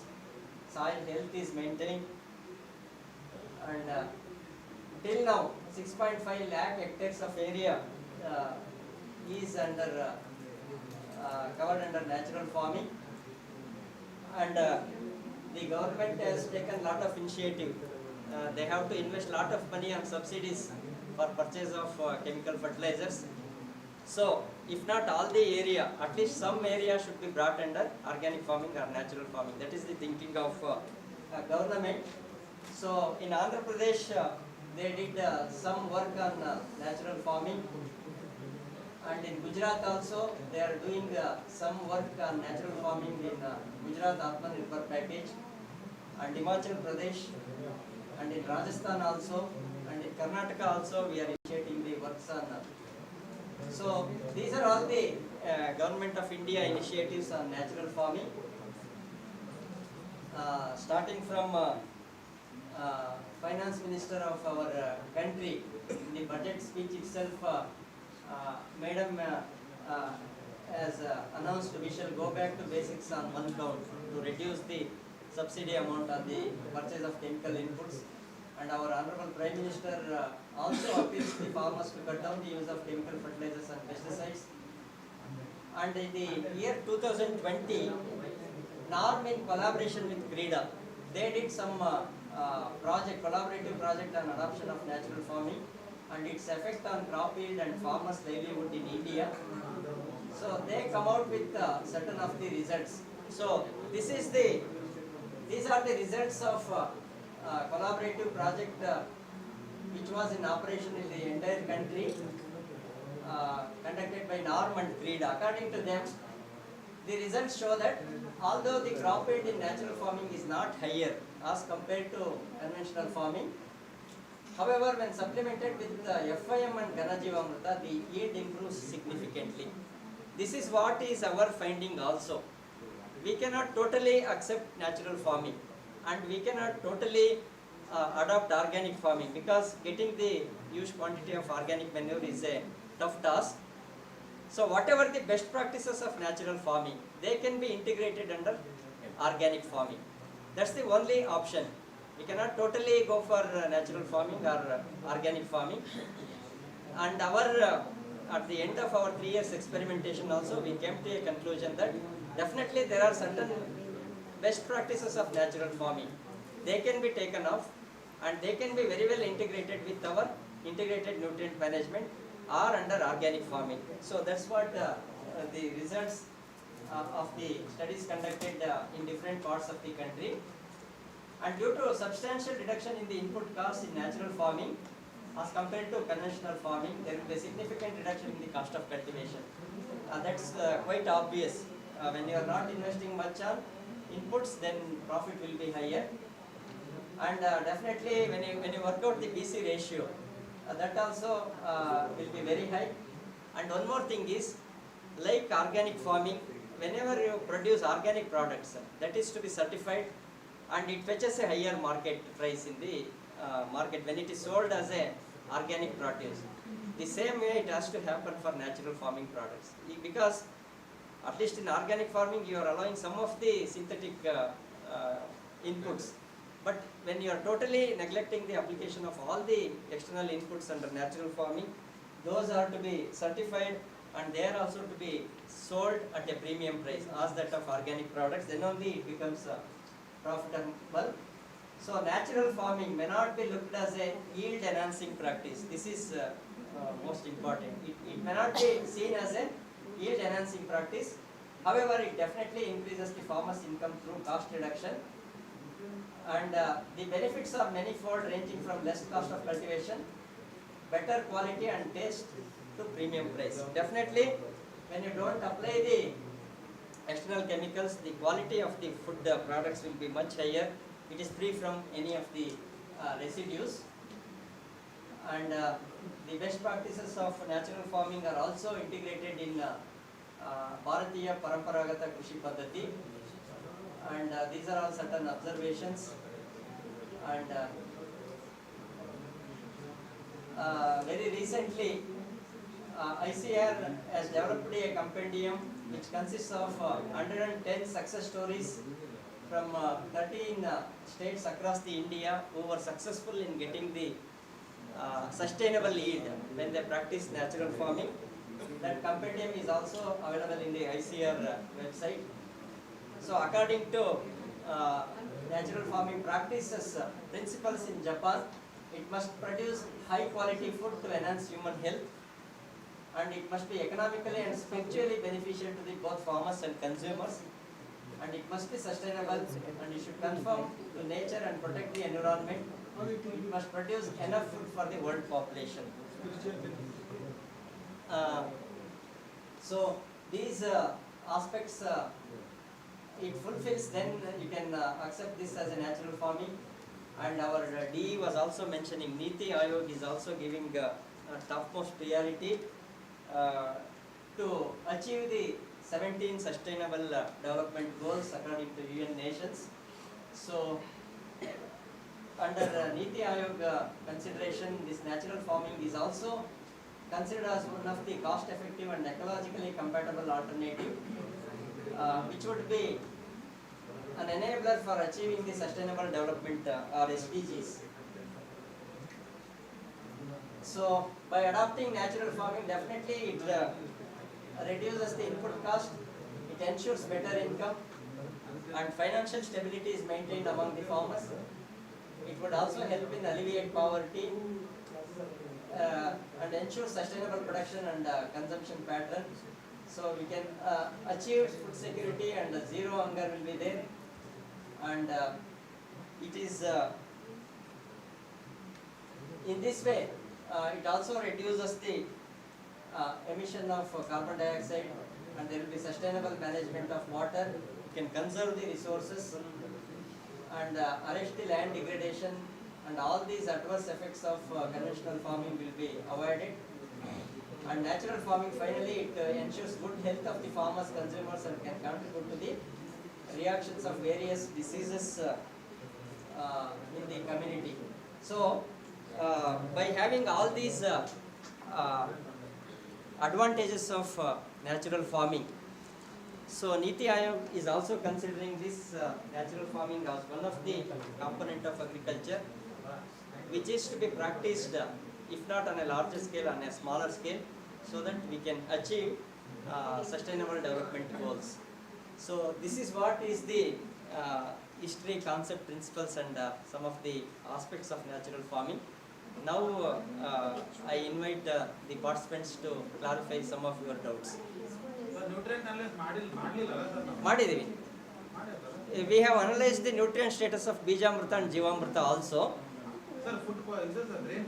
Grains ಮಾಡಿದೀವಿ, residue analysis ಮಾಡಿದೀವಿ. Residue analysis economic products ಅಲ್ಲಿ ಮಾಡಿದೀವಿ, ಅಂದ್ರೆ grains ಅಲ್ಲಿ. ನಮ್ಮ ಝೋನಲ್ಲಿ ಮಾಡಿಸ್ತೀವಿ. ನಮ್ಮಲ್ಲಿ ಆ ಫೆಸಿಲಿಟಿ ಇರಲಿಲ್ಲ, ನಾವೇ ರಾಯಚೂರಿಗೆಲ್ಲ ಸ್ಯಾಂಪಲ್ಸ್ ಕಳಿಸಿ we did that analysis and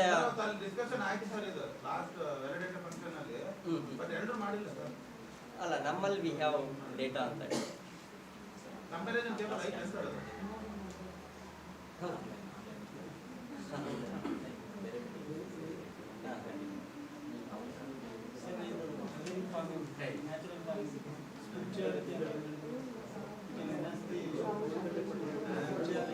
ಅದೇ ಅದೇನೋ biodata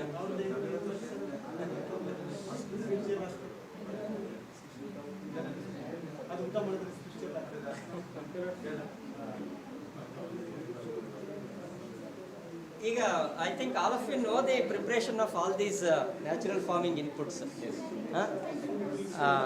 If you need any demonstration on that preparation of Jivamrita, Bijamrita, especially plant protection chemicals, Neemastra, Brahmastra, alla prepared ಈಗಿಲ್ಲ.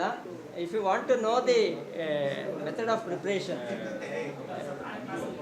ನಾಳೆ ಕ್ಲಾಸಲ್ಲಿ ಇದೆಯಾ?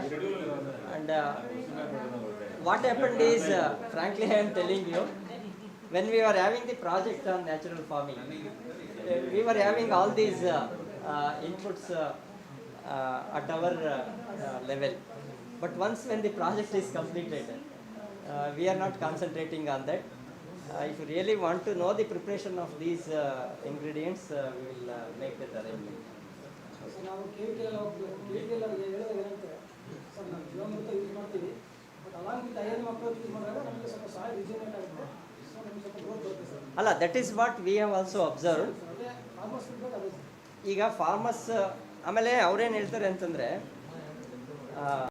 ಅಂದರೆ ನ್ಯಾಚುರಲ್ ಫಾರ್ಮಿಂಗ್ ಸುಭಾಷ್ ಪಾಳೇಕರ್ ಹೇಳೋದು, you should never apply any of the chemicals ಅಂತ ಹೇಳ್ತಾರೆ, including organic manures.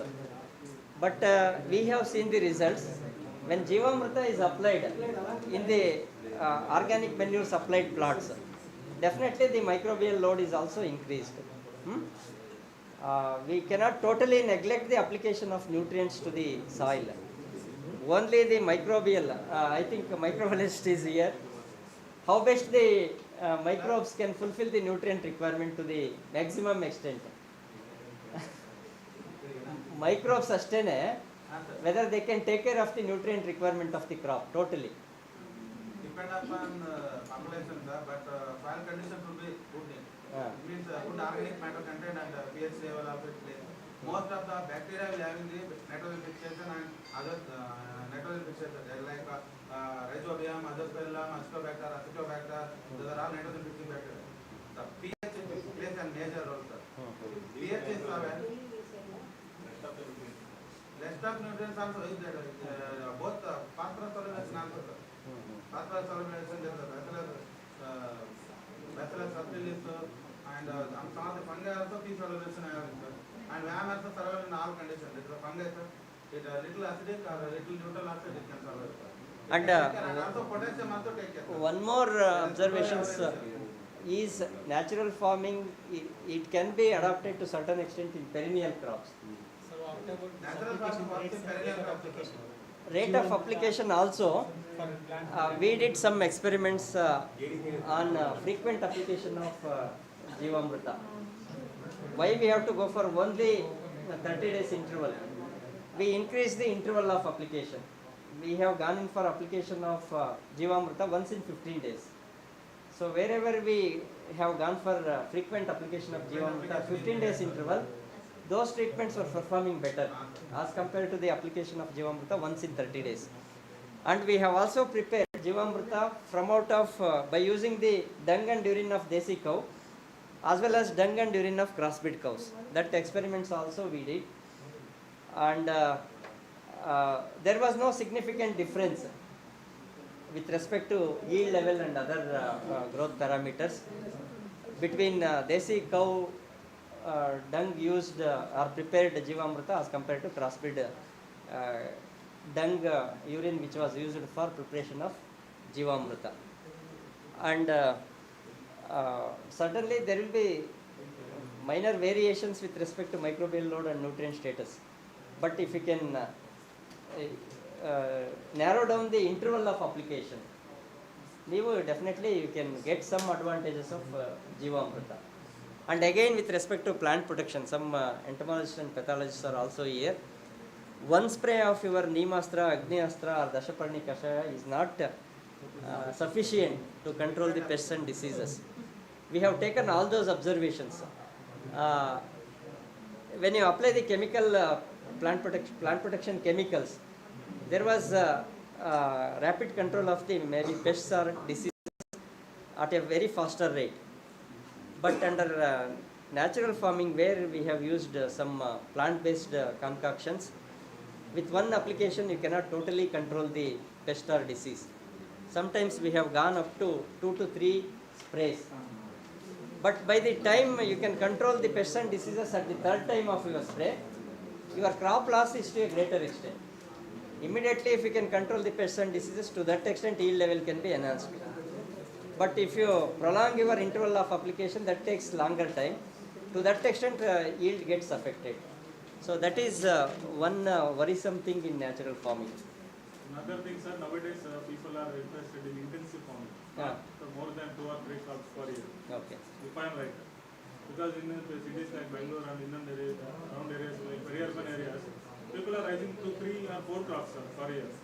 Did you come across any research who were carried on double cropping or else triple cropping system like this, especially this? So always under natural farming, he advises the farmers to go for multi-tiered cropping system. Crops at different heights so that efficiently we can extract or exploit the solar radiation. That and one more thing I forgot to tell you, intercropping is one of the main component of natural farming. You should never go for monocropping. Intercropping or mixed cropping is an essential practice in natural farming. That too, any cereal mixed with legumes or pulses, that is the practice. Natural farming is never advised for a single crop. So perennial horticultural crops, Jivamrita dosage, something No, that's what I told you. He never differentiated the crop. Your 1 acre of land requires 200 liters of Jivamrita. So I think Vinay was also with us in that project. Arekanattig ನಾವು ಎಷ್ಟು ಮಾಡ್ತಿದ್ವಲ್ಲ Jivamrita application. That's what sir is asking. Perennial crops. ಅಲ್ಲ per plant ಗೆ ಏನಾದ್ರು per tree ಗೆ ಏನಾದ್ರು standardise ಮಾಡಿದ್ದೀರಾ ಅಂತ ಕೇಳಿ.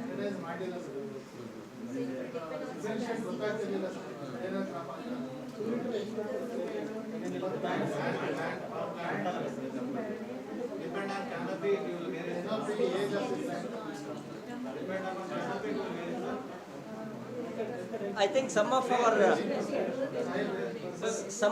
our participants may be knowing the Chandrasekhar, Mukti Chandrasekhar. His farm is very near to Chikmagalur district, Chikmagalur city. he is having Arakanut garden itself, and for that Arakanut garden he is not at all using any organic manures. His farm is being maintained since since 10 years. He is using only Jivamrita.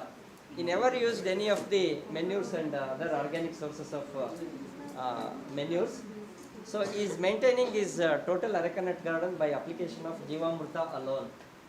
That's what I told Dr. Ashok. If he permits, you take all those participants to his farm. And very innovative and knowledgeable farmer who is practicing natural farming. And he got the Rajyotsava award also for his achievement in natural farming. Some of you can take the contact number of Chandrasekhar also. If not, during your training period, at any point of time you can visit. Every day the farmers will be there to see his farm. Sir, for horticulture crops we can divide for 1 acre 200 liters means we can divide 548 plants will be accommodated in 1 acre.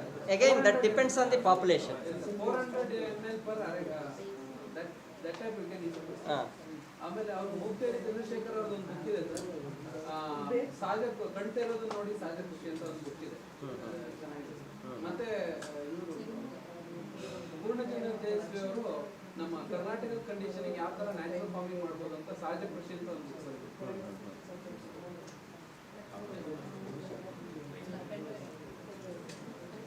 Madam ಅವ್ರದ್ದು ನಾಳೆ ತಗೊಳ್ಳಲ್ಲ, ಅವ್ರ ಮಗಳೇನ ನಾಳೆ ತಗೊಳ್ತಾರೆ.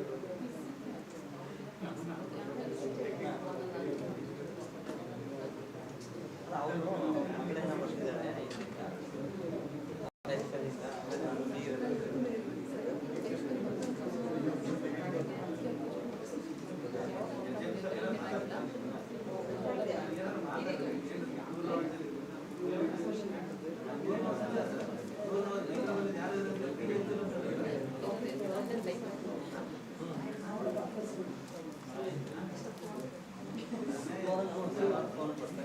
Anything else to discuss, sir? No? Okay. I feel my words didn't go wrong, isn't it? As I introduced, you could get so much of information from Dr. Virana sir. Didn't you? Yes. So that's how. That's why I introduced her in that way only. He gives whatever the thing he takes, it completes it to the tune possible. And now you are put up with the basic information of entire natural farming now. And here afterwards, it will be like advanced information what you get into, like weed management separately, pest and disease management separately and all. Of course, we had one virtual talk by Dr. Sugandhi from TNAU now, between 4:15 and 5:15. But because of positive time, like she again had one more class at 5:15, so she couldn't accommodate in later part of 4 o'clock. So it will be postponed for next day. May not be tomorrow. Maybe next 2 days when we have other classes. Okay. So it is worth hearing her talk. She gave lot of information. She will give lot of information on plant protection aspects. Sugandhi madam from TNA Coimbatore. Because I saw her presentation in our last training program. So with this background, I think this continues sessions for today because of sir's extended class and not non-availability of Sugandhi ma'am. Okay. So after thanking sir, we can break for tea. Sir, on behalf of all the participants, on my own behalf and on behalf of organizers, I extend my warm thanks to you, sir. Thank you. So now we can break for tea, and I think we can move on to our thesis. And tomorrow, I think we actually one group so that you will know the timings. There will be visit, and by like as usual before 9 only it starts because visit means we have to go a bit early. be active on group so that the time is communicated. Okay. Else give a call to